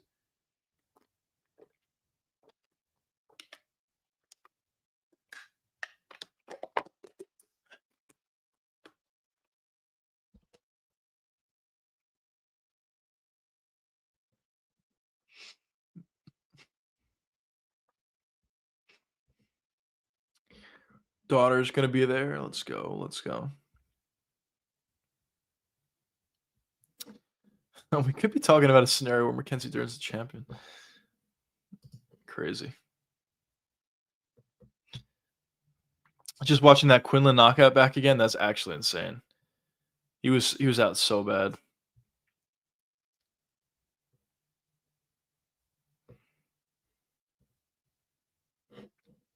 I don't think too many people are that excited about the Umar fight versus Batista. I think everyone's expecting Umar just to win in like a kind of a boring fight. But in my opinion, I think it could be good. I think Batista's better than people give him credit for. I mean, people forget, man. Batista is good. I mean, he's got good wrestling. He's got good striking. And I think he can keep up with Umar. Is he going to beat Umar? Probably not. But I think he could keep up with him at the very least and make it a relatively interesting fight. And as I said, this is going to be a number one contender fight between these two guys. Whoever wins gets the title shot next. I know in the press conference, Dana was saying, they asked Dana, will this be a number one contender fight? And he was like, you got to put on a good performance. I know he said that, but even if this is like a terrible fight and Umar wins, Umar's getting the next title shot after Piotr Jan. So this is a number one contender fight for all intents and purposes. But hopefully, on top of that, it does turn out to be a fun one. Tom's in the building. Let's go. Let's go. We need good fights, boys. But all right, we're getting into the main event, or main card, I should say.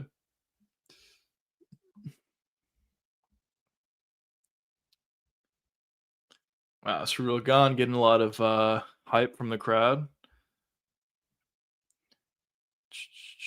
All right, let's go to the main card, boys. What's going on, brother? Welcome to the stream. Surreal has good footwork for UFC heavyweight division, so it'll be difficult for Tom to find a finish. Surreal Gone, it would be my decision for the fifth loss of Tom.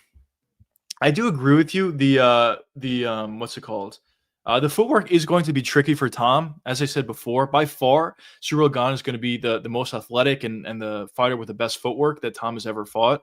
So I do agree with you from that perspective. But the thing is, at the same time, Tom also has he doesn't have really good footwork, but he also is very athletic and very fast. And the speed is actually pretty close between the two guys. And Surreal has been hit before. I mean, Tai Tuivasa caught him.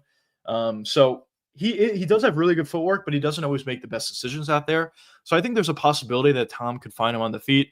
And especially in terms of the grappling, Surreal has struggled with that a lot.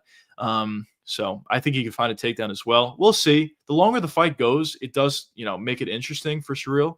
And the longer it goes, the better it'll get for him. But in my opinion, I think he's just going to have to survive that early onslaught from Tom Aspinall, which is a lot easier said than done. So in my opinion, I'm leaning with Tom with a first or second round submission. But would I be like completely shocked if Surreal won? No, I wouldn't be. I mean, he is super athletic, and he does do things pretty well, especially on the feet. But we shall see.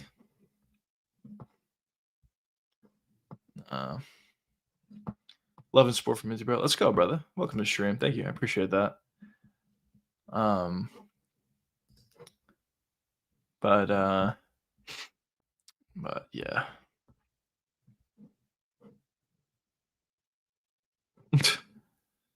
Quinlan just murdered someone. Lock that thug up immediately. Unbelievable. Man. Shamrock is back. Not back, but it's UFC debut for UFC Qatar. That Qatar card looks very, very good. They were doing some moving around for that Qatar card. I believe they took a couple fights off, added a couple fights. But regardless, that card is very good.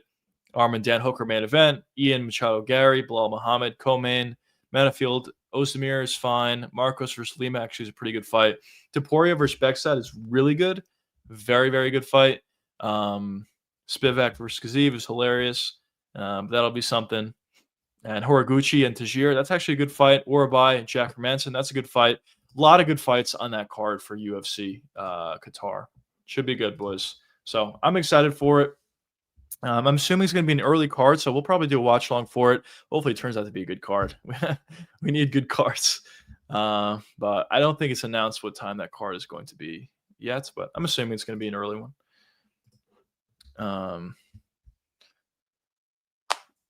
But yeah, boys. All right, once they're just doing the announcements. Well, not even the fighter announcements, but they're just getting right into the prelims here. The first fight of the main card, I should say. The first fight of the main card is Rakic Mirzakhanov. Hopefully, will be a good fight. We'll see. But I'll be right back, fellas. 1 second, boys.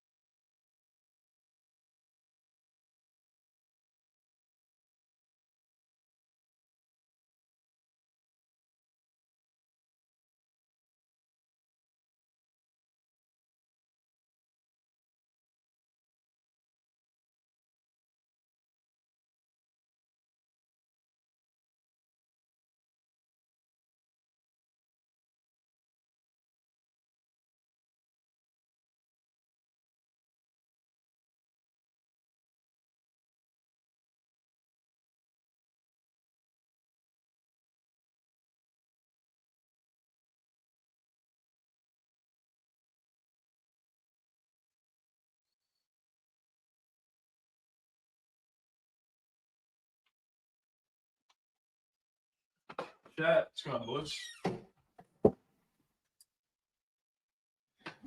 Let's go. Getting right into the main card. Talking about Serial Gun. You could make it interesting, as I said. Definitely could.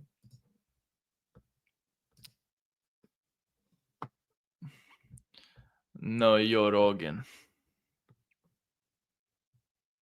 One thing I will say, so I did make my video. If you guys have seen it, I guess you would know that I'm on Gelatin Almeida.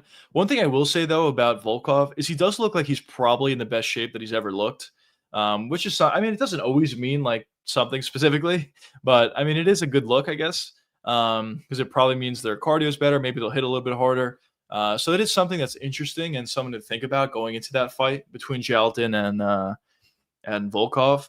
But we'll see. It's just, for me, the biggest thing that I just can't like get around is how is Volkov going to stop takedowns? He has struggled a lot in the past with guys that are super athletic, not even guys that are, super athletic and shooting takedowns. I mean, I guess Tom did. He got takedowns really easily on Volkov.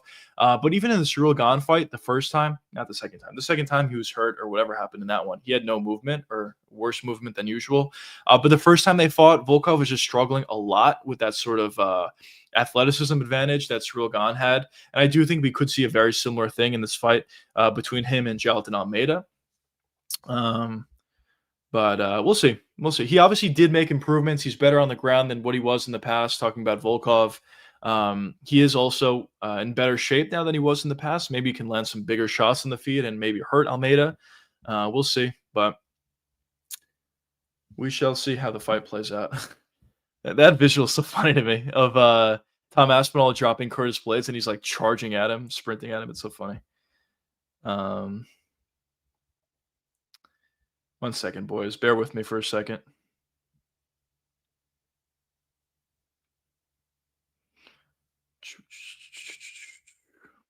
Let me just get all this shit out.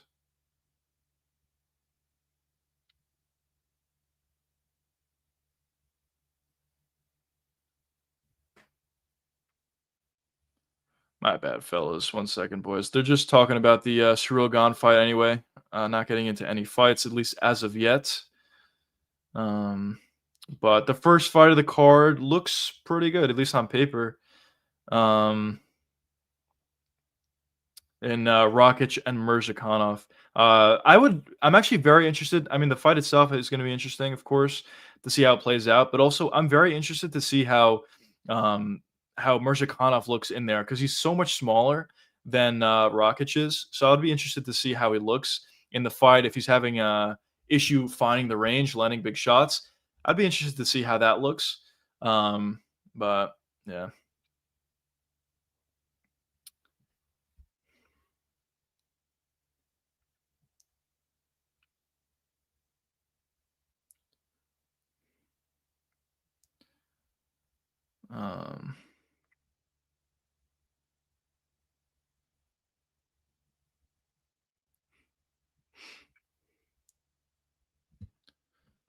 But yeah, boys. So yeah, it'll be interesting to see the size disadvantage. We kind of saw it in a fight previous on this card where Rebetsky was kind of having trouble finding the range against Ludwig Klein because he was a lot. His wingspan was not even close to what Ludwig had. I'd be interested to see if we see a similar thing in this fight between Rakic and Mirzakhanov. But the difference is Mirzakhanov does a better job at blitzing in and out, either getting in range and throwing big shots and landing big shots, or completely getting out of range. He does a much better job at that compared to Rebetsky. So I'll be interested to see how that one plays out. And also, Rakic is not nearly as good of a counter striker as Ludwig Klein is. Not saying Klein is amazing, but Ludwig is much more of a counter striker than Rakic is. How Rakic is really going to have success in this fight if he's pressuring, if he's landing leg kicks, if he's landing jabs, left straights, just keeping the fight at range. That's where he has success in this sort of a performance, especially considering the reach advantage that he does possess in this particular fight. But let's see. Well, let's get into this fights, boys. It's been a lot of announcements talking about the main event, talking about the co-main event. And yeah, there's some good fights in this main card for sure, but let's get right into it, fellas.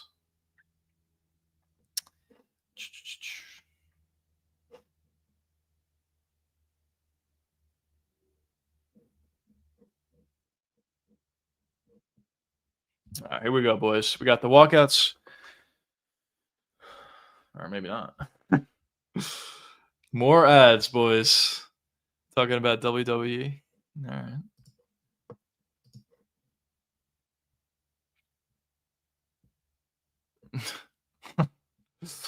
Khabib realizing that coaching Ikram is a waste of time. Probably is, to be honest. Oh, man.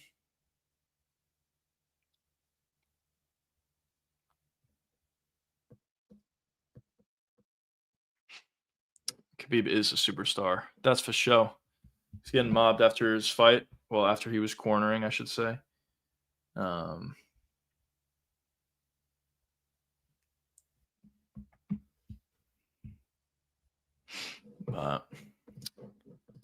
So for a better card, or a better main card than the prelims were,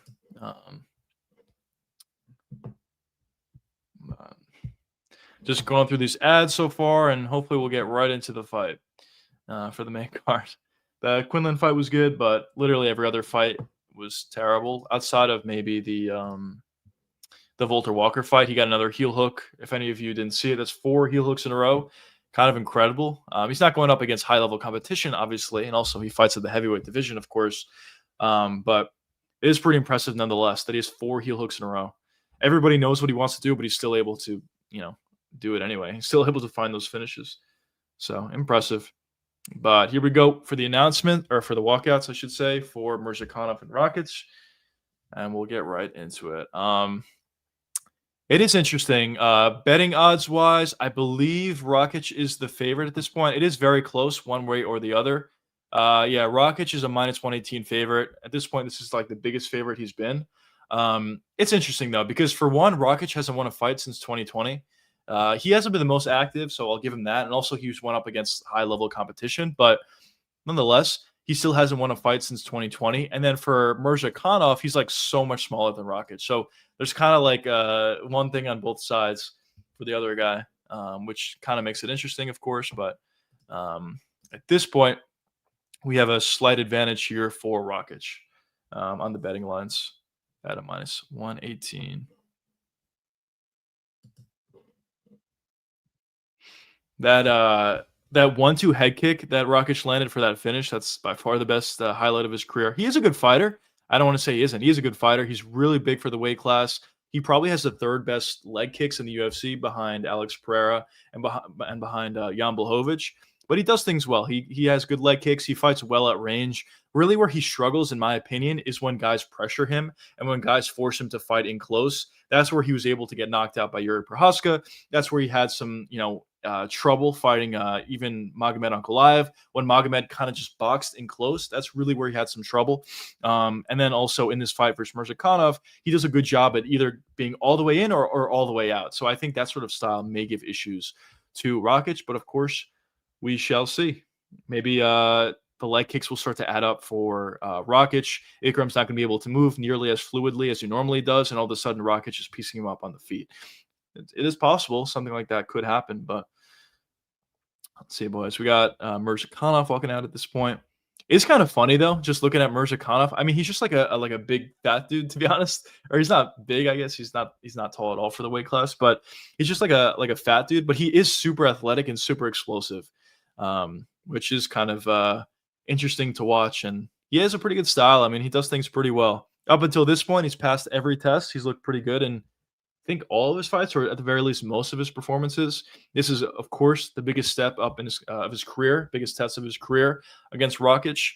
So we'll see how he performs in this one. And if he does beat Rakic, Rakic is number 7 in the rankings. Mirzakhanov is number 10 at this point. If he does beat Rakic, he's probably a fight away from a title shot, to be honest. So it shall be interesting. But with that being said, Mirzakhanov looks like he's in slightly better shape in this fight than what he's been in the past. So that's something to think about, I guess. You would like to see him get in like actually good shape, though. If he actually got into good shape, I don't know. Probably would help him. Probably his cardio would be better. Maybe the sting on some of his shots would be a little bit better than what it is now, although it is pretty good even at this point. But that's just how he is.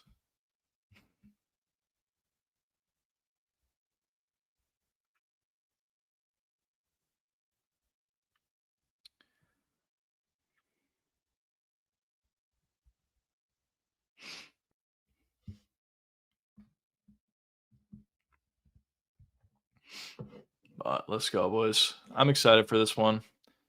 Should be good one way or the other. But we'll see. I mean, as I said, there have been some fights where Rakic has fought boring, but I almost feel like Mirzakhanov is going to force Rakic to fight at a higher pace fight, like a little more exciting. We'll see. I think what would derail that, though, is if Rakic is starting to get going with the leg kicks and they're really starting to play an effect on Mirzakhanov. If that happens, yeah, it could be a slower pace fight. But if Mirzakhanov can avoid leg kicks, which is easier said than done from Rakic, then I think one way or the other, if he gets knocked out or if he finds a knockout, I think it could be fun. But yeah, boys, just getting Rakic walking out at this point. What was the last time he fought? His last fight was against Magomed, I'm assuming. His last fight was against Magomed in 2024, October. Actually, tomorrow would be a year since the last time he fought. So, yeah, he's been out for a little bit for sure. And he's never really been super active either before that. He had this ACL injury, I believe it was, that held him out for a couple of years. And even before that, he wasn't really too active, to be honest. 2 fights per year max, but most years he only fought once. So, yeah, it's going to be another year where he's only fighting once. Not a super active fighter, to say the least. But certain guys deal with it a little bit better. Sometimes when you talk about being out for a year or out being multiple years, sometimes you have that ring rust, or for a lot of guys, honestly, you have that ring rust. But at the same time, for certain guys, it just doesn't seem to affect them as much as some other fighters. And as I said, Rakic has been used to, staying out for a long time. So should be fine here. I don't think he's going to be super rusty or anything like that.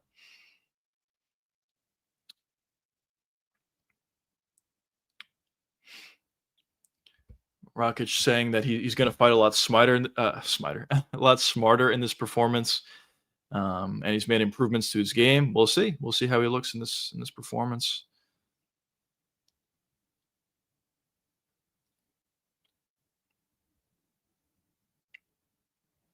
Yeah, that's fair. That's the thing. Yes, so Rakic has not won since 2020, but at the same time, he's fought like once a year for one, but for two, he's fought like very high level guys.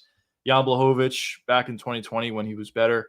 Also, Magomed Ankalaev, as we talked about, who's a former champion, and then also Yuri Prohaska, who's also a former champion, is a guy that just gives a lot of people trouble. Even if he wasn't a former champion, that sort of style that Yuri Prohaska has just gives a lot of fighters trouble. He never goes away. He lands big shots, and yeah.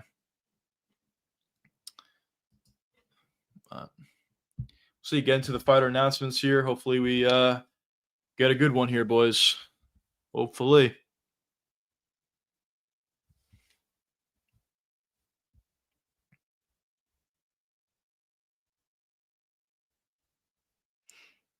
Yeah, that Ankalaev fight was really weird. It's just very slow paced and just I don't really know what Rockets was even trying to do in that fight. So it was a little weird, but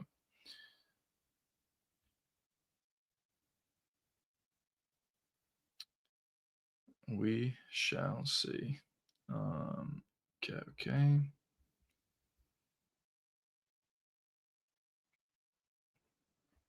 My bad, boys. I was just checking a couple things, but we just got the announcements here for first fight of the main card.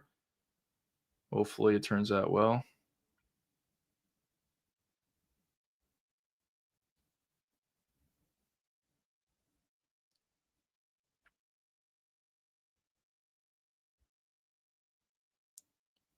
I'm good.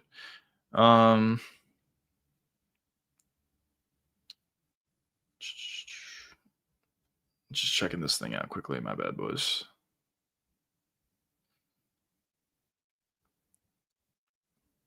Let's see. This is yeah. All right, fellas. Let's get into this one, boys. Should be good. Where's Kanos out of New Jersey? Let's go. Let's fucking go.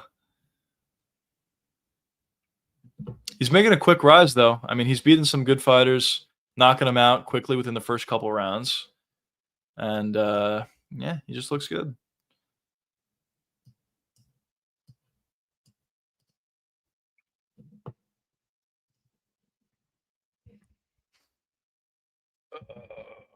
Is anyone doing well betting-wise in the chat, or is anybody even betting on this particular card?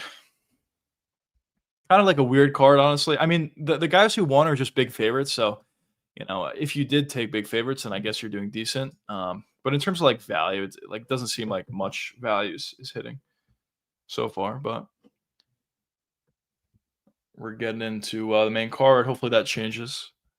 There's definitely a bunch of plays that could turn out well on the main card. But we'll see. There we go. Rich Mitchell's back, boys. He's been doing a good job tonight so far, or today so far.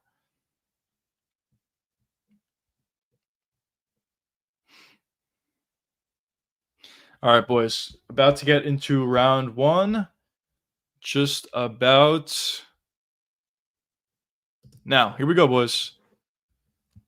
So the size differential here is pretty significant, as you can tell.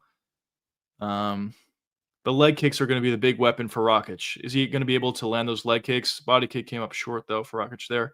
And then for Murzakanov, he's going to want to bounce in and out, either be all the way out or all the way in and landing a big left hand.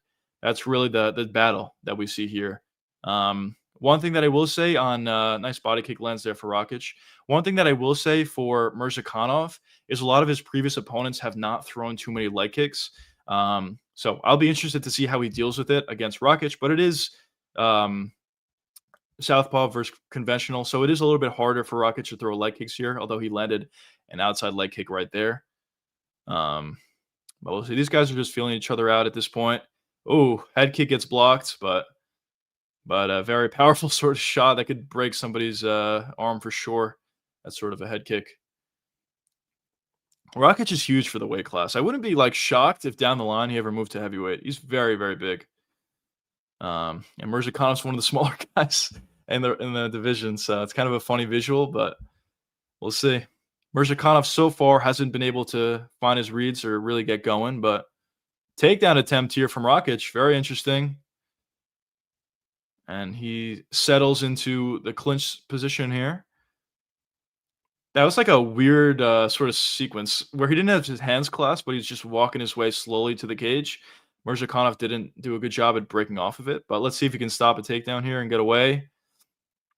He tried to. A little bit of an explosion there, but he wasn't able to thus far.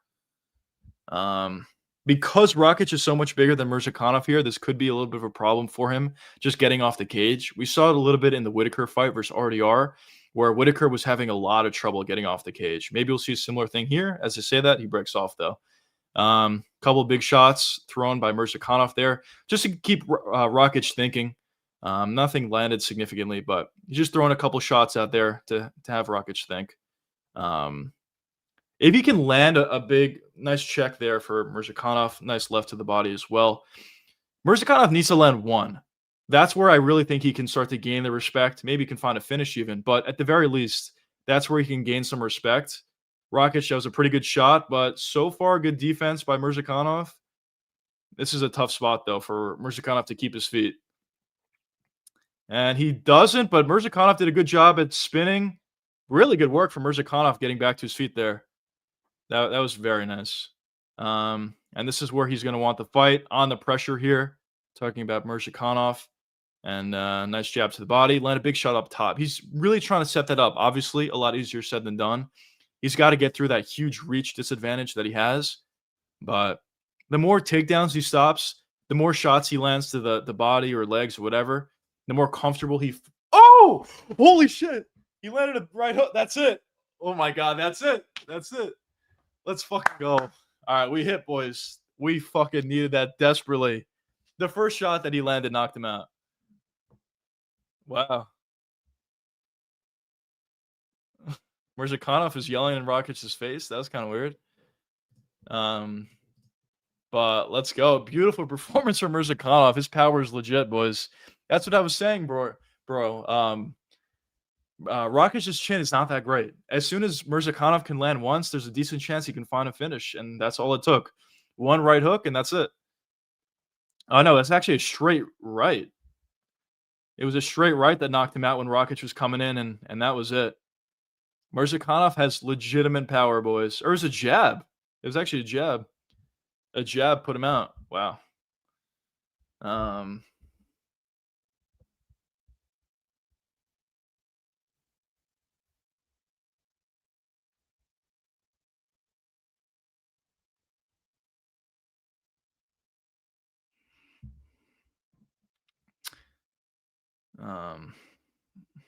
Let's go, though, boys.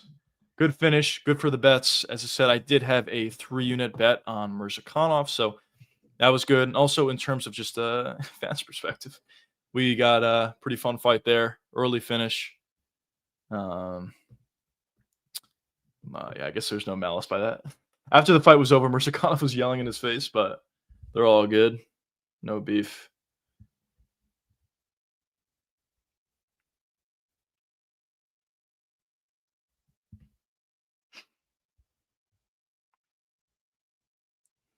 But yeah, boys, let's go. Good performance. Next, what do we got, boys? We have Almeida Volkov. This is a big fight. I put out a video together about this. I know a lot of people are going one way or the other. Should be a good one. We'll see. But so far, first fight of the main card was good. First bet of the night for you channel members was good. Our first main card bet of the night, I should say, was good. Mirzakhanov getting a pretty easy finish there. Early on, he had a little bit of trouble with the range, yes. But once he figured it out and once he was able to land clean, that was it. That was kind of my thoughts on the fight. That's kind of how it played out, to be completely honest. For Rakic, he is good if he can fight at range. But if you get close to him, you can definitely knock him out. His chin's not amazing. He's a little bit hittable, especially in close. He has tall man's defense a little bit, not necessarily like as bad as some other fighters, but his defense is not amazing. So once Mirzakhanov was able to get in close, landed a big right hand or jab, whatever it was, and he was able to find the finish from there. So good performance, Mirzakhanov. And we continue. At this point, after that victory, he's probably going to be, I don't know, there's a chance he could be top 5 or top 6 at light heavyweight and probably one shot away from getting a title shot. So he's close. He's not far off at all. But we'll see.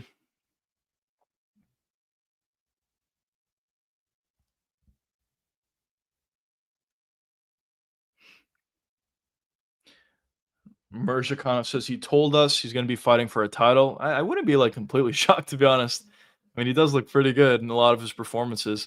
Ironically, the guy that he had the most trouble with was what's his face? Let me go through his fights.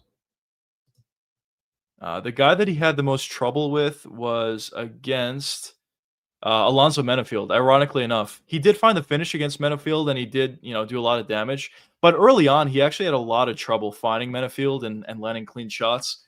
And it seems like it wasn't like exactly going his way, but eventually he was still able to find the finish. But it's kind of funny, based on some of the guys that he's went up against, even in this fight, Rakic being his toughest test yet, the way he was able to finish him relatively easily.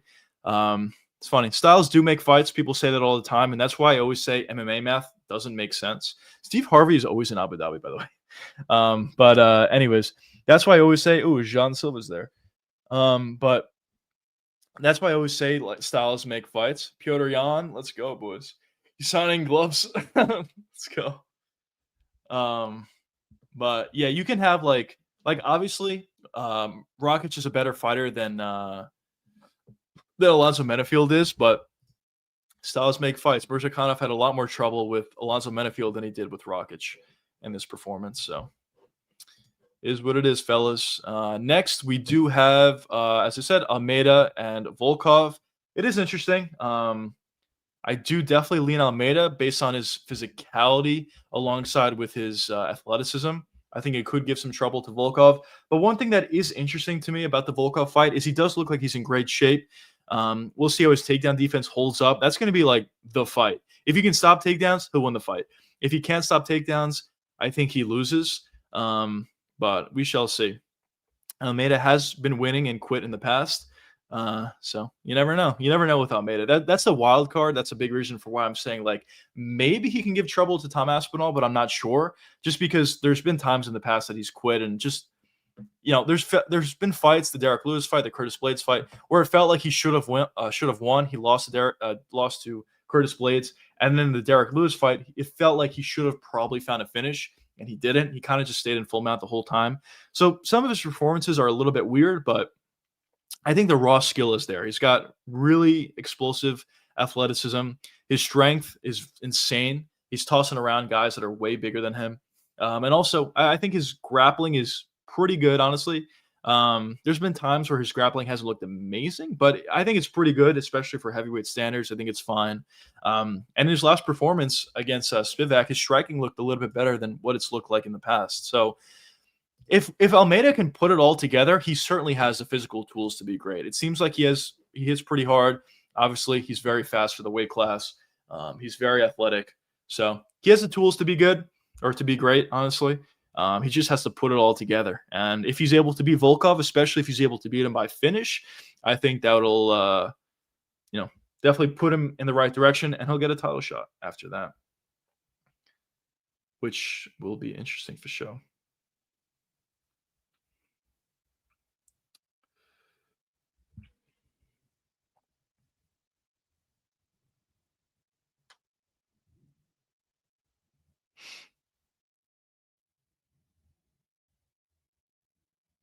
Yeah, we got I don't know if Joshua's still in here or not, but we have our uh fighters ending in the last name V. Last letter of their last name is ending in V. That parlay is moving on. Volkov is the next fighter in that specific parlay.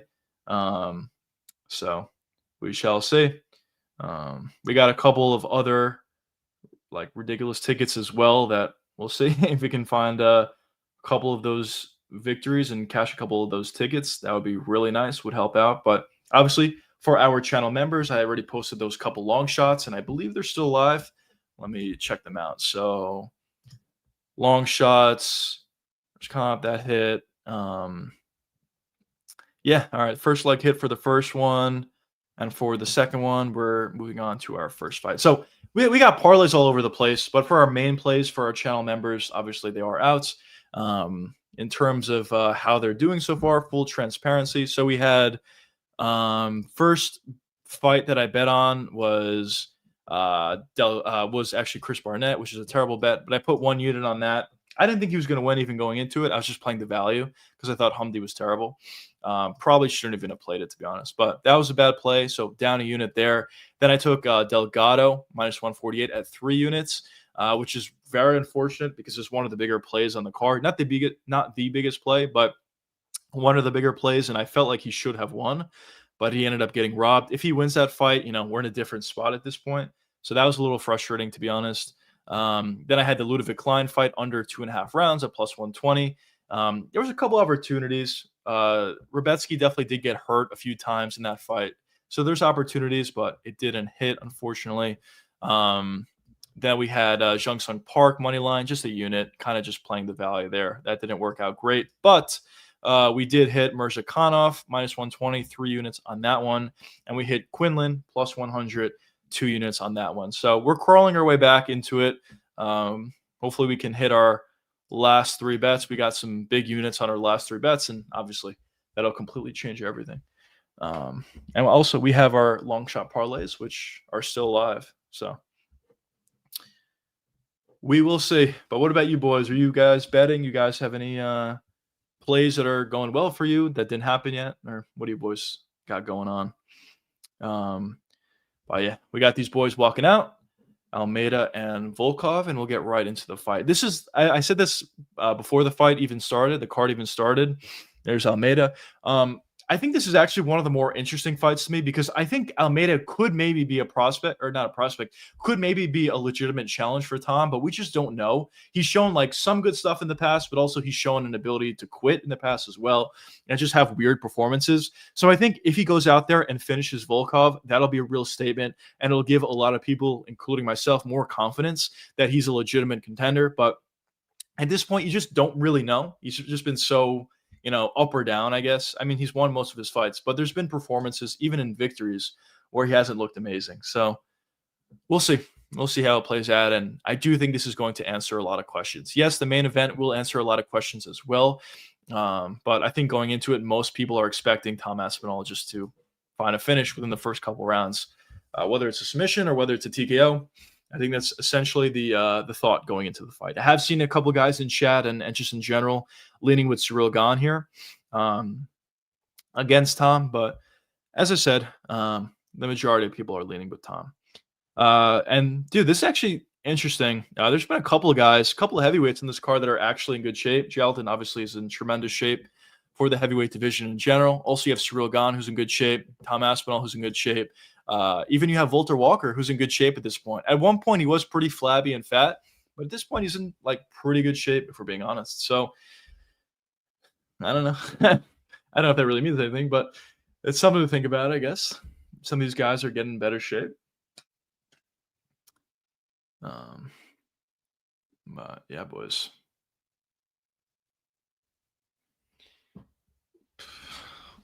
One second, fellas. I'm fucking freezing for some reason.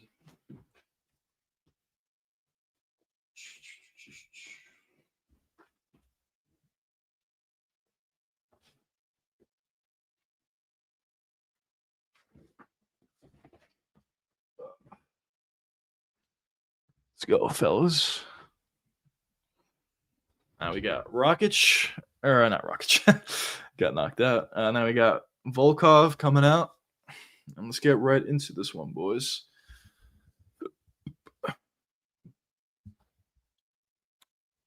What are you boys thinking, chat, though? Who are you boys leaning with? Rocket, or I keep saying Rakic. Are you leaning with Volkov or Almeida in this one? Betting odds-wise, it was kind of going back and forth. I mean, Almeida was the favorite the whole time, but it's kind of going back and forth between the actual number. But at this point, it is Almeida as a minus 198. There's been times where he was a bigger favorite. There's been times where he's been a little bit, the fight has been a little bit closer. But at this point, it's kind of settling around a minus 200 for Jalton. But yeah, this is definitely the best shape that Volkov has ever been in. He looks in great shape at this point. So I guess you can add him to the list. Another guy that's in good shape, another heavyweight that's in good shape, which is good to see. I mean, there's been so long, and even at this point, I mean, we saw Sutherland on this card specifically, but there's so many guys in the heavyweight division that just don't bother to get in shape or cut weight or anything like that, which is kind of like unfortunate. There's just like a bunch of big fat blobs, but on this card, there has been some guys that are in good shape, the heavyweight division, for sure.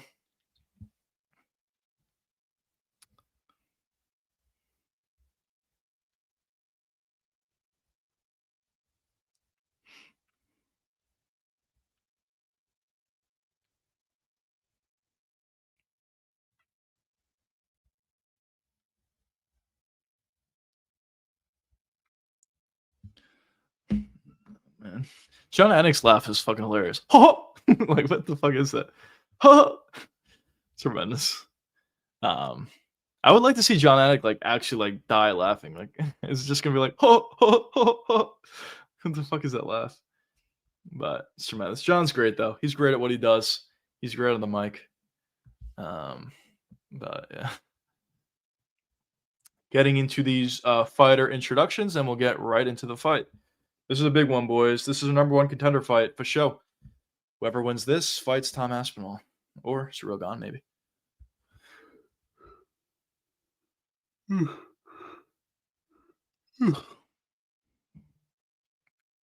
boys, fucking starving. I didn't eat anything all day. The card started from 10 a.m. It's 2:40 at this point. But I'm gonna power through already on the main card. I'm just gonna power through it. But let's go, boys. I'm excited about this one. Jalton. What? Oh, they had this wrong. They have him as a plus 160 underdog. I wish he was. They have that fucked up. Unless the line like moves significantly, I'm gonna check DraftKings. I highly doubt that's true.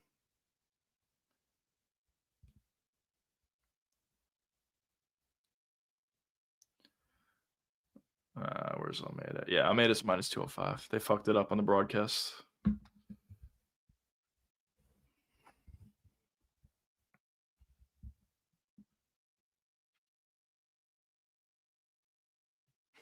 Insane. This guy's fought like 50 times, basically. It's insane.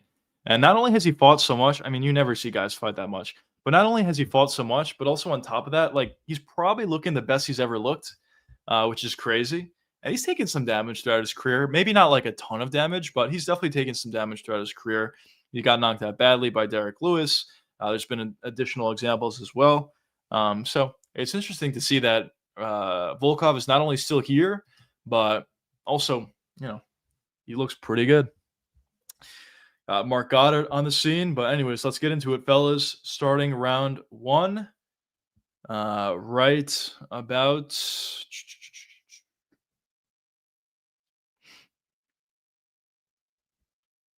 No handshake from Drago. Here we go. Round one. Shot immediately what I expected. Let's see if Jalton can get it. This is the test. For Volkov, he gets it very easily. Jalton gets a takedown really easily. This is exactly where Jalton wants to be. I predicted he's not really going to, strike with Volkov. He shot it immediately and got it. So we'll see. The next question, though, is, yes, he got a takedown easily. The next question is, could he do damage on the ground and could he find a submission? That's the question. Volkov's doing decent right now. Nice little elbow from the bottom, but he's doing a good job. That's back of the head. Those are all back of the head. Those are literally all back of the head. Those shots were all back of the head. But anyways, though, Volkov was doing a good job at defending from Almeida moving up in position, advancing in position, but Almeida's trying to advance. He's trying to step over and get into full mount at this point. Not there yet, but that's what he's trying to do at this point. Volkov is just being like defensive at this point. Yes, Almeida's not really throwing anything at this point, but in part it's because Volkov's doing a good job at just staying defensive on his back, avoiding submissions. But Jalton is going to want to get a little bit more busy here. It's not enough just to find a takedown. Yes, he's winning, but Mark Goddard, if it stays like this, he's probably going to send the fight back up. But we'll see. Almeida's just like slowly advancing. He's not like doing that much as we see. And now all of a sudden he's in maybe threatening a head and arm choke. He just like slowly advances, which makes him pretty dangerous on the ground. You could tell there's a lot of pressure at this point on Volkov. At the same time, you would like to see him land something. It's been like 2 minutes on the ground, basically, hasn't landed anything. Well, that's basically Jalton's style. Volkov is trying to build his base up, though, and get back to his feet. Let's see if he's able to do so. Jalton's trying to eliminate that post that Volkov's going for. That was a mistake by Volkov. I don't know what he was doing there. That was a mistake by him. But yeah, Jalton's got to do damage here, though. It's not enough just staying on top. I mean, obviously he's got his leg trap, but still, there's opportunities here to land some damage. Volkov is trying to overturn. Almeida seems like he's okay. There it is. Volkov reverses position there. Now he's kind of on top, but he's going to want to break away and get the fight back to the feet. That's what he's going to want to do. Let's see if Jalton's able to get top position back. That was probably back of the head too, to be honest. But it didn't really land. Jalton's just trying to clasp Volkov's arms, trying to avoid some damage. Jalton's really working hard for this leg. Oh, some nice elbows landed for Volkov. Some maybe close to the back of the headshots. Nope. Yeah, Jalton's making some mistakes here. This is the problem with Jalton. This is what I said before the fight, where you just don't know about this guy. And also, who knows if he gasses out in this sort of a fight. But he's going to need to build. Jalton needs to build, get back to his knees, and then shoot for a takedown. Not really shoot for a takedown in this sort of spot. He's not going to get it here. He's looking for a sweep here. It's just not going to be easy against Volkov in this sort of position. Yes, Jalton's better on the ground, no question about it, but this is like a tough spot. And also, Volkov has gotten better. So Jalton is building at this point, but he's going right back down. Good shot landed from Volkov. Jalton's just holding on to a leg. He can easily, get ground and pounded here if he's not too careful. It's just weird. Good job from Volkov getting on top. Oh, landing big elbows here.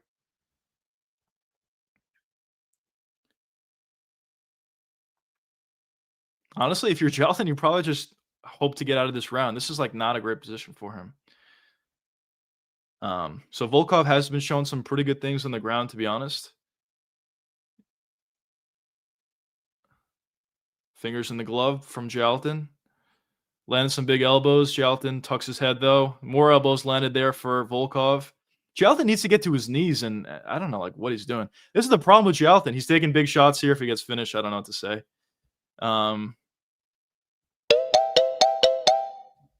That's the end of the first round. Not a good round for Jalton at all. So I was right in the sense that he just shot in for a takedown immediately and got it. But after he was reversed, he had nothing for Volkov. And he took some decent damage. He doesn't look like he's tired or anything like that, but not a good round for Jalton. Maybe he is tired. I don't know. He kind of wasted his opportunity. When he got on top, he was slowly building, which is certain guys do that and they have success with that. But also, you want to land some damage. I mean, he lost the round now because he didn't really do anything on top.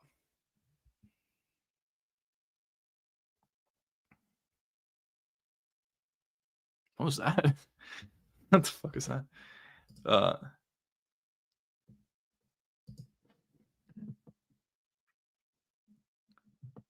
Anyways, getting to round 2. I don't know what the fuck that was.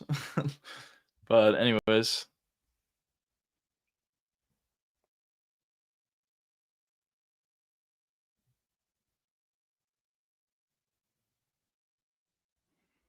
Here we go. Start of round 2, boys. Let's see what Yelton does. Does he shoot immediately? I mean, so far, no.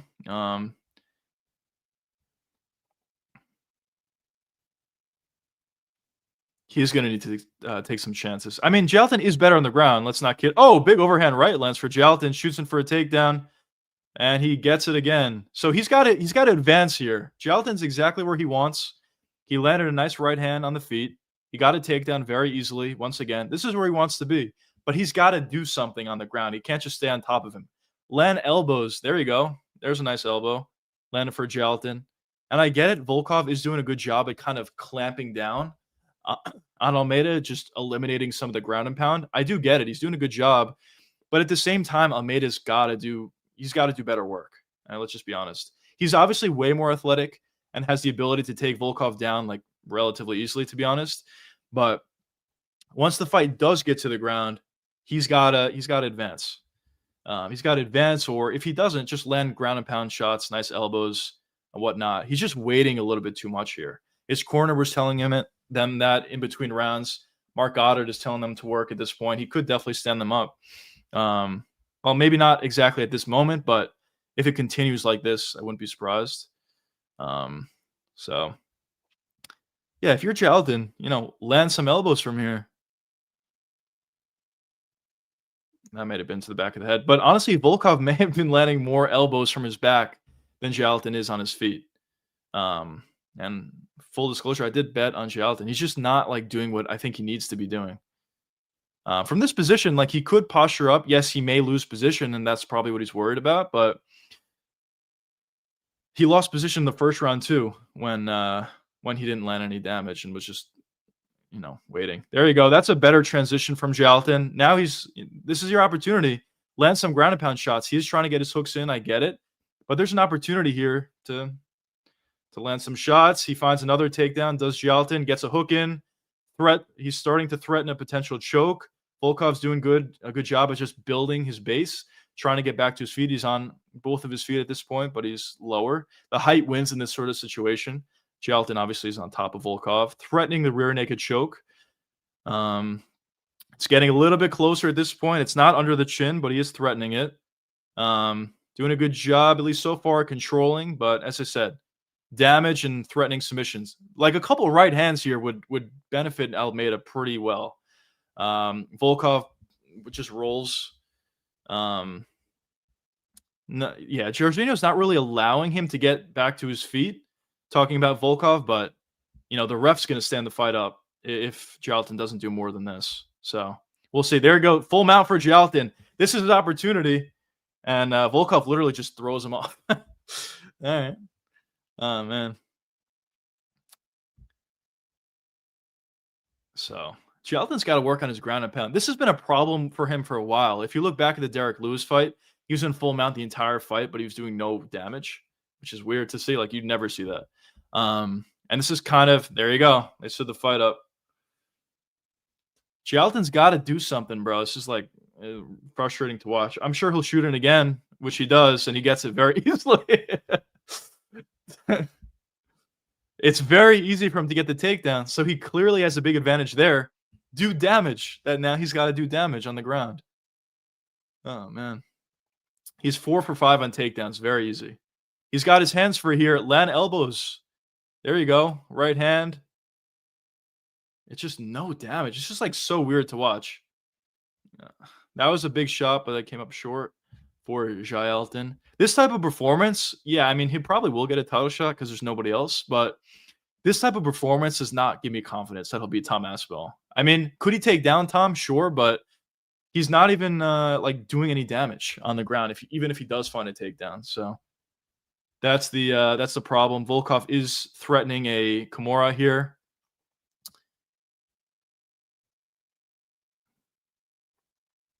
Almeida's, defending. Obviously, he's got to be careful with that Kimura,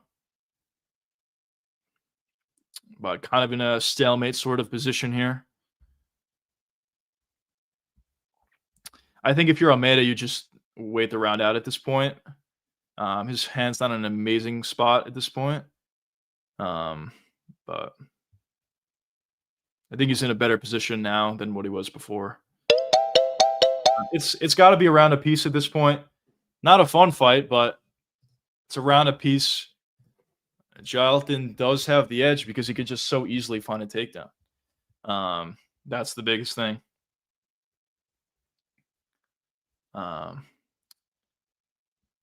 But curious what the live odds are for this fight. If I can check. Live odds are minus 235 for Jailton. Honestly, that's probably fair. Because of how little Jailton's doing on the ground, you never know. Maybe like tires out or something and gets caught in the feet or something. I don't know. It's possible. But oh man. Tap in. Let's go. Let's go, brother. Welcome to the stream.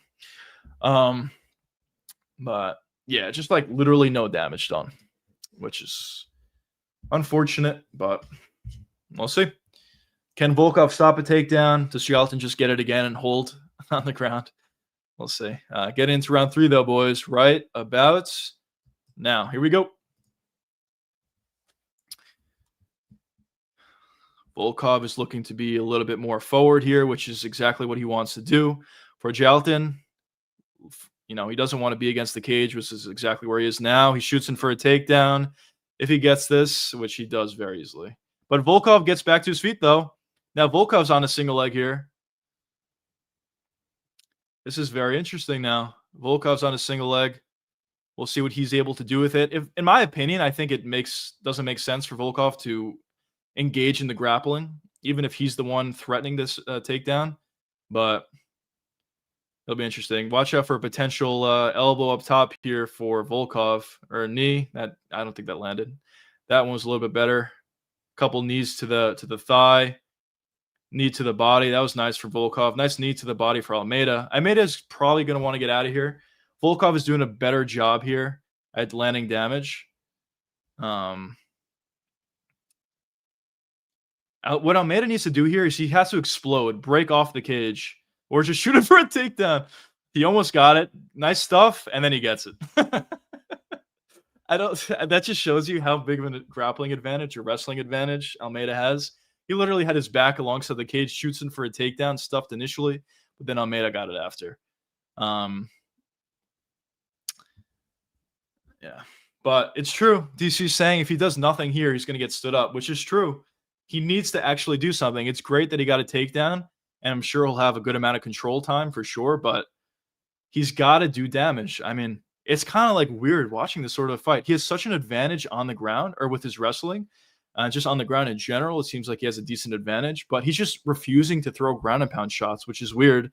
Mark Goddard's already, mentioning to get a little more busy. I mean, if you see this, look at Volkov. He is like stalling out a little bit, which is what he should be doing by clamping on to the arms. But Almeida's got to get his hands out of there and land a couple elbows, land a couple right hands. He could definitely be doing a better job here at landing shots, which he's not. He's just building height here, and he's just not doing anything. And now Volkov threatens to get out, and Almeida goes right back down. He's just positionally fighting at this point. He's not really doing that much, if we're being honest. He's got good control. I mean, so far it appears he's got good control in this fight so far, but, this is like insane, bro. Like, I literally could survive this fight because he's doing no damage. Volkov is threatening, at least. Triangle off his back. It seems like he's out. He's out, though. Almeida's out, but a threat of a triangle. I mean, Almeida's going to have a lot of control time here, and I guess there was not a ton of damage landed from Volkov, but if he literally does no damage and we end the round like this, Does Volkov win the fight? I mean, it's 1-1 clearly going into this round, but Volkov did a lot more damage than Almeida did because Almeida did literally 0. And Volkov didn't do a lot though, so that's the caveat. He landed like 2 knees to the body. That was like all of his damage. Um, so maybe I still lean with Jaltin to win this round if the fight ends like this, but something to think about at the very least. I actually think the fact that Volkov is scrambling kind of and trying to get back to his feet is allowing Jaltin to keep the fight on the ground. If he like literally didn't do anything, talking about Volkov, I think there's a chance that the fight would have been stood up already because Jaltin is clearly not trying to do any damage at all. But at this point, Jaltin does take the back. If he threatens any sort of submission, I think it. Well, let's see. Let's see how the fight plays out. I don't want to speak too soon. Jaltin is trying to control. Volkov is trying to end up on top here, which he's getting closer. He may be able to do it. Jaltin is utilizing his height, though, to not allow it. Almost got to full mount there for Jaltin. Somebody's busted up. I can't imagine who's busted up. I guess it's Volkov, but there's been no damage in this fight. How could someone be busted up? There it is. They stand it up. Oh, Jaltin landed a shot. I guess he didn't realize. Fight is stood up. Both guys are kind of tired, to be honest. Another takedown shot. He gets it so easily, bro. This is insane. Dude, if you're Volkov, I mean, come on, bro. I bet on Jaltin, but come on. You got to have better takedown defense than that. It's so easy for him. He's literally just running forward, and that's enough to find a takedown. Volkov has never had good takedown defense. I know he's improved it a little bit, but doesn't look like that in this fight. And that's it. I mean, if Jaltin, a boring fight.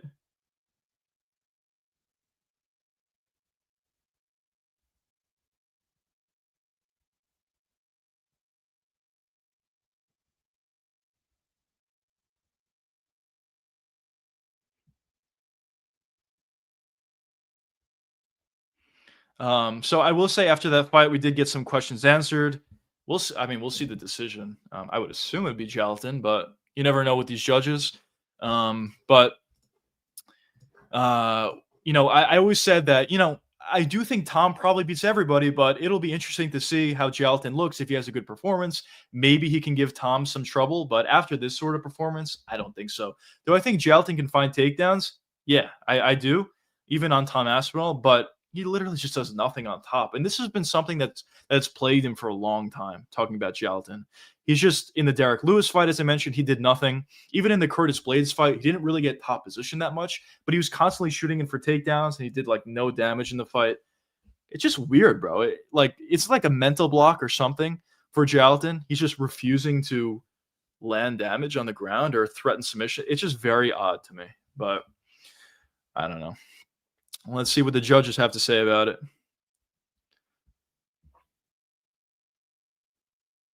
No way is a split decision. Oh my fucking god. You've got to be kidding me. If Volkov wins this fight, I have the worst variance ever.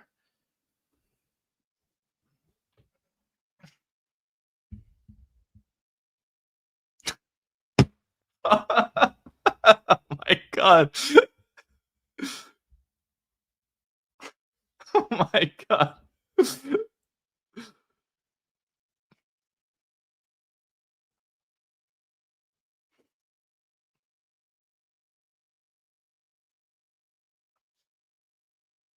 That's an insane scorecard.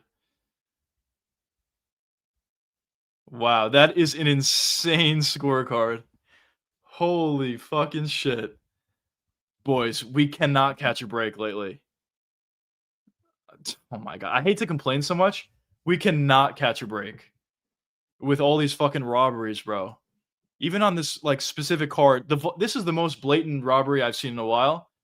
Listen, I know Jaltin did no damage. I was complaining the whole time. He clearly won the fight. Insane robbery.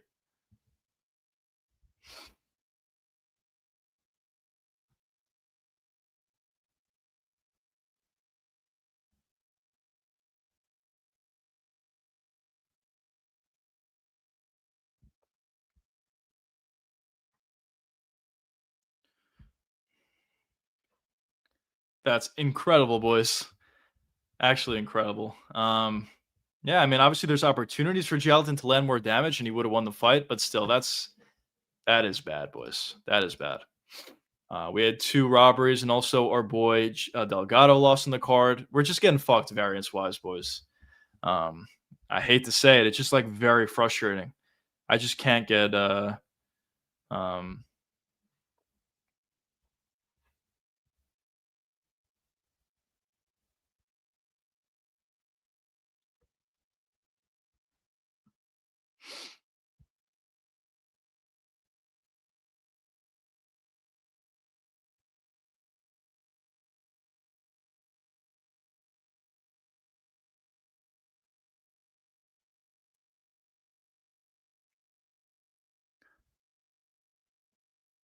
that's insane, bro. Joshua, what's going on, brother? Welcome back to the stream. Can't fit. I agree. It was very frustrating to see, but dude, I'm getting fucked so bad on bets. I don't even know what to say. I agree. Like it was a very frustrating watch, but Jailton Almeida won that fight. I mean, let's be honest here. That's an insane scorecard. It's so bad. Oh my god, bro. That oh my god. I hate to complain. I guess like the bets aren't hitting for you channel members, and I feel bad about that. But I just feel like we're getting fucked bad. Jailton Almeida won that fight very clearly. Should have won the fight. Delgado, not a robbery, but I thought he should have won that fight. And going back to last week, Kevin Holland's scenario was weird. Chito Vera, I thought won the fight. We're just getting fucked on a lot of these fucking plays, boys. I don't know. Whatever. It's just very frustrating. Uh the OV parlay might hit. Yeah, that was actually like the only leg that I thought wouldn't, the Volkov one, but I guess that's a silver lining for that. We just need Umar and Magomedov to win for that parlay to hit. Uh, fucking hell. I just want to but that's like obviously not a part of my main bets. Oh man, bro, that's insane, bro.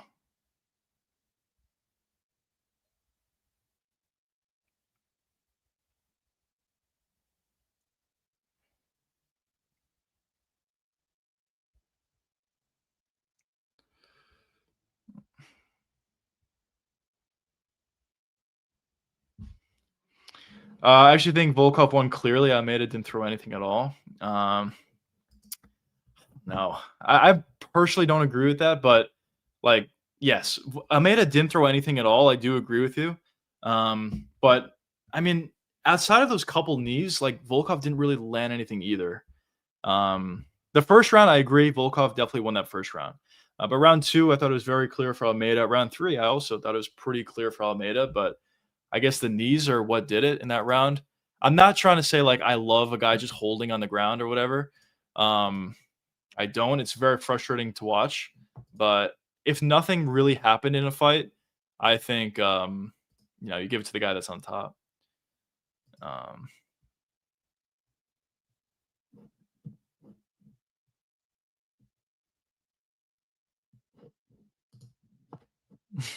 that's funny actually. Somebody said this. It's actually true. Volkov gets robbed by Srilgan, then robs Almeida. I guess. Um, fucking hell.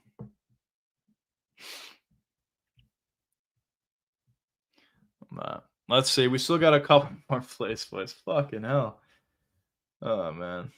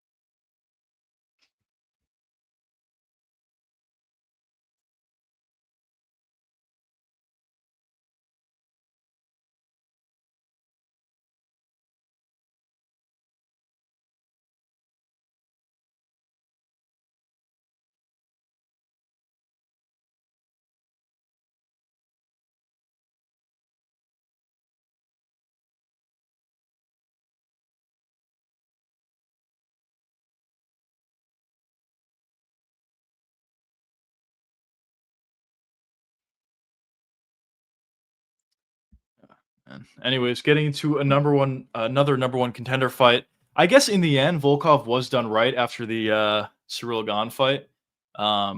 He probably is going to get a title shot. He's definitely going to lose to Tom Aspinall again, or even Cyril Gane. Maybe he'll lose as well. The Gane fight is a little more interesting. If Gane loses, Almeida versus Gane next. Yeah, probably not a good fight, I would assume, for Gane. But at the same time, like, Almeida does literally no damage on the ground, so he may get taken down and just lose that way in a boring fight. And it's trying to frustrate fight, sure, but Almeida was only credited with 4 significant strikes. That's insane, actually. Yeah, I don't know. I mean, I always say damage trumps all, but like, I guess to me, so Almeida had how much control in the third round? So I think the first 2 rounds were very obvious. Round 1 went to Volkov. Round 2 went to Almeida. I guess round 3 is the swing round, sort of. But in that round, yeah, I mean, Volkov landed more shots, I guess. Or not, I guess. He did. He landed those couple knees alongside the cage. But like, they weren't that significant, and they were just, like, literally, like, just a couple, just like 2 or 3 knees alongside the cage. And then Almeida was on top. He did no damage. I agree with you. But if, like, we're in a fight that the amount of strikes thrown, significant strikes thrown, is so low, then you have to point out Almeida landed like I know it's ridiculous to say, but it's true. He landed 1 elbow on the ground, literally 1, which shouldn't mean anything, and it wasn't that significant. But like, if we're really like going like Volkov's like 2 knees to the body, you can also say Almeida landed 1 elbow on top, which still, even at that point, Volkov's damage would be higher. But then you also have to consider that Almeida had like 4 minutes of control time in the round. So I agree. Damage trumps all, and it's a very frustrating watch to watch a fight like that. But at the same time, like, if there's not much damage, like, for example, if Volkov hurt him or dropped him and then he got controlled for 4 minutes and 59 seconds, yeah, Volkov probably should win that fight. But since there's like literally no damage, even from Volkov's side, I think that's like a pretty bad decision. But I guess it is what it is. I mean, if I didn't bet on it, I think I still would feel that way, but I wouldn't be like as upset about it.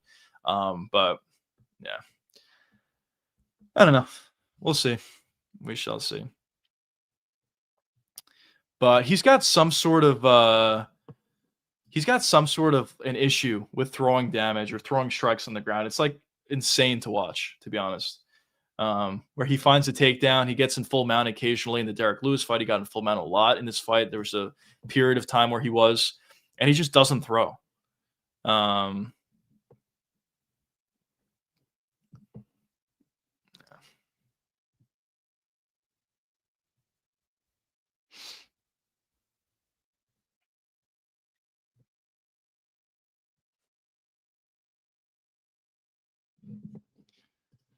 Oh, man, boys. All right, but I will show you the plays. So the play that I had on that specific one was Jalton and Tom Aspinall parlayed up. So that missed, unfortunately. But what are you gonna do, boys? Let me see something else.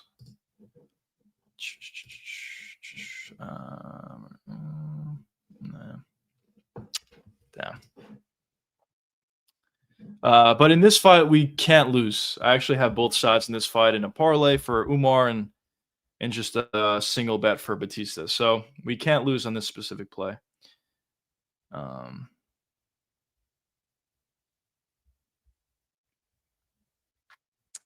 But we shall see, fellas.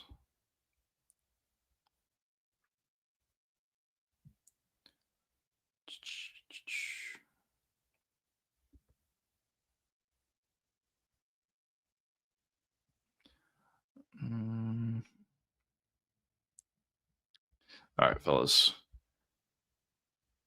Let's see. How are you boys doing on bets tonight? Maybe some of you guys took Volkov and got a good decision there. I don't know. How are you boys doing?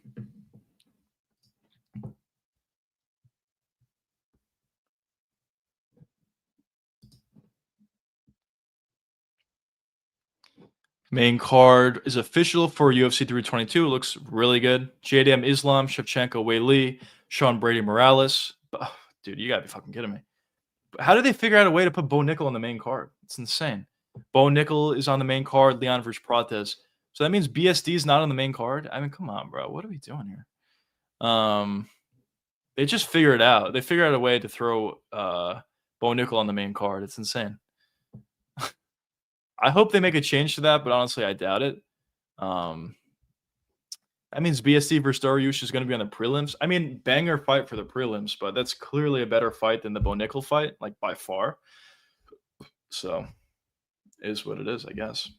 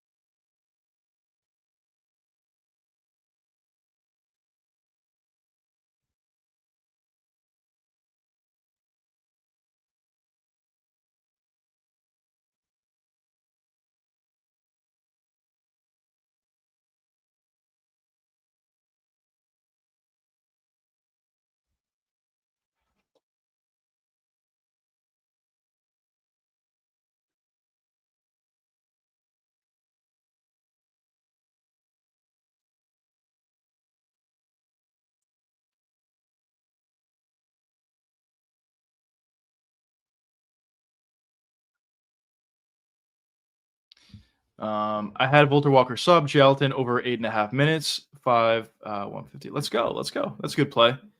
That's definitely a good play.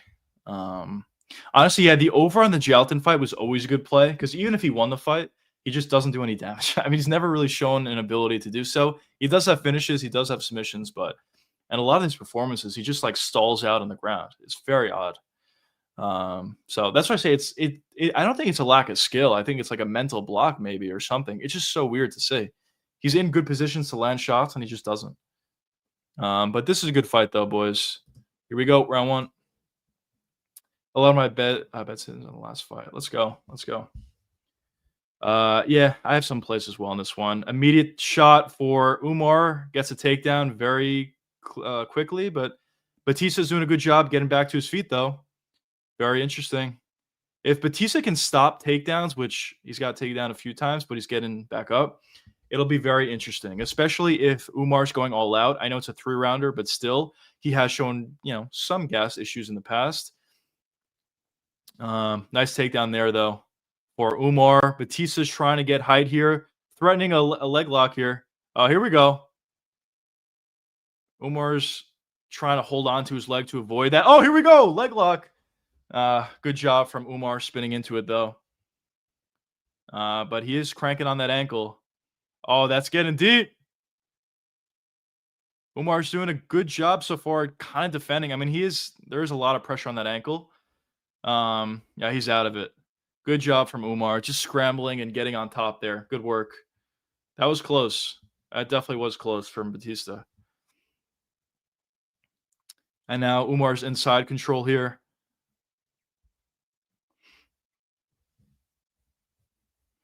Yeah, it's a good read. Just changing the angle just makes it very difficult to hold on to a submission like that.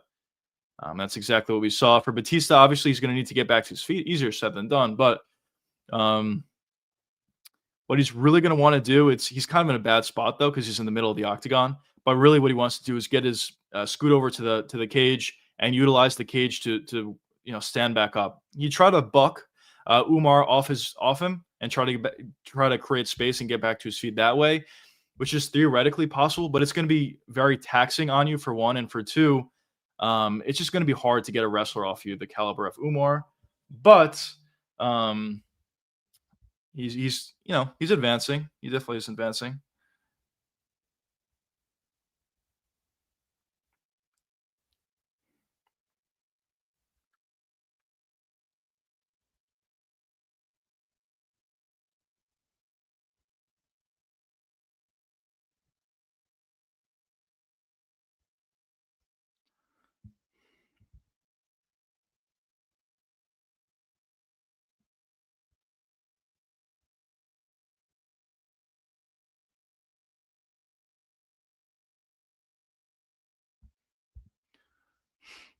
Umar's on top here.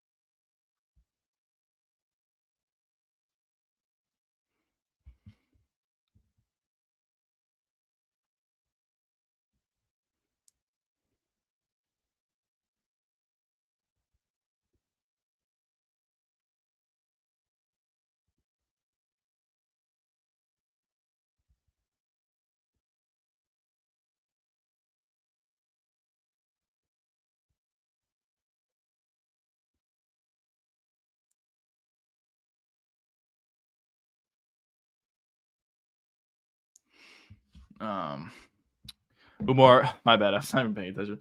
Umar is on the back here, has the body triangle locked in, threatening some submissions here, landing some shots on top.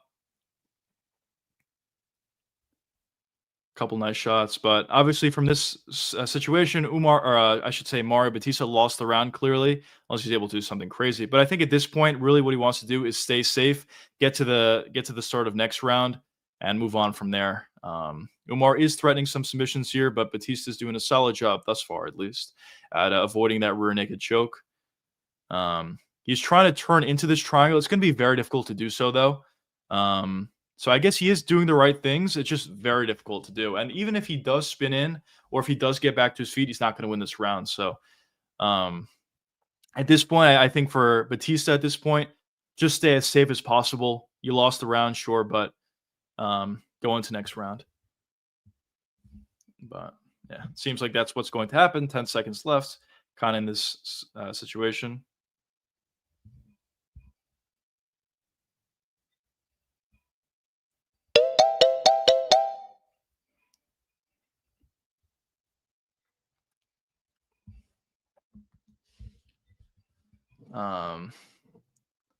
It's going to be by armbar finish for Umar. We'll see. We'll see. He had really good control time in that first round. Not the most exciting fight in the world. This card sucks, boys. Like, even if the Tom fight is good, this is like one of the worst cards we've seen in a long time. The prelims were terrible. I know the results didn't plan out, but even the fight itself, even if Almeida won, that fight was horrible. The Mirza fight was good. The Quinlan fight was good, but that's it. The Volter Walker fight was like interesting because he got another heel hook. Delgado fight was solid. The Rebetsky fight was like it was good, but it wasn't to the standards of what I thought it would be. And this fight so far is just a lot of control, so whatever. Not a good card.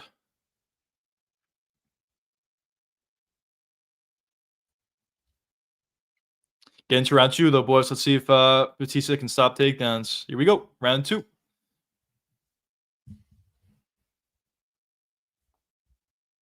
Nice body kick lands for Umar. Batista is on the pressure here, which is exactly what he wants to do. Get on the pressure, land some big shots of his own, and just avoid the takedown. Oh, big knee for Batista lands. Umar's hurt. Umar's definitely hurt here. He's got to really unload. This is an opportunity. Big mistake. No, he's still on his feet. He's still on his feet. I was going to say big mistake by Batista. You don't want to even get close to the grappling of Umar at this point, as he was controlled in the first round. Really nice knee, I should say. But honestly, Umar took it pretty well. He got hurt, of course. He got dropped, but he's still in the fight. And now they're attached, and now he finds a takedown. Yeah, this fight's over. Yeah, that is nice. Umar just has a big grappling edge in this fight. This is actually very similarly to how one of Umar's other fights have went, where he got hurt pretty badly with an overhand right. I believe it was against Bexot. But then he just was able to control and win the rest of the fight. I wouldn't be surprised if we see a similar thing here. Really nice timing, nice shot by Batista, but Umar wasn't hurt enough to the point where, Batista could have found a finish there. I mean, he could have if he really unloaded, but he wasn't able to, and now he's kind of getting controlled here. Very nice flowing action from Umar. And Umar's got the back here. He's got the body triangle. This is exactly the situation we were in at the end of the first round. It's just going to be difficult for Batista to get out of this, especially against a high-level wrestler of the caliber of Umar. But he's trying. He's trying to turn into it. Is Batista? He's trying to break the grip, break the lock, the leg lock. And Umar did a good job at switching the lock. But yeah, Batista is kind of doing the right things. It's just difficult. He's just outgunned in terms of the grappling, if we're being honest. Umar keeps switching that grip, which is keeping Batista in place. His control, I should say, is very, very good at this point. And yeah. But Batista did get back to his feet, though.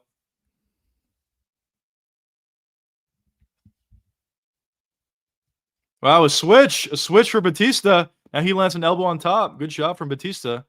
Those sort of scenarios could start to gas out Umar a little bit. I know this is a 3-round fight, and it's not Marab, but it could. It could. I mean, grappling sequences do make you tired.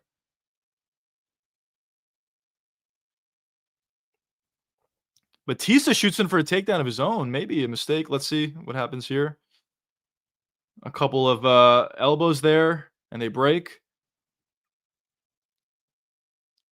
Nice body kick, but he gets taken down for it.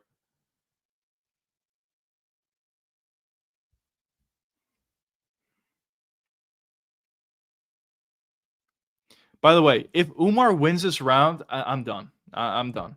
We'll see what the judges have it on the scorecards afterwards, assuming there's no finish.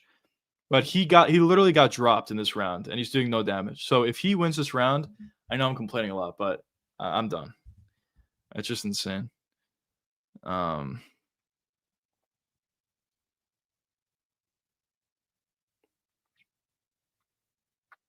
But it is similar in a sense to the Almeida fight. Yes, Umar is doing a lot more damage than Jalton was, but also he got dropped. He got hurt way more than Jalton did. Jalton didn't even get hurt in that round.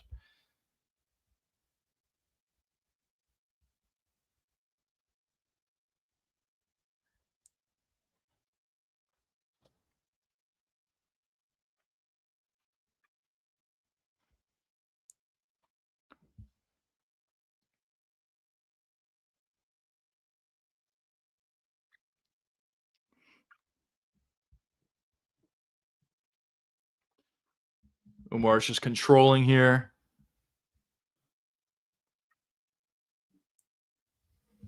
Nah, fuck. My bad, fellas.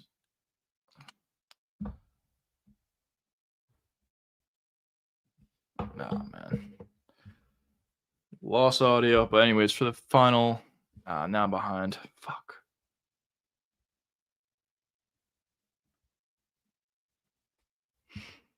All right, my timer's a little bit off and got messed up. Landing some shots on the feet. Nice body kick lands for Batista. Definitely doing some good work in this round. And let me get myself situated again. Good round. Should be a round apiece. It better be a round apiece. But we'll see.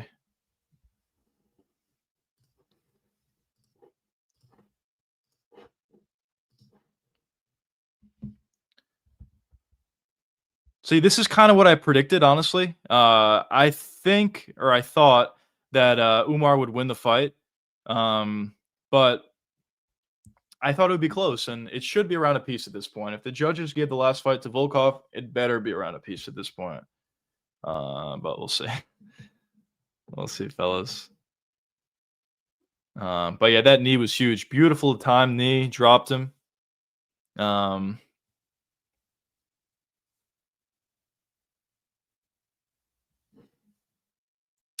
But we'll see. What do you boys have it? Round a piece? What do you boys have it? Going into round 3, though, boys. Good shots. Nice counter left hand there for Umar, though. I will say.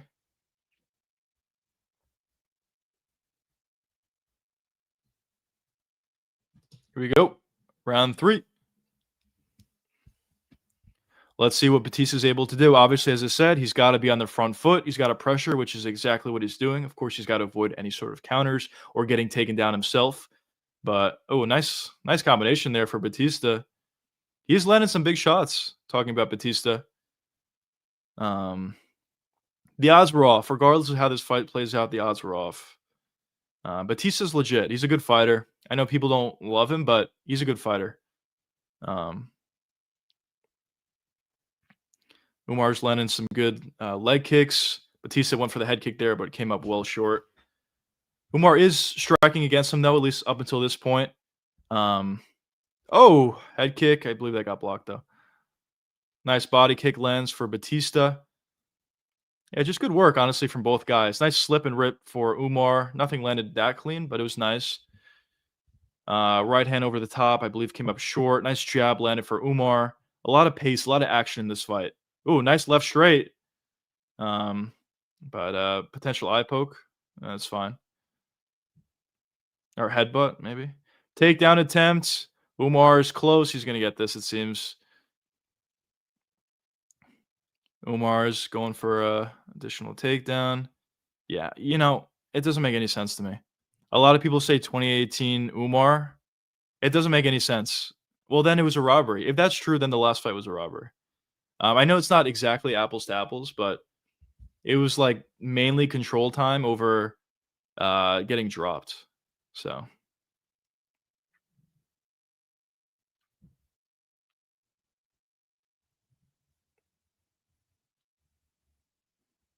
But yeah, as I was saying, it is very similar to the time that he got dropped against Bekzat, I believe it was.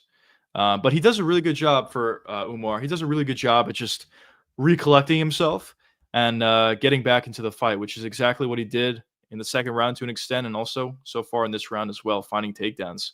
For Batista, he's just got to get out of this sort of scenario where he's consistently getting taken down, getting back up, taken down, getting back up. He's got to get out of that because even if he does stop takedowns, he's still losing these minutes. And he got away for now. Umar kind of just backs up.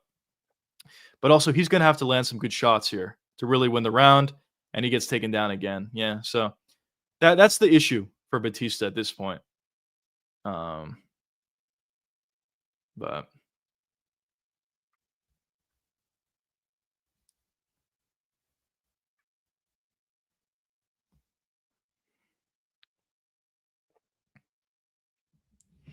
But in on the clinch here, Umar has his hands clasped, found a takedown.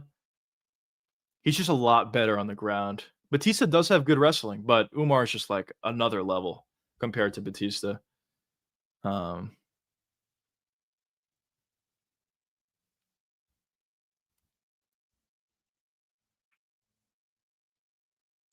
Umar's trying to pass over to full mount. Good job from Batista avoiding that. But yeah, this is gonna be tough to say the least for Batista to win. Full mount almost. Batista did a good job at escaping though. Umar is trying to get the back here, which he does not. Good scrambling. I mean, obviously Batista's a good fighter. He's scrambling effectively. He landed some good shots on the feet. He's just not on the same level as Umar. He's just getting like I don't want to say well, maybe he's kind of getting ragdolled, to be honest. He just can't really stop a lot of these takedowns. And even if he gets back to his feet, he just gets taken down again. So that's that advantage that these Dagestanis have against most guys. And another example here. But there it is. Like Batista almost gets away. Umar gets a hold of him again and takes him down again. It's just like you're not going to win this sort of a fight. But yeah.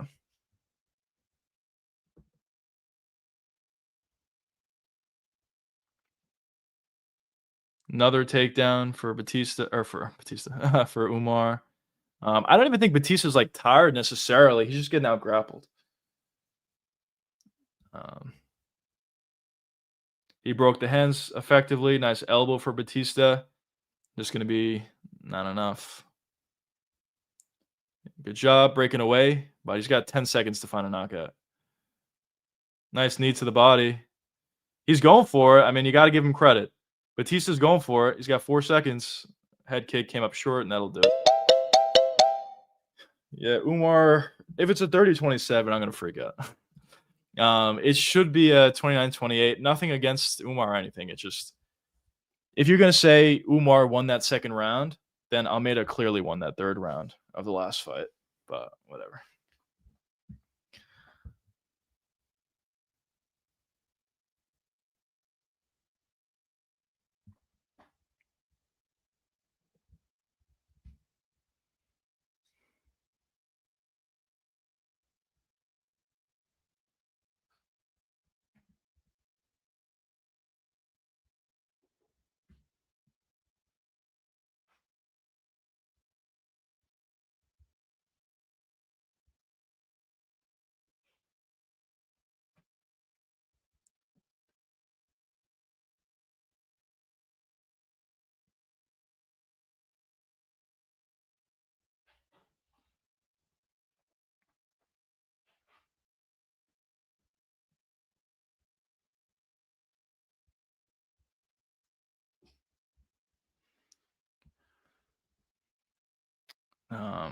But yeah, boys, let's see the decision. Obviously, Umar definitely won the fight. But let's see what they say.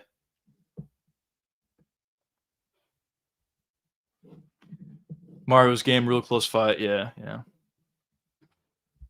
There you go. 30-27. So you couldn't have given it to Volkov in the last fight. I keep harping on it, but it's just like very annoying. It literally makes zero sense. But yeah, it was a close fight. It was closer than 30-27. I think 29-28 would have been accurate. But Umar did some things well. He stopped takedowns decently effectively.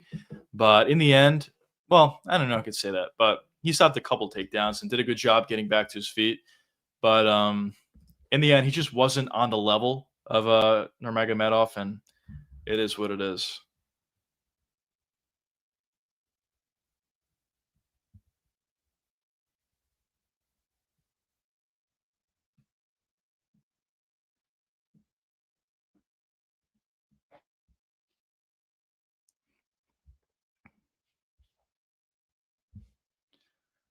The OP parlay prevails. What are the odds? Yeah, that's a saving grace of today, to be honest. So, good shout on that one.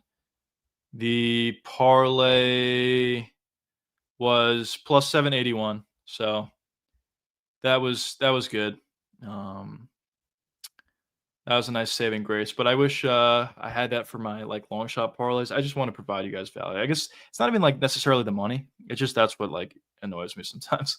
Because I've been doing pretty well so far this year, but these last couple weeks have like not been great. But at least the OV parlay prevails, and we'll go forward from here, boys.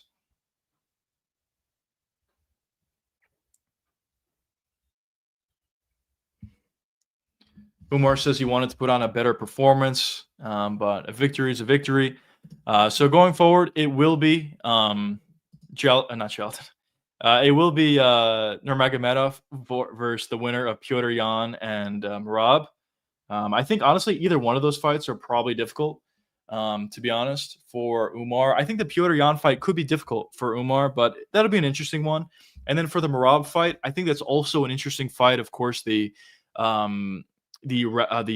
cardio side of things would be interesting to see how well his cardio holds up in this rematch, if that does end up happening. But we'll see.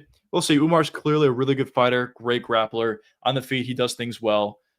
Decently physical, not super physical, decently physical though. So I'll be interested to see who he fights for the title next and how that fight looks. It's good, bro. Learn some lessons. That's betting. Yeah, it is what it is, I guess. You have some good weeks, some bad weeks. It just is what it is.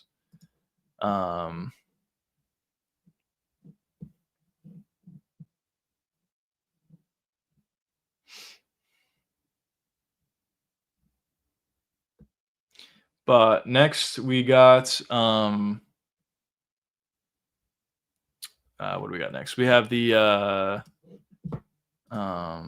Janaroba and Mackenzie Dern fight. So we'll see. Hopefully that turns out well. Maybe we'll find a finish. But yeah, Marius a yoke bat. Yeah, he is. Definitely is. Really good. I still think he's good. I mean, I know he lost technically at 30-27, but I thought it was closer than that. Regardless, though, Batista is a really good fighter. There's Tai Tuivasa looking fat as ever. Usman's there. But yeah, I still think he's good. I think there's a lot of guys at bantamweight he could still beat. He's number 8 or number 9 in the rankings right now. Probably be a little bit lower. I think there's a lot of guys around him that he beats, to be honest. So I'm not giving up on Mario Batista. I don't think he's going to be a champion, but I do think he's pretty good. And I still think he'll get some wins for sure. But yeah, let's see what happens in this one, boys. Hopefully we get a finish. What would you guys rate this card? So assuming that the main event, let's assume the main event is going to be like a first or second round finish. How would you guys rate this card in a scale from 1 through 10? To be honest, in my opinion, I rate it like a 3 or a 4. Like, this is bad, bro. And like, even like betting aside, let's just go through the fights. The Inoue fight was not really fun at all versus Amarin, but that's to be expected. Whatever. Then the Moxham fight versus Mitroposo was like okay, but it wasn't really that good. It was just okay. The Hamdi fight was absolutely terrible. The Nathaniel Wood fight versus Delgado, I would say that was fun. Mostly in the first round, but still, it was fun. It was a fun fight. Then the Volter Walker fight was fun just because he hooked another fat guy, fat blob. Then the Ludovic Klein fight was good. It wasn't like amazing, but it was good. Akram fight versus Hung Sung Park, I thought was bad. The Quinlan fight was good. The Mirzakhanov fight was very good. The Volkov fight was terrible. The Umar fight I thought was like not really good either. Although it was close and it was high level, it wasn't amazing. That's kind of where we're at this point. Yeah, not a strong card like a 4. I agree with that. Yeah. That's how I would personally rate it, unfortunately. Like, it looked better on paper than what it's planning out so far. But if we get like an incredible finish, it's probably not going to happen. But if we get an incredible finish in the Mackenzie Dern fight or something crazy, and then we also get an incredible finish in the main event, that would definitely boost the cards, or boost the rating of the card. But at this point, yeah, it's just not like amazing. Probably going to end up being like a 4. If the main event somehow doesn't turn out to be good, then the card's like a 2. I mean, at that point, I don't know what to say, but we'll see. We'll see how it plans out. But hopefully we get some good fights here. And also for the next 2 weeks, just giving some announcements. We do have a couple of Apex cards in a row, which isn't really amazing. I don't think I'm going to do a watch along for those cards. It's just not good. But after that, we have UFC 322, which will be a really good card. Hopefully it's a really good card. So we shall see, fellas. One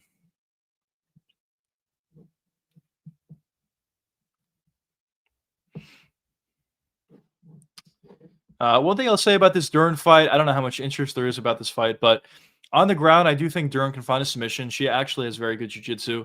But even on the feet, they kind of both suck. Like, Dern's terrible on the feet, but so is Janaroba, and Dern is probably a little bit more physical, so maybe she can land some shots and do some damage. What's going on, brother? Welcome to the stream. Aspinall getting KO in round 5 would be epic. I guess, yeah. If that happens, like, literally, even then, no one's probably beating Tom, but theoretically, if that happened, then there's literally no weaknesses to Tom, because that would mean that he would have good gas for a full 5 rounds, and he's still dangerous and able to get finishes throughout the majority of the entirety of the fight. So I guess a fight like that would be interesting, but we'll see. We'll see how it plays out. I need Tom to show up, brother. My brother's relying on it. Rookie mistake.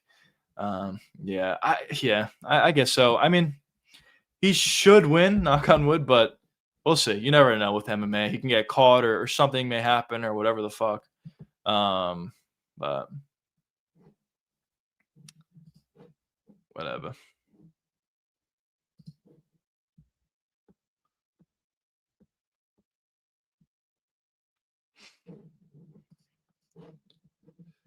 That's why it would be epic. Yeah. It would answer a lot of questions. I mean, but to be honest, like, it would answer questions. It would say, like, there's essentially no weaknesses for Tom. The only weakness would be him backing up like this with his chin up in the air and maybe getting knocked out.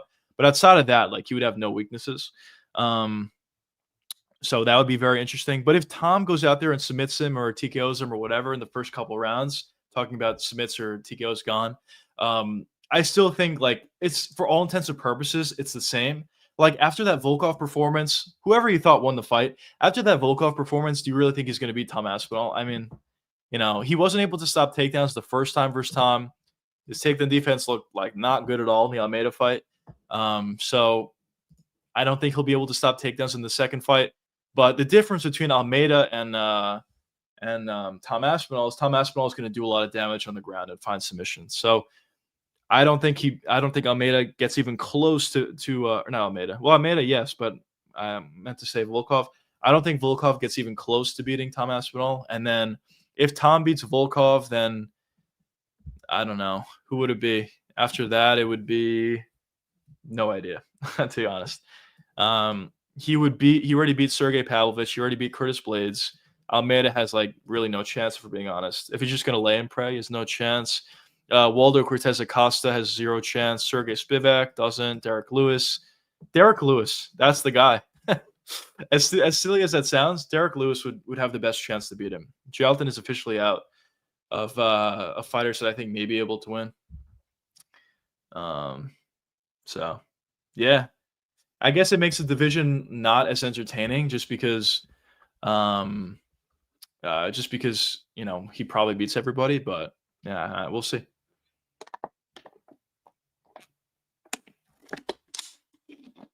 Volkov looks like the former Patty. Yeah, he actually does. With his braids, and also he's in good shape. I mean, I'll give him that. He was in good shape. Almeida's a killer if he starts to put punches on the ground, not just hug. I agree with you. As I said before, I think there's some sort of mental block. I can't like figure it out why he's not throwing on the ground. I thought the decision was off, as I said multiple times, but regardless of that, there was multiple opportunities for him to maybe find a finish or land some damage or get close to a finish, or at the very least, make it very obvious that he won the fight. He found takedowns so easily. Outside of that first round where he got reversed, in round 2, round 3, he found takedowns super easily. So the fact that he wasn't able to do any damage when he was on top the whole fight basically is like actually insane. So he's got a big mental block with that. I don't know. I mean, he has had finishes before, but holy shit, look at the height difference between Dern and that security guard. Anyway, so he has obviously finished fights before, but it's just very odd.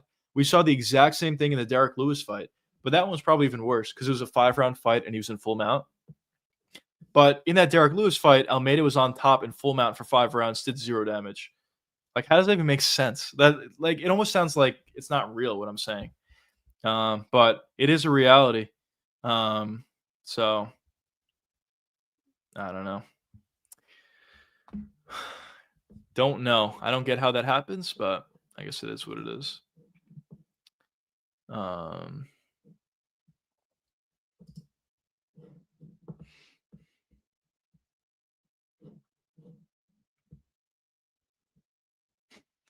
But yeah, I keep seeing people saying they made it up to Volkov. Yeah, they did, I guess. I guess they did.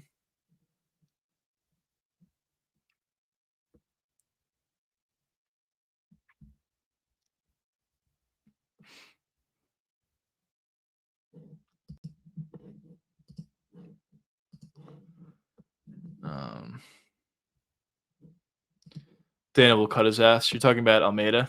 I mean, that'll probably be like the highest level fighter that he's cut, at least as of late, but I wouldn't be shocked. I mean, it's like insane, bro.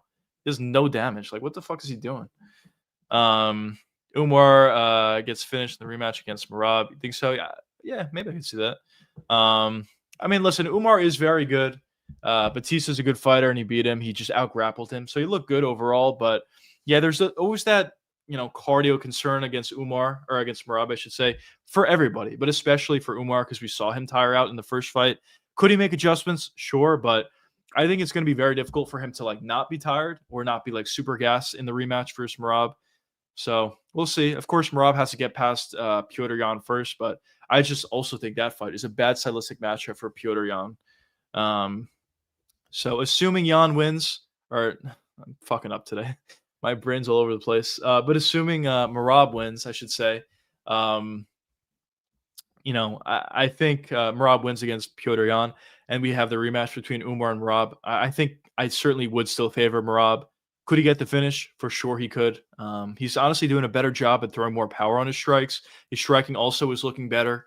And on top of that, he's finding submissions on the ground as well. Against Sean O'Malley, of all people, I don't think he's going to submit Umar, but it's a little bit more of a threat at the very least, which could make Umar work more at the very least.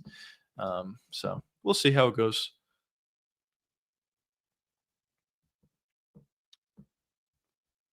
Yeah, that was a beautiful knee.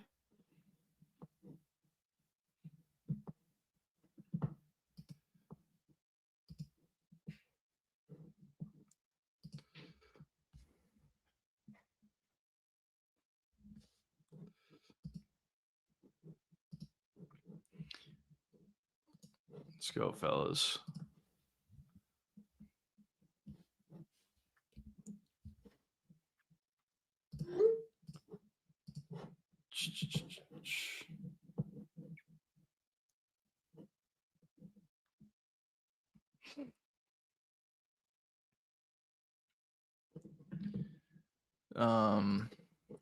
Umar sometimes looks like he wants to finish like his brothers. Yeah. That is true. He does. I mean, he's obviously a good fighter. I just think Merab is just an all-time fighter. That's probably not the best stylistic matchup for him. But we'll see. I mean, the rematch, or not the rematch, but the fight between Corey Sandhagen and Merab went a little bit differently than I thought initially. But yeah, and gets gassed. Yeah, that's fair. But we'll see. I think there's a good chance we see the rematch at this point after Umar winning. I think most people expect Merab to beat Yan. On the odds, I believe, Yan is a plus 240. Merab's a minus 330. Merab's a pretty big favorite in that particular fight. But, of course, as I said, anything could happen. Yan is a great fighter, former champion. When he gets going on the feet with his strikes, they're just tremendous. Also, he has good grappling. If you look back at their first fight, he got taken down a bunch. But he did a good job at stopping a lot of the takedowns. But also on top of that, he did a really good job at and getting back to his feet every time he did get taken down. So I don't know, it could be interesting, but as I always say, if you're in that sort of situation where you're stopping takedowns or getting back up after getting taken down, you're still losing the fight. But we'll see, I guess. Merab will knock out Yan in the first round. Think so? That I don't think. But we'll see. We'll see. If I had to guess how that fight plays out, I think it plays out very similarly to the first fight, where Yan just can never get going, and Merab, just shoots in for 7,500 takedowns and just finds a victory like that, and maybe does some damage, a little bit more damage along the way. But that's how I see that Petr Yan fight going. But just getting through these fighter introductions for this women's championship fight, which is announced by Dean Thomas as the most insignificant title fight in history. So we'll see. Oh, man.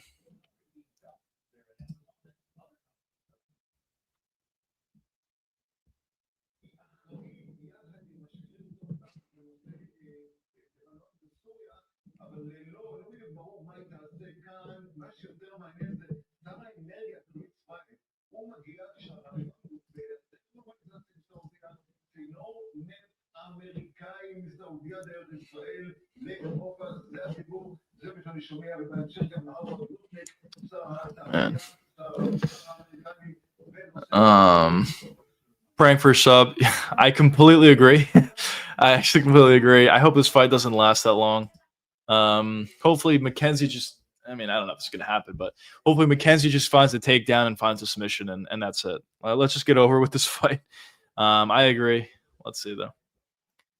After 2 rounds, Merab is unstoppable. For Yan, he needs to win. Okay, I 100% agree with you. Corey Sandhagen did impress me a little bit. He did have actually success after the first 2 rounds. Actually, in the second round, he almost got finished. But I do agree with you overall as a general principle. Like, once you get past those first couple rounds, Merab is very difficult to beat. I said this a lot. I think he's near impossible to defeat via decision. You have to knock him out, especially within the first 2 rounds to beat him. So Yeah, he's just got that third lung, as Colby would say. Or actually, no, Colby would say he's got that second lung.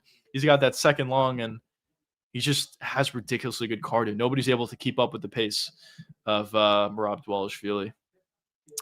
Jan looked subpar in his last fight. He didn't look amazing. I agree with you. He had some good combinations. I was also frustrated to see at the very end of the round, he kind of just was holding on, if we're being honest. Jan has never really done that in the past. But in this last fight versus McGee, he was kind of like holding on at the end, kind of avoiding risk, I guess, which was kind of annoying to see. But he clearly won the fight. And it is what it is. There you go. Okay. UFCfight.com. But anyways, boys, let's get into round one. Hopefully we get a finish one way or the other, and hopefully an early finish.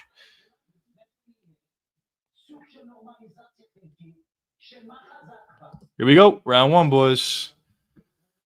This is Dern's first 5-round fight, I would assume. Unless I'm forgetting about something. Nice leg kick lands for Mackenzie. Let's see if her striking got any better. I mean, she's always had like decent power, but her striking was always terrible at the same time. Nice leg kick there. But let's see how she looks. Janaroba's not really the type of fighter that's gonna, force Mackenzie to make mistakes on the feet. I mean, Dern's throwing a lot of pop on her shots right now, a lot of zip. So that's something. And Janjanova is not. I'll say that. So let's see if Mackenzie can hurt her on the feet, maybe find a submission on the ground, something like that. Nice front kick to the body for Mackenzie. I mean, Mackenzie's still going to get hit. There's no question about it, but let's see if she can land shots. That kick on Mackenzie. Let's go.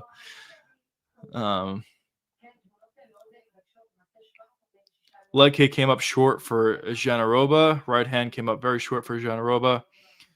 I think Mackenzie Janaroba's striking is not good either. So she could probably win either at range or in close. But in terms of us finding a finish, it'll be best if Mackenzie just throws and gets in close.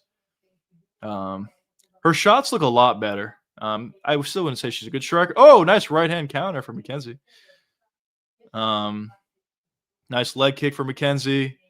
Janaroba goes for a takedown. Mackenzie just chucks her off. Dern looks pretty good. Good jab lands there for Mackenzie. She's landing here. She is landing good shots. Ooh, nice right hand over the top for Janaroba. But I believe Mackenzie kind of turned with it last second. Jab right hand came up short for Mackenzie. Leg kick lands for Janaroba. Right hand came up short for Janaroba. Nice right hand counter for Dern lands there. Takedown shot from Janaroba. She gets it. Let's see what she's able to do on the ground here. Kenzie's threatening submissions, of course, on the ground. She is very good off her back, and just her jiu-jitsu game in general is very, very good. May have been holding on to the gloves there a little bit. She is still holding on to the gloves.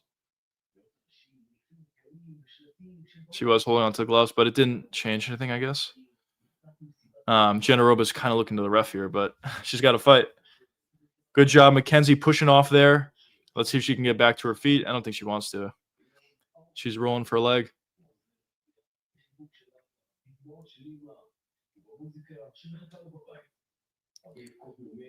Janaroba may be outgunned here. I don't think she could have much success on the ground.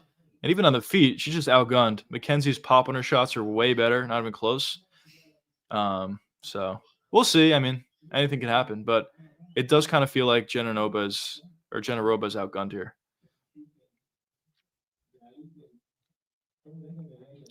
See if Dern can find a takedown. I mean, she's never been good of a wrestler, and she just breaks there. So I think if the fight goes to the ground, it's either going to be with Janaroba takedown, Mackenzie Dern dropping Janaroba, or that's it. I don't think Mackenzie's really going to take down Janaroba, but we'll see. Nice jab lands for Janaroba. Oh, beautiful knee. Close. Did not land, but close for Mackenzie. She's thinking about potential guillotine here, but it's not going to get it from that angle. Couple nice ground and pound shots.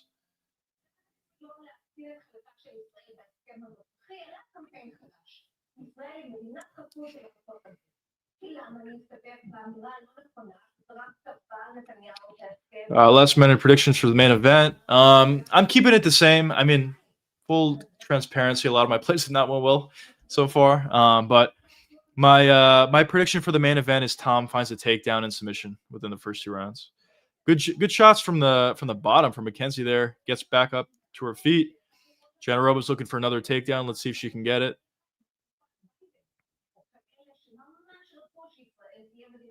Mackenzie's trying to turn into Janaroba. Some nice knees to the body for Janaroba land, though. Another one. Nothing too powerful, but they are scoring nonetheless. Nice knee to the body for Mackenzie.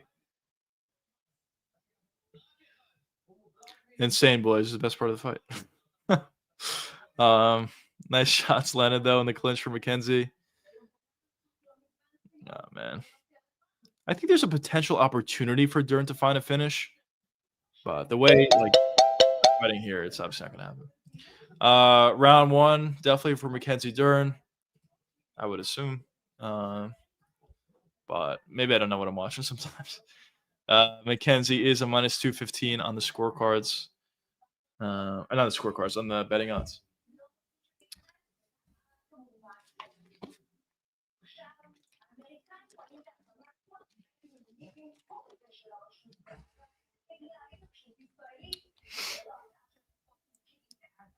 Look at that beautiful right hand over the top landed for Dern. Janaroba did eat that, though, so good on her. She did eat that big shot. Knee got close for Mackenzie, but obviously didn't land. Getting into round 2, though. Better first round than I thought it would be, to be honest. Let's see how round 2 looks.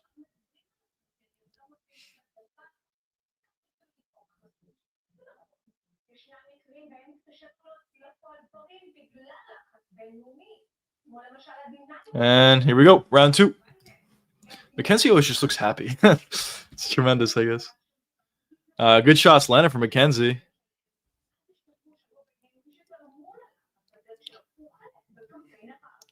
Dern is just a lot faster than Janaroba. Now, Mackenzie shoots in for a takedown of her own. I don't know if she's going to get this. Honestly, if I'm her, I keep the fight on the feet. You have the advantage there. Yes, I guess you could get taken down if you don't, if you keep the fight on the feet, but I don't know. I think she probably would have her best success there. But they break. Good work from both girls, I guess. Oh, nice right hand over the top.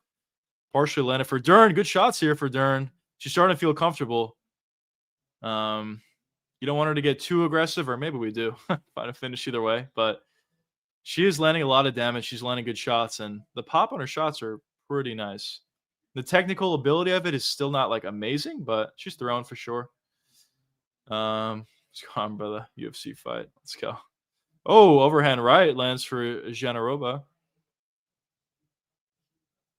Oof. Couple shots land for Mackenzie. I believe the mouthpiece flew out or whatever that was. Oh, hair tie. Nice slip for Mackenzie. Takedown attempt for Janaroba. Not even close. I mean, they are fighting. They are fighting. Mackenzie's going to need to land a nice counter right or something like that. She's doing a good job at landing shots. Stand switch from Janaroba. Good leg kick lands for her. Takedown attempt. She gets it pretty easily that time, actually. Mackenzie's going to be threatening, though, from her back. Obviously, Janaroba is comfortable here, but Mackenzie is threatening. A lot of different submissions here, so Janaroba is going to need to be careful. I don't think I'm supposed to. Yeah, probably not. Probably not. But I believe she's been on the Abu Dhabi card a couple times, so I don't know. Maybe they do like it. Yeah, boys. Janaroba's on top here, landing a couple shots. Nothing significant. Maybe some better shots there. Mackenzie threatens some submissions there, but nothing got close.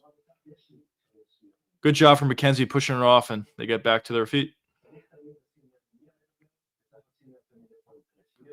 Mackenzie's she throws a lot of straight shots, which are great, but maybe throw a couple more hooks when she gets in close. She's kind of throwing straight shots that are just coming up short. A hook or two may benefit Mackenzie in these sequences. That's hilarious. It literally, DC literally said the opposite of what I said. I mean, she is throwing straight shots. Maybe they're not like technically amazing. That was another hair tie flew out for Mackenzie. But Mackenzie is landing big, it seems. The strikes of freaking hell. Wow, beautiful work from Mackenzie getting on top. Then Janaroba turns again. That was a good scramble from both girls. Good shots landed from the bottom by Mackenzie. Good elbows here. Maybe these elbows could start to heat up. Good elbows. Maybe some to the back of the head. Good elbows.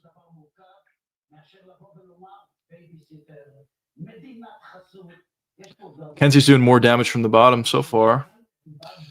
Nice elbows. Yeah, they are good. Good elbows from the bottom. Nice shot. Again from Mackenzie. She's landing nicely.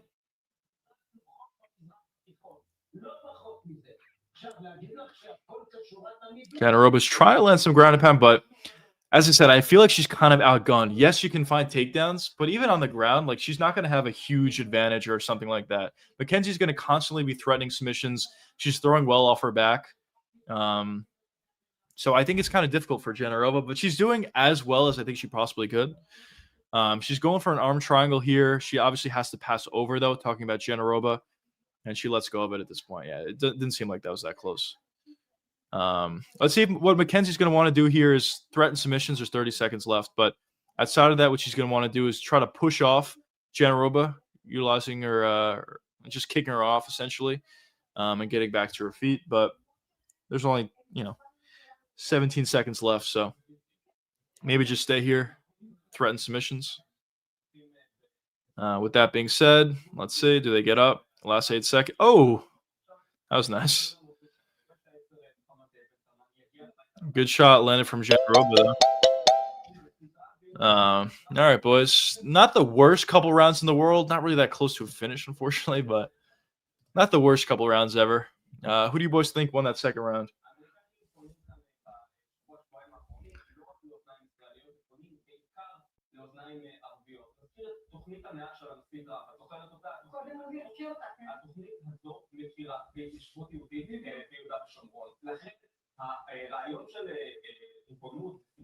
הוא לא פסול באוזני אמריקאים, ממש ממש לא. פשוט כרגע מדינית, הם פונים גם לא רק לאוזניים ישראליות, לאוזניים אחרות, על כן כרגע הם לא מוכנים לשמוע על זה. מה יהיה בעתיד? מאוד ייתכן שהעמדה הזאת תשתנה, ואנחנו... 0-2, Mackenzie, 2-0 you're saying? All right, let's get into round 3, fellas.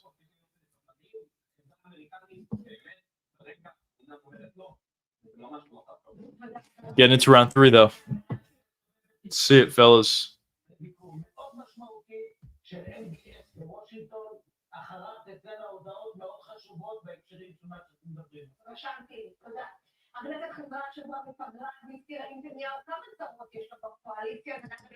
Here we go, round 3. What's going on, brother? Welcome to the stream. Just watching UFC 321. Mackenzie Dern, Janaroba are fighting right now. It's a better fight than I thought it would be, but nothing too crazy so far. Mackenzie is throwing. I mean, both girls are throwing, but Mackenzie's throwing with good pop. Good jab there landed for her. Jab right hand landed for her. Problem is, in order to find a finish, we probably need some sort of a submission here. That was a weird sequence.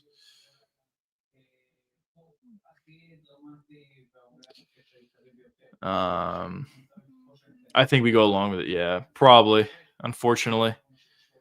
You mad freshman. Thank you. Appreciate that. Are you watching 321? UFC 321? Get back to their feet though. No cap. I appreciate it. Right hand over the top lands for Janaroba. Jab came up short for Dern. Right hand lands, I believe landed for Dern. Takedown attempt again, came up well short. Now takedown for Dern, doesn't get it. Nice knee to the body for Mackenzie. Yeah, boys.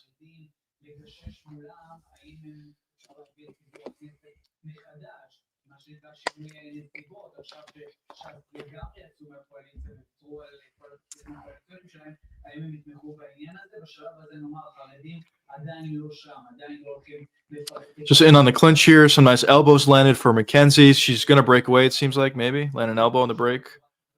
Maybe not. No, now they're back into it.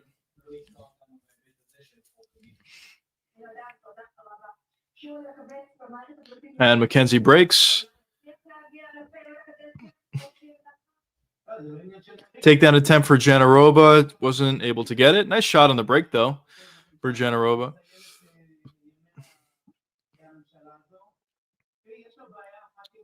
Janarova is landing. Nice leg kick lands there for Mackenzie. More leg kicks, I would say, for her. Nice left hook. That landed nicely. Takedown attempt. Gets stuffed. Now Mackenzie's on the takedown attempt. She doesn't get it.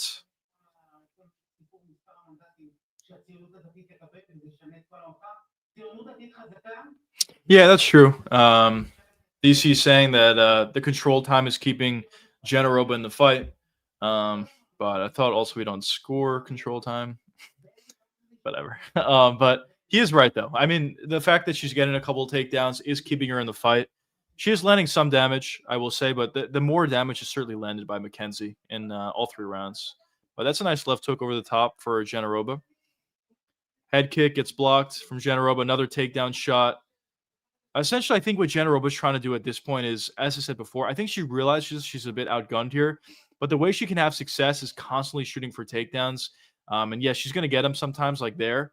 And eventually, over the course of a 5-round fight, or as the fight gets longer, maybe she'll be able to land some more, tire out Mackenzie Dern and land some more shots on the ground from there. But on the ground, I will say Mackenzie is doing a good job at landing shots, landing elbows and whatnot.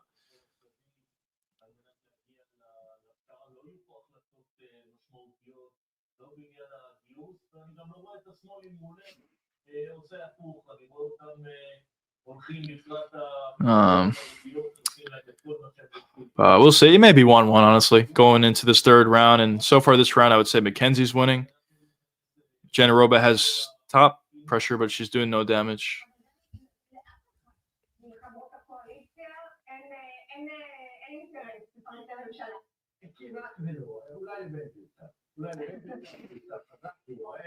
That's a good angle. All right. This is so random guy sitting there. Oh, man. Somebody's got to finish someone here. At least Dern's trying a little bit.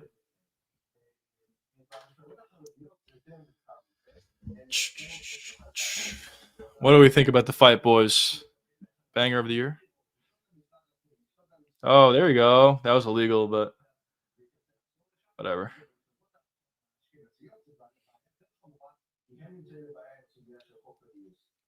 Yeah, Mackenzie probably should get back to her feet here. She does, but it's not going to change anything. Oh, nice right hand lands for Janarova at the end. Yeah, it's competitive. It's competitive. I'm not watching. Is this fight of the year? No. It's not great. I mean, it's better than you probably would expect, but I wouldn't say it's a good fight. Let's see. What do the live odds have it as? Wow, Mackenzie Dern is the favorite, but she's a -130 at this point. Closer, boys. I'm not betting it, but closer. Oh, man.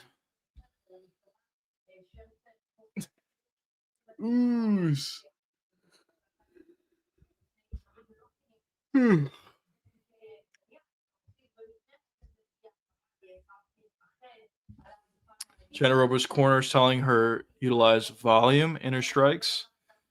But we shall see.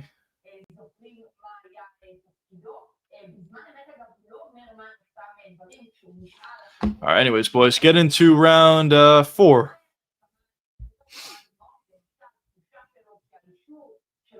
All right, here we go, boys. Round 4. Let's see. Can we get more damage? Finish, potentially.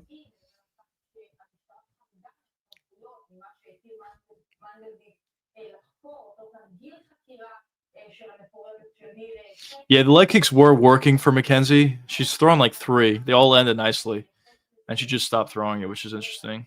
She did it there, but outside leg kick was a lot better. There you go, Mackenzie. Just do that, bro. Fuck it. Just throw big shots, and either you get the finish or you get finished. Fuck it. Oh, man.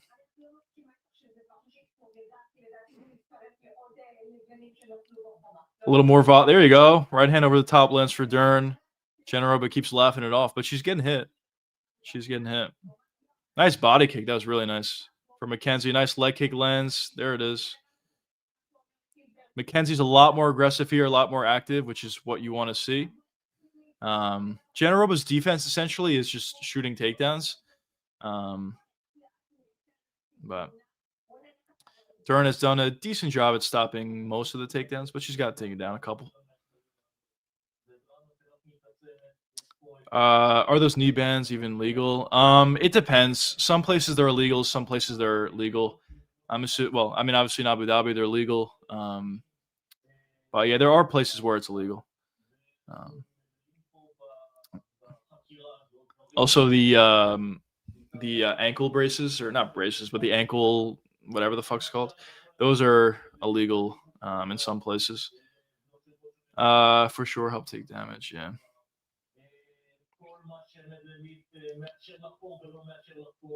Good round here so far for Mackenzie, landing big shots.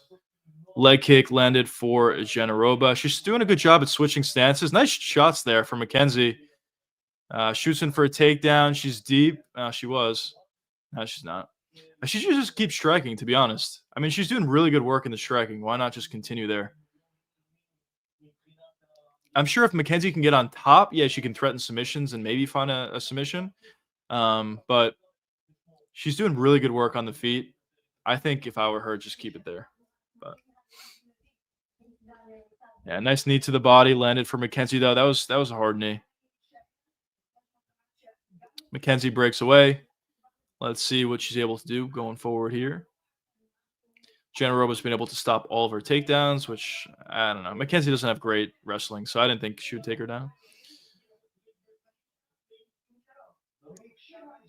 Leg kick almost lands for Generoba. Ooh. Takedown into a left hook over the top, which lands for Generoba.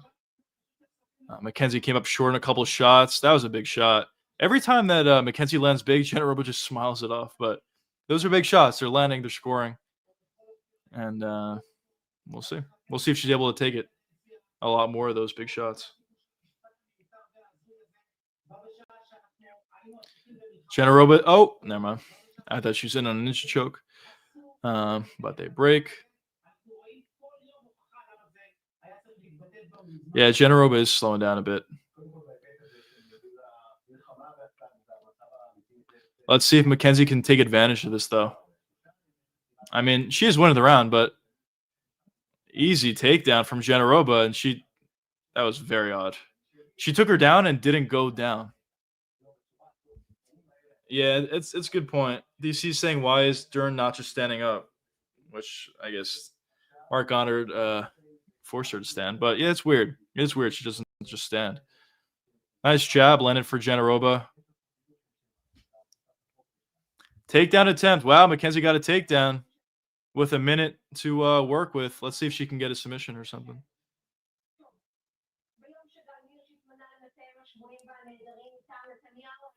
Yeah, she's got time. I mean, not that much time, but she's got 44 seconds on top. Let's see what she's able to do here.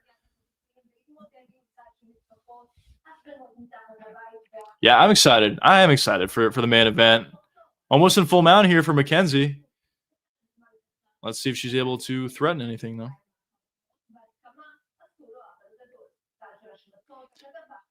Generoba's kind of just holding on at this point. I mean, she definitely lost this round.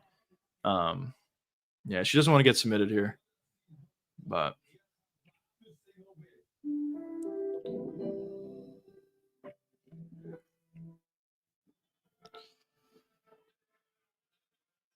yeah, Generoba's literally just holding on for dear life, bro. Dern obviously won that round. If any of you boys took Dern in between rounds, good value on you. Dern's a minus 370 now, which is probably accurate. But you never know with the judges.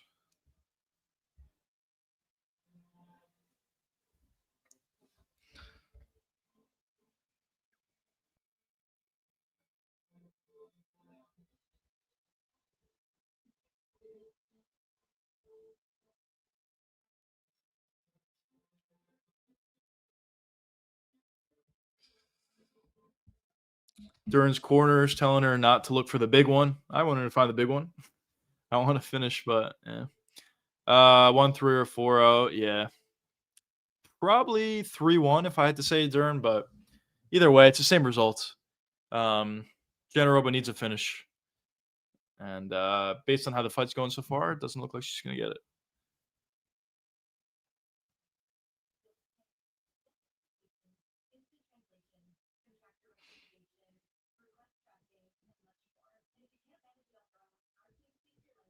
Here we go. Round 5.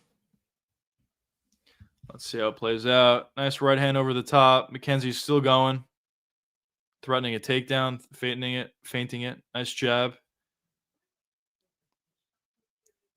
Yeah, they both look pretty fresh, honestly, so far. Oh, nice right hand over the top for Janaroba. Then Mackenzie returns with some nice shots. Oh, nice right hand for Mackenzie again. Woo! She's throwing. I mean, cardio's good. Went for a spinning elbow. Got taken down for it.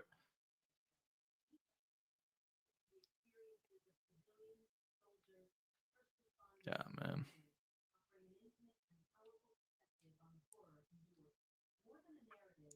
Let's see if Duran can break away. I mean, obviously, this sort of situation kind of favors Jen. There you go. Never mind.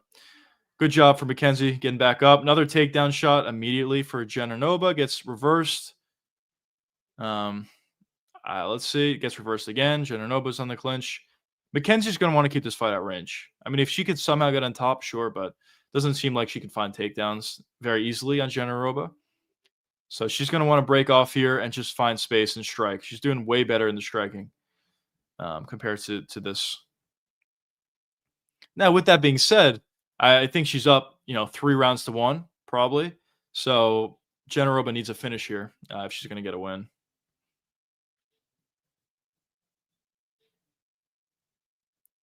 Duran maybe could land a knee. No, maybe not. There it is. That was a nice knee.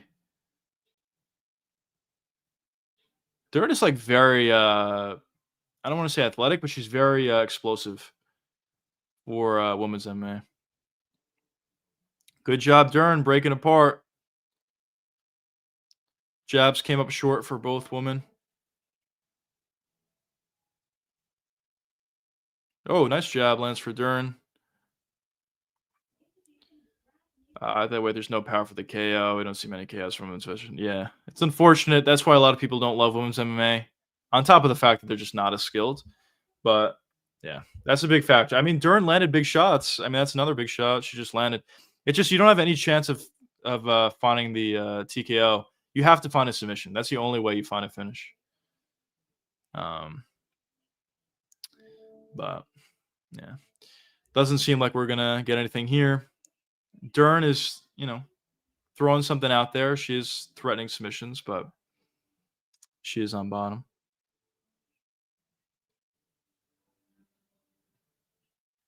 Dude, if you took the over on this card, like every single fight took the over, regardless of odds, you'd be up so much money. The Humdy fight, you would have made a lot of money on that over.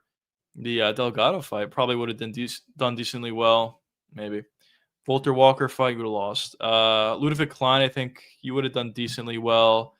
Ikram fight, I think you would have done well. Quinlan fight, you would have lost money.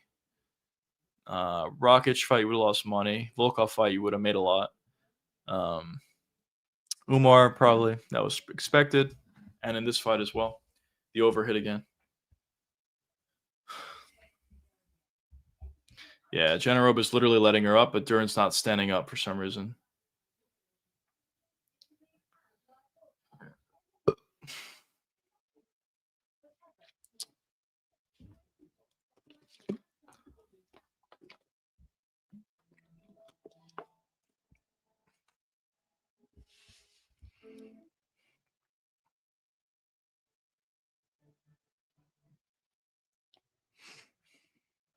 There you go. Right hand over the top for Dern. Partially lands. Honestly, nice left hook there. Nice right hand there for Generoba. Generoba's going to need to pull off something crazy this last 50 seconds to win the fight. Ooh, close. Spinning back fist. Didn't land, but close. Good jab for both women. Mainly for Dern there, though. Nice left hook on the break for McKenzie lands. Nice leg kick lands for McKenzie.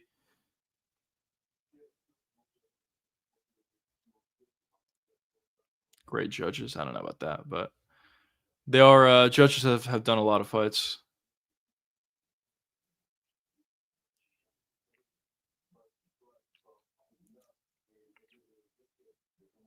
Nice job. Nice work on that takedown. Good work from Generoba. Scrambles slightly. Dern still on top. All right.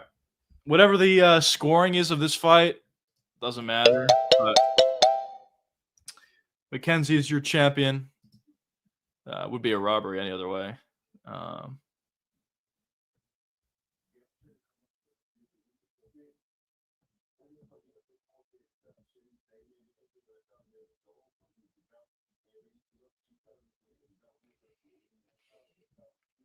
We'll see what the scorecards are.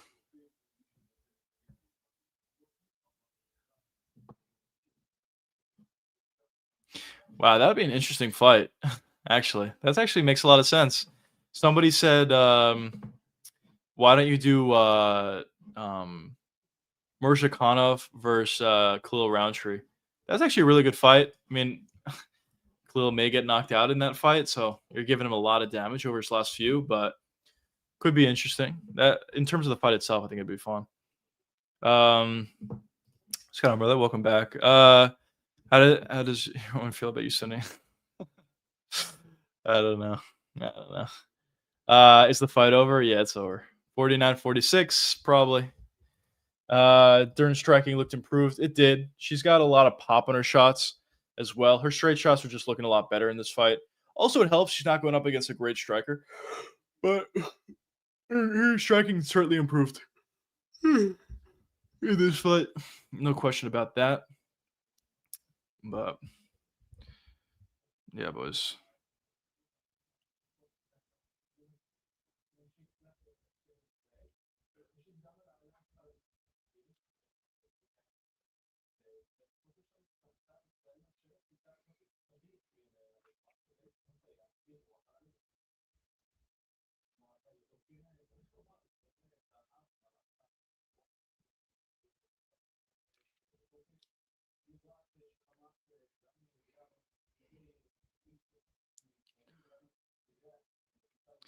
I wonder who's gonna get it.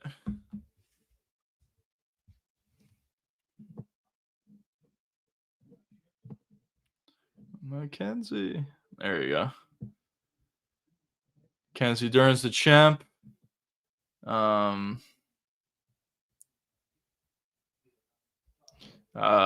Any advice? Yeah, explain. What do you mean? What do you mean with the whole boys thing? What's going on, brother? Welcome to the stream. If Dern popped into the stream and I heard you're a big fan. Oh man, no, I wouldn't. I would not. Oh man.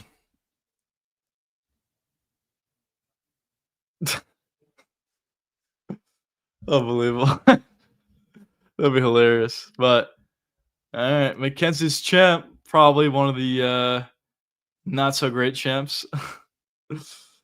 Oh my fucking god. But I mean, she put on a relatively decent performance, I guess. Her striking was way better. On the ground, she threatened.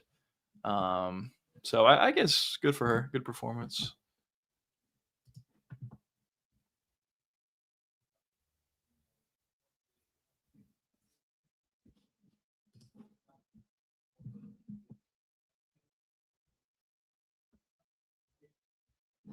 Let's go.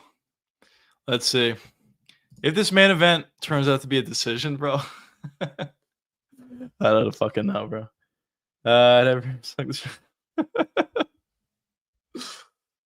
go, bro. Let's go.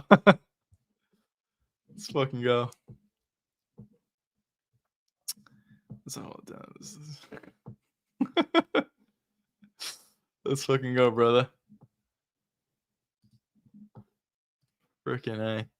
What a world, boys. We're in a world where Mackenzie Dern's the champion. Crazy, crazy. But yeah, there you go.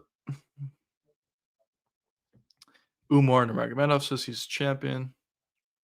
It actually is crazy how similarly Paddy Pimblett and Volkov look when they're fighting with their braids. It is kind of crazy how similar they look. But yeah.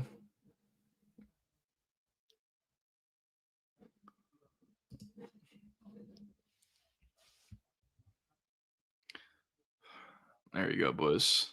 Nice moment there for Mackenzie. But yeah, I'll be right back, fellas. Getting right on to the main event. During Suarez, I guess. What is Suarez's last fight? Who did she fight last? I don't remember. Didn't she lose, or did she look bad or something like that? But maybe. I'll be right back, boys. Then 1 second.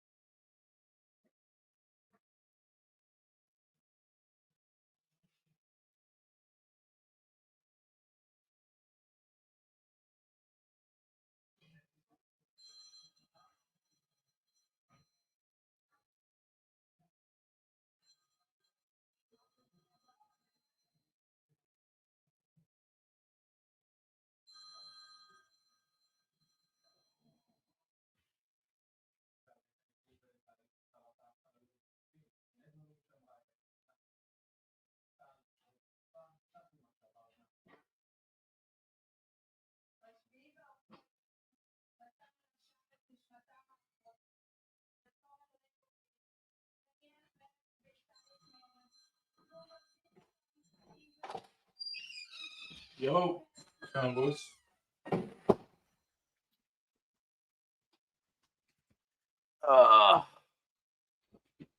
Let's see what happens here, boys. As far as you're tall, like 5'11", 6 feet.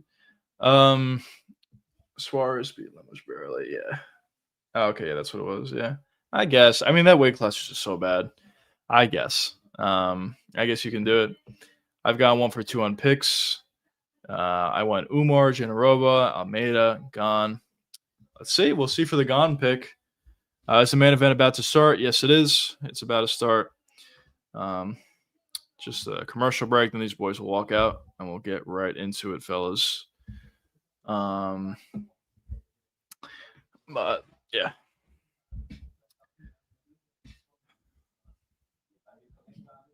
Power slap, boys. We got to do a power slap watch along, boys. That's what I'm dying to do.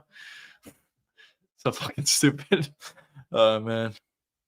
I don't know. There's no way power slap could be selling well at all, but I don't know. Dana just continues with it. Eventually, I feel like he'll be losing enough money to the point where they got to stop. But at this point, I guess we haven't, there.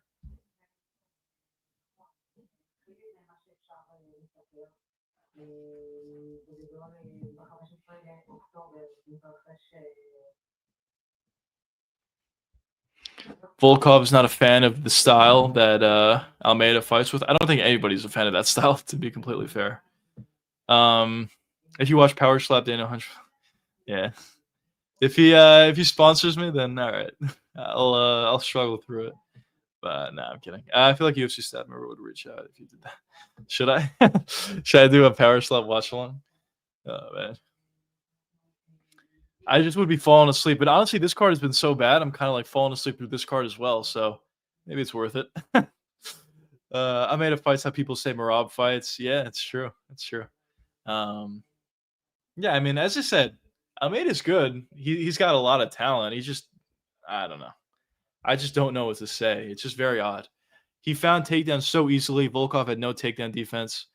And also Jalton has been able to take down good grapplers, but He just does nothing on the ground. So he's got to work so hard to find the takedown, to get in position, and all that could, just be dwindled away if he gets caught with one big shot or whatever. It doesn't even have to be a big shot, as we saw in the Volkov fight. One knee to the body or a couple knees to the body, lost in the round. So he just, he's got to land some damage. But honestly, I don't think he's going to make a change to his style, if I'm going to be honest, because the same thing happened in the Derek Lewis fight, where it was like a 50-43 or whatever the fuck it was. But he did no damage in that fight. So I don't know. Power slaps for fat bros. Yeah, it actually is. I made it through 7 punches. Yeah, I actually agree. If he threw 7 punches in that third round on the ground, he landed like one elbow. It wasn't like a great elbow, but he landed one elbow from what I remember. If he landed 2, literally 2, he might have won the round, or 3 or something like that. Like, he doesn't have to land that much. He just threw literally nothing, which is very odd. But those 2 judges are OG. Yeah, but judges are terrible. They're like really bad. Over the last week, in terms of robberies, or I don't even want to say robberies, I'll just put it like this. In terms of like inaccurate decisions, in my opinion, maybe you guys disagree. In my opinion, inaccurate decisions on this card is the Jailton Almeida fight, as well as the Delgado fight. I thought both those guys won. They both lost in the scorecards. And then last week, I thought inaccurate scorecards were the Cheeto Vera fight. I thought Cheeto won that fight. So a couple of inaccurate scorecards as of late from some of these judges, but I don't know. I guess it is what it is. Maybe I don't know what I'm watching when it comes to scoring fights, but whatever. But we're getting to this main event, boys. Judges probably will not be needed for this one, I would assume. Should be good though, boys. Final predictions. What do you guys think? Jailton? I keep saying that, bro. What do you guys think? Cyril Gane or Tom Aspinall?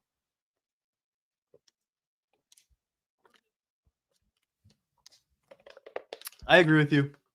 Retired fighters should be judges. I agree. I actually heard Joe Rogan talking about this a while ago.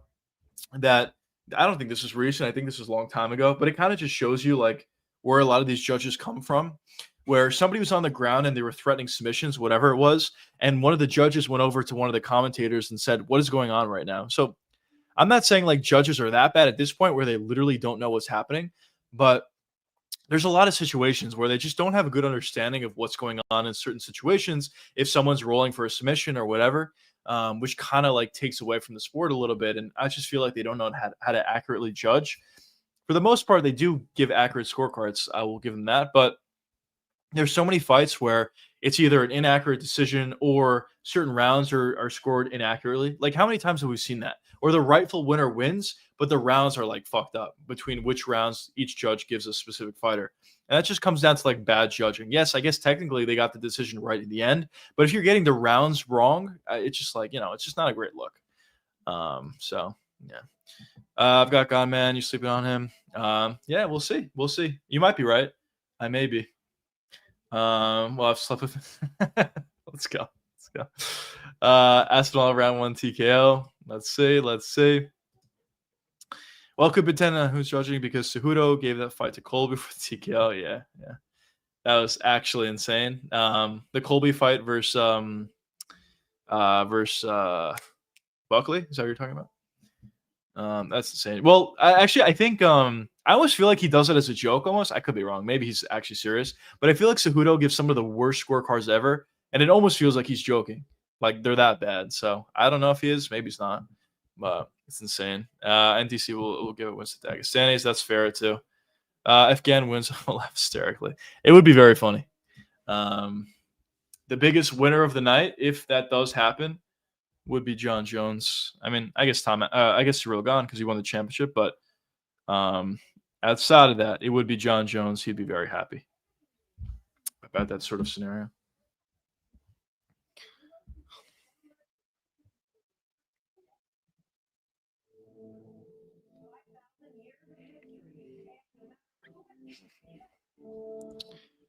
But here we go, boys. Cyril Gane. This is his 3rd title shot, right? Francis, John Jones, and now Tom. 3rd title shot. Let's see what he's able to do in his 3rd opportunity. It is fair. I mean, he's got a lot of title opportunities, but he's also won a lot. The Volkov fight was a robbery. Kind of funny how that switched today. But the Volkov fight was a robbery. Volkov definitely beat Cyril Gane. He should be here right now. I guess it really should have been Cyril Gane versus Jailton Almeida, and then Volkov versus Tom Aspinall. But yeah. But I guess my point was he is winning, one way or the other. If it's impressive, if it's not, he is winning. There's just not a lot of contenders that really would deserve it over him. No, I put that. Don't make me look like a fool. Let's go. Especially the things that. Let's go. Unbelievable. But we'll see. We'll see how Cyril looks. He's missing his cup.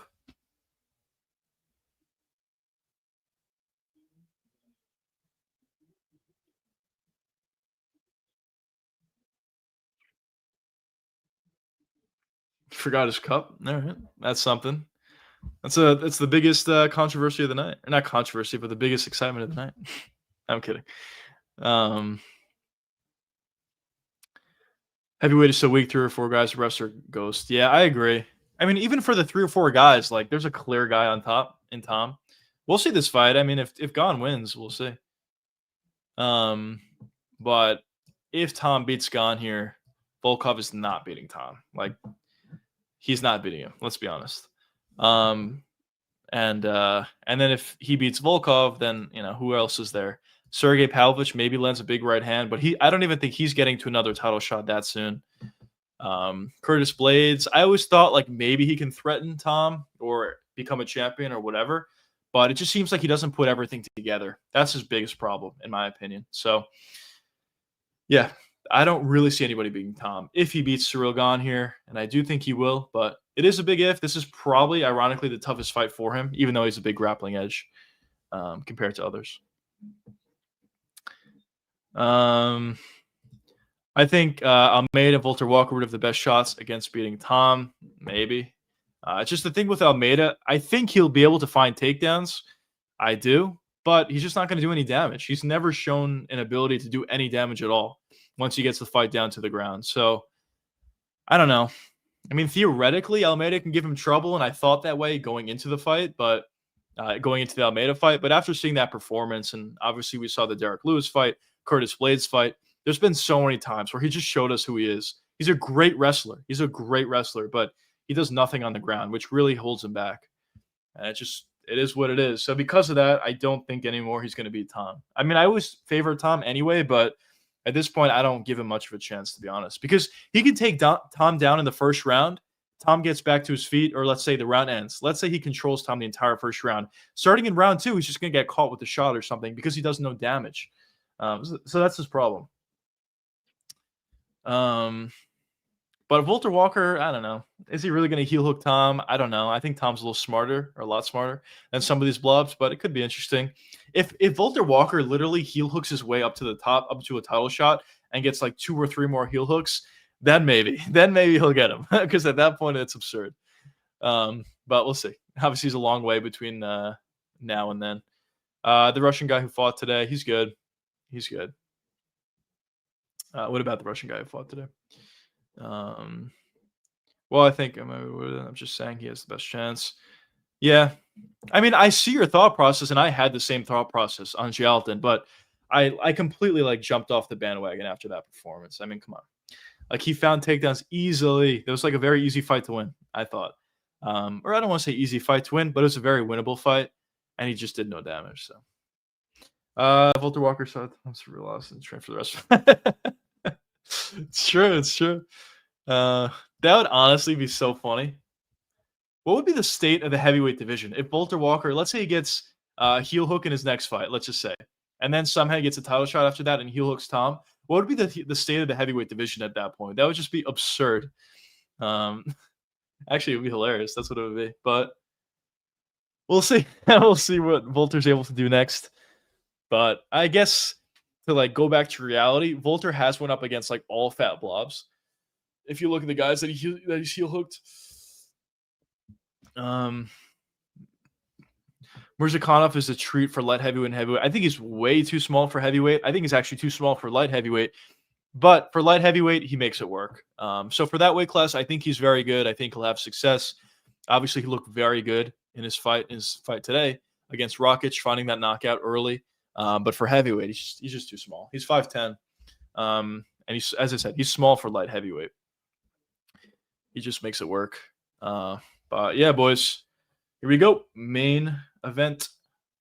Just doing the fight announcements here. Let me see if I can get this in quick. Let's see if I can get a poll out quickly. Let's get final predictions from you boys. By the way, like the live stream if you guys are enjoying it. Let's do poll. Who wins?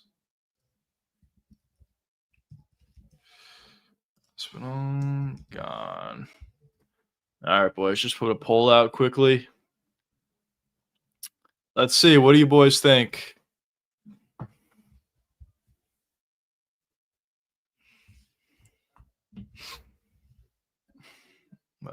Yeah, fellas. Let's get right into the main event. Hopefully it's good. Hopefully it is good.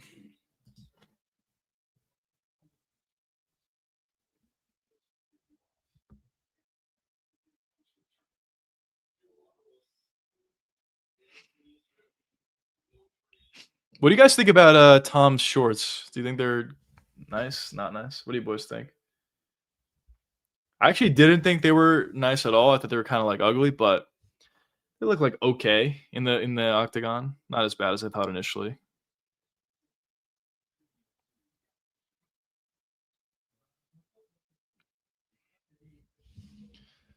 Here we go, boys. Big fight here. Certainly a big one here.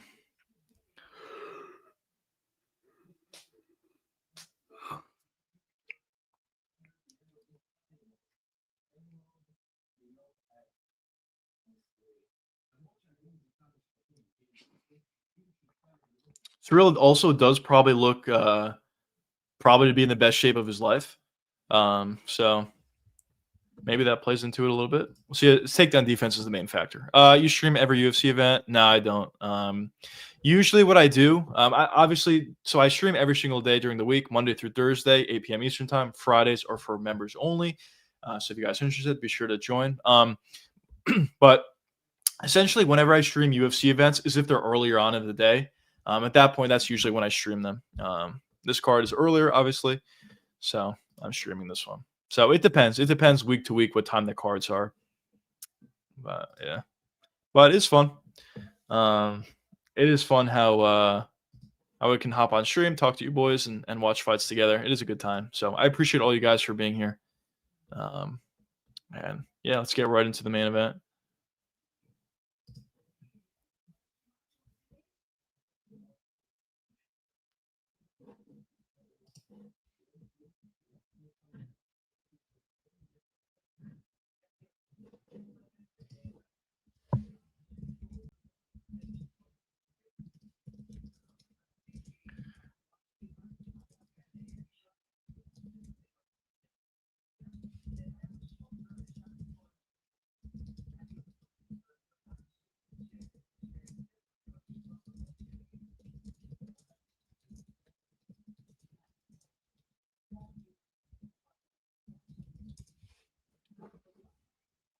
All right, let's go, boys. Here we go. Get into the round one. Let's see this. This should be good.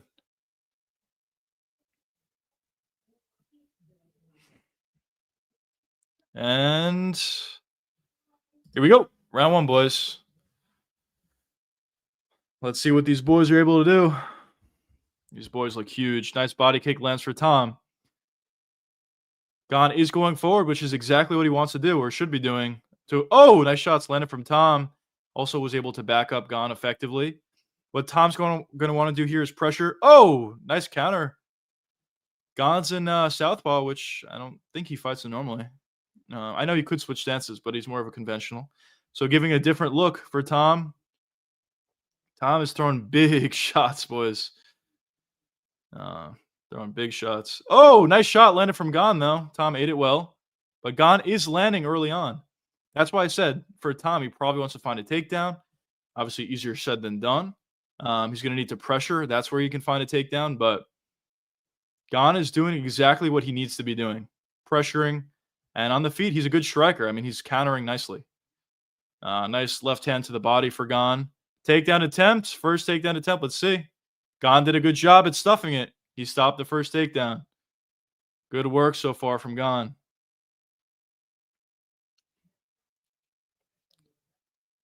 They're fast for heavyweight. They're very fast. Very fast for heavyweight. Both bouncing on the feet. Both very athletic, very powerful. More so Tom, but Gon has power. Good action so far. Ciryl Gon, nice jab to the body. I believe it came up short, though.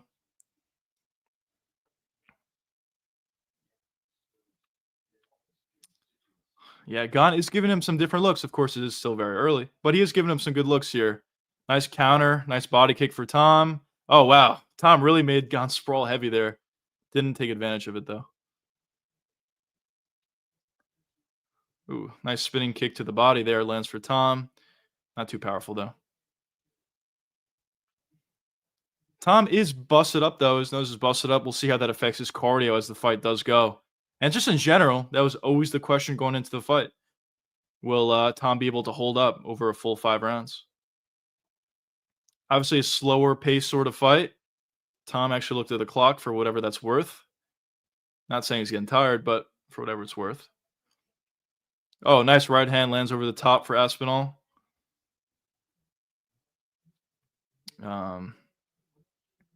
But yeah, obviously a lot easier said than done. But as I keep saying, the key for Tom is to pressure and then shoot for a takedown. That's his best chance of victory here. On the feet, could he knock out Gon? Sure he could. He's very powerful. But this favors Gon more than it does Tom, keeping the fight on the feet like this.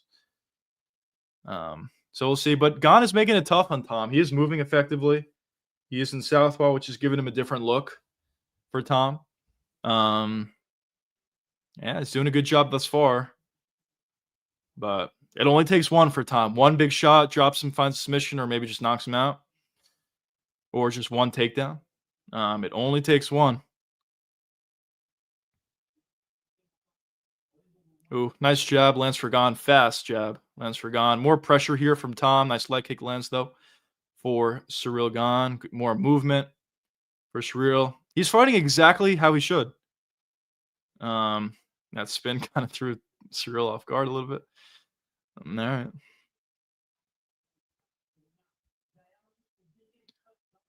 Oh, I believe that right hand landed for Aspinall. Maybe a left hook after.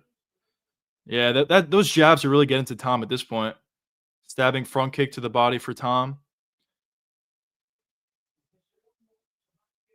Slower pace fight so far, which also would favor Ciryl Gon. This first round, Gon is fighting exactly how he should in his first round.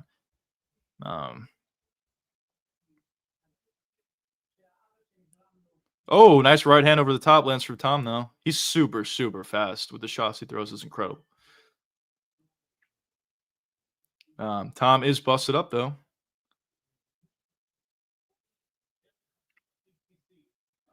Oh! I don't know if he got hurt there. I don't know what happened, but good shot landed. Eye poke. There you go.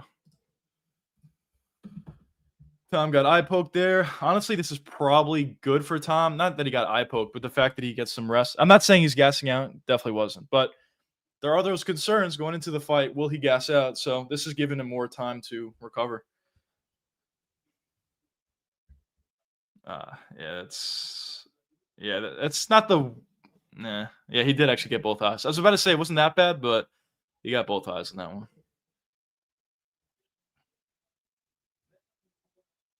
Hopefully it doesn't end like this, boys. Oh my god. I mean, he looks like he's okay, hopefully.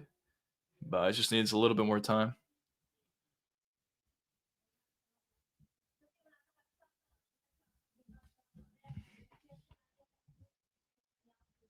Let's see what happens here, fellas.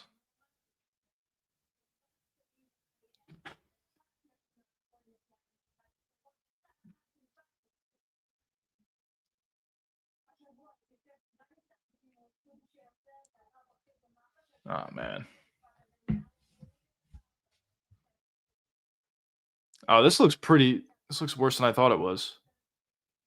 Dude, no way it ends like this. I mean, if you can't see, you can't see, but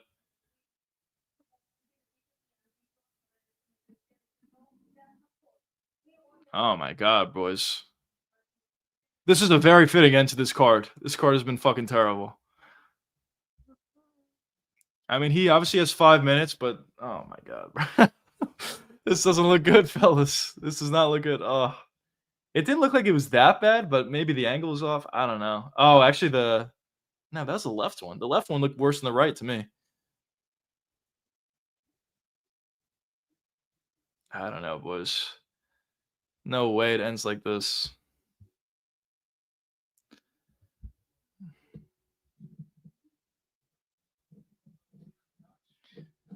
Yeah.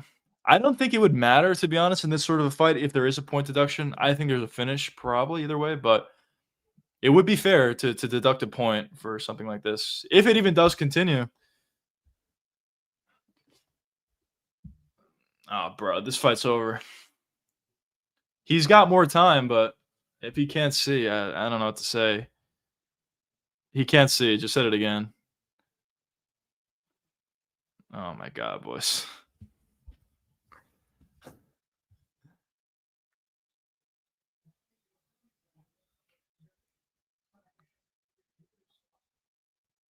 Doctor says he wants to give him more time. So I guess that's good news. But if he can't see, what are you gonna do? Oh man. Why is the doctor not helping? I don't know. What is he gonna do? You kind of just have to give it time to recover, I guess. I don't know what like you're supposed to do. Oh fucking hell, boys.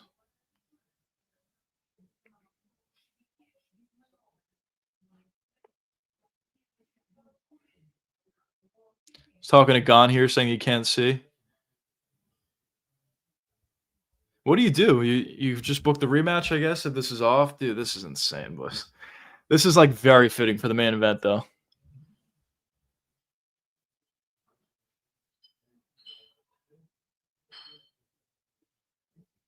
He's got a little more than a minute left. Doesn't seem like this is going to continue.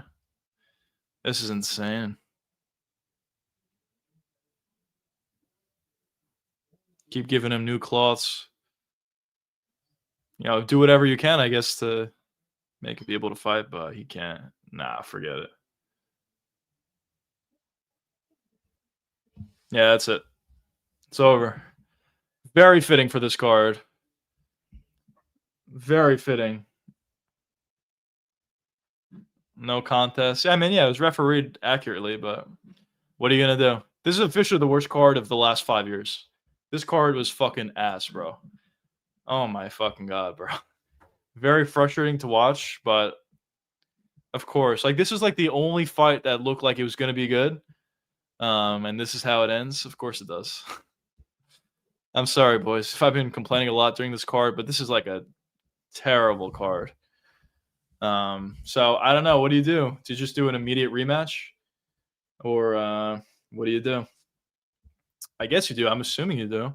It's not like the Volkov performance was worthy of getting a title shot anyway, or obvious title shot anyway. Ciril's looking good. He actually was. That's probably the worst part about it. He was looking good. Not saying he would have won, but he was fighting exactly the way he needed to fight. Southpaw gave Tom a different look on the feet. Stayed away, utilized good footwork, stayed away from the takedowns. And yeah, he did what he needed to do. But unfortunately, he eye poked Tom and turned out to be pretty bad. I mean, it's still bad. He still can't see. Oh, my fucking God, boys.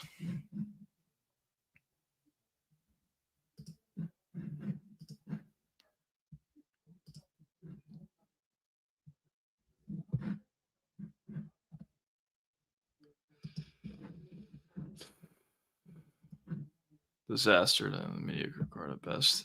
Dude, I don't know. Maybe just because I'm annoyed. I think this is like the worst card in the last 3 years. Pay-per-view card. This is so bad. This is like an insanely bad card. But it's unfortunate. However you want to slice it, it's very unfortunate. Is it still going? Nope, it's over. No contest. Tom Aspinall got eye poked. Direct rematch. Yeah, I had to run out really quick. Yeah, that's what happened. But yeah, I would assume they'll just do an immediate rematch. I mean, Shrill was looking good in the fight. It's not like he was getting beat up and then he eye poked Tom. He was looking good. So is he losing the belt? No. It's no contest.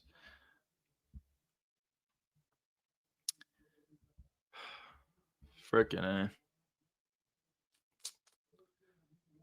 Tom was looking good anyway. Damn what? Yeah. He actually wasn't looking that great. Shrill was fighting the right fight. As I was saying during the fight, he was fighting the right fight. Southpaw, give different looks to Tom. Stayed away, utilized good footwork. Didn't really allow Tom to shoot in for a takedown. But let's hear what they say here.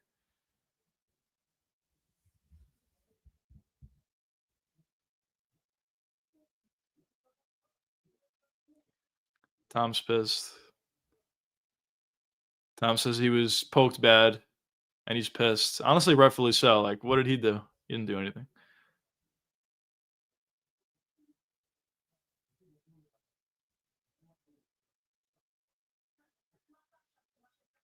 Tom's pissed.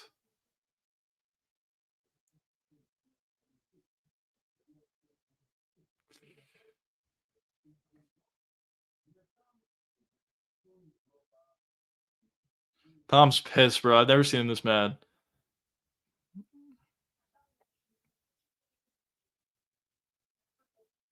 Tom just wants to get out of there. Unbelievable. What is he saying to him? Two eye pokes, I guess. Let's see what's real got. I mean, obviously it wasn't intentional, but it is what it is. Pretty late energy, man. Let's go. Thanks, bro. Thanks for joining the stream, brother. I'm gonna hop off too soon anyway. I just want to hear what Gon says.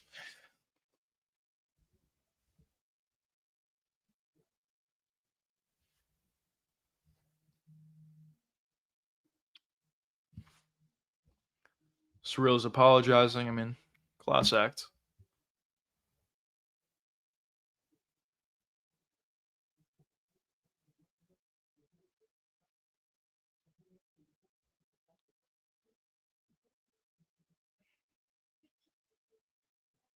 We're asking Surreal how quickly what does he want to get this rematch booked? By the way, I think he might be on juice. It doesn't take away anything from the fight or whatever, but look at his pec, bro. That huge pimple. That's like a sign.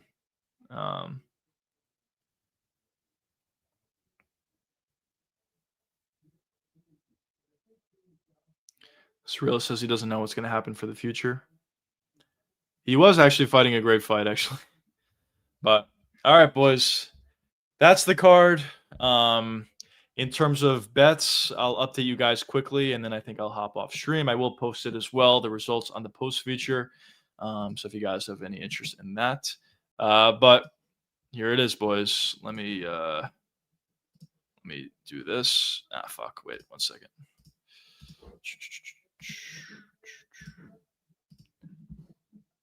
There we go, fellas. Just to give you boys an update. So for the best bets, Tom Aspinall, Gialta Almeida. I guess it wouldn't have hit anyway, but it would have been a no contest for Tom. But the Almeida fight was kind of frustrating. Tom by sub, no contest. So that comes back to us. Batista, money line, kind of just playing the value. He almost found a finish, I guess, relatively close. So is what it is. Mirzakhanov 3 units. That was good. Hung Sung Park, money line and TKO didn't work out. Under didn't work out. Delgado should have won, but lost. Barnett, silly play. I'll take it full accountability. Quinlan got that beautiful finish. So that was the plays for the card. I said not amazing, but it is what it is. We move on, and we'll readjust, and hopefully we got some good plays for you the next pay-per-view card, I should say. Anyways, boys, thank you so much. This has been a long stream. I appreciate you guys for being here. I appreciate your questions. But until Monday, I'll see you boys in the next one. Peace out, fellas. No, I'll answer this question. How does no contest affect my under? You get your money back. You get your money back on that one.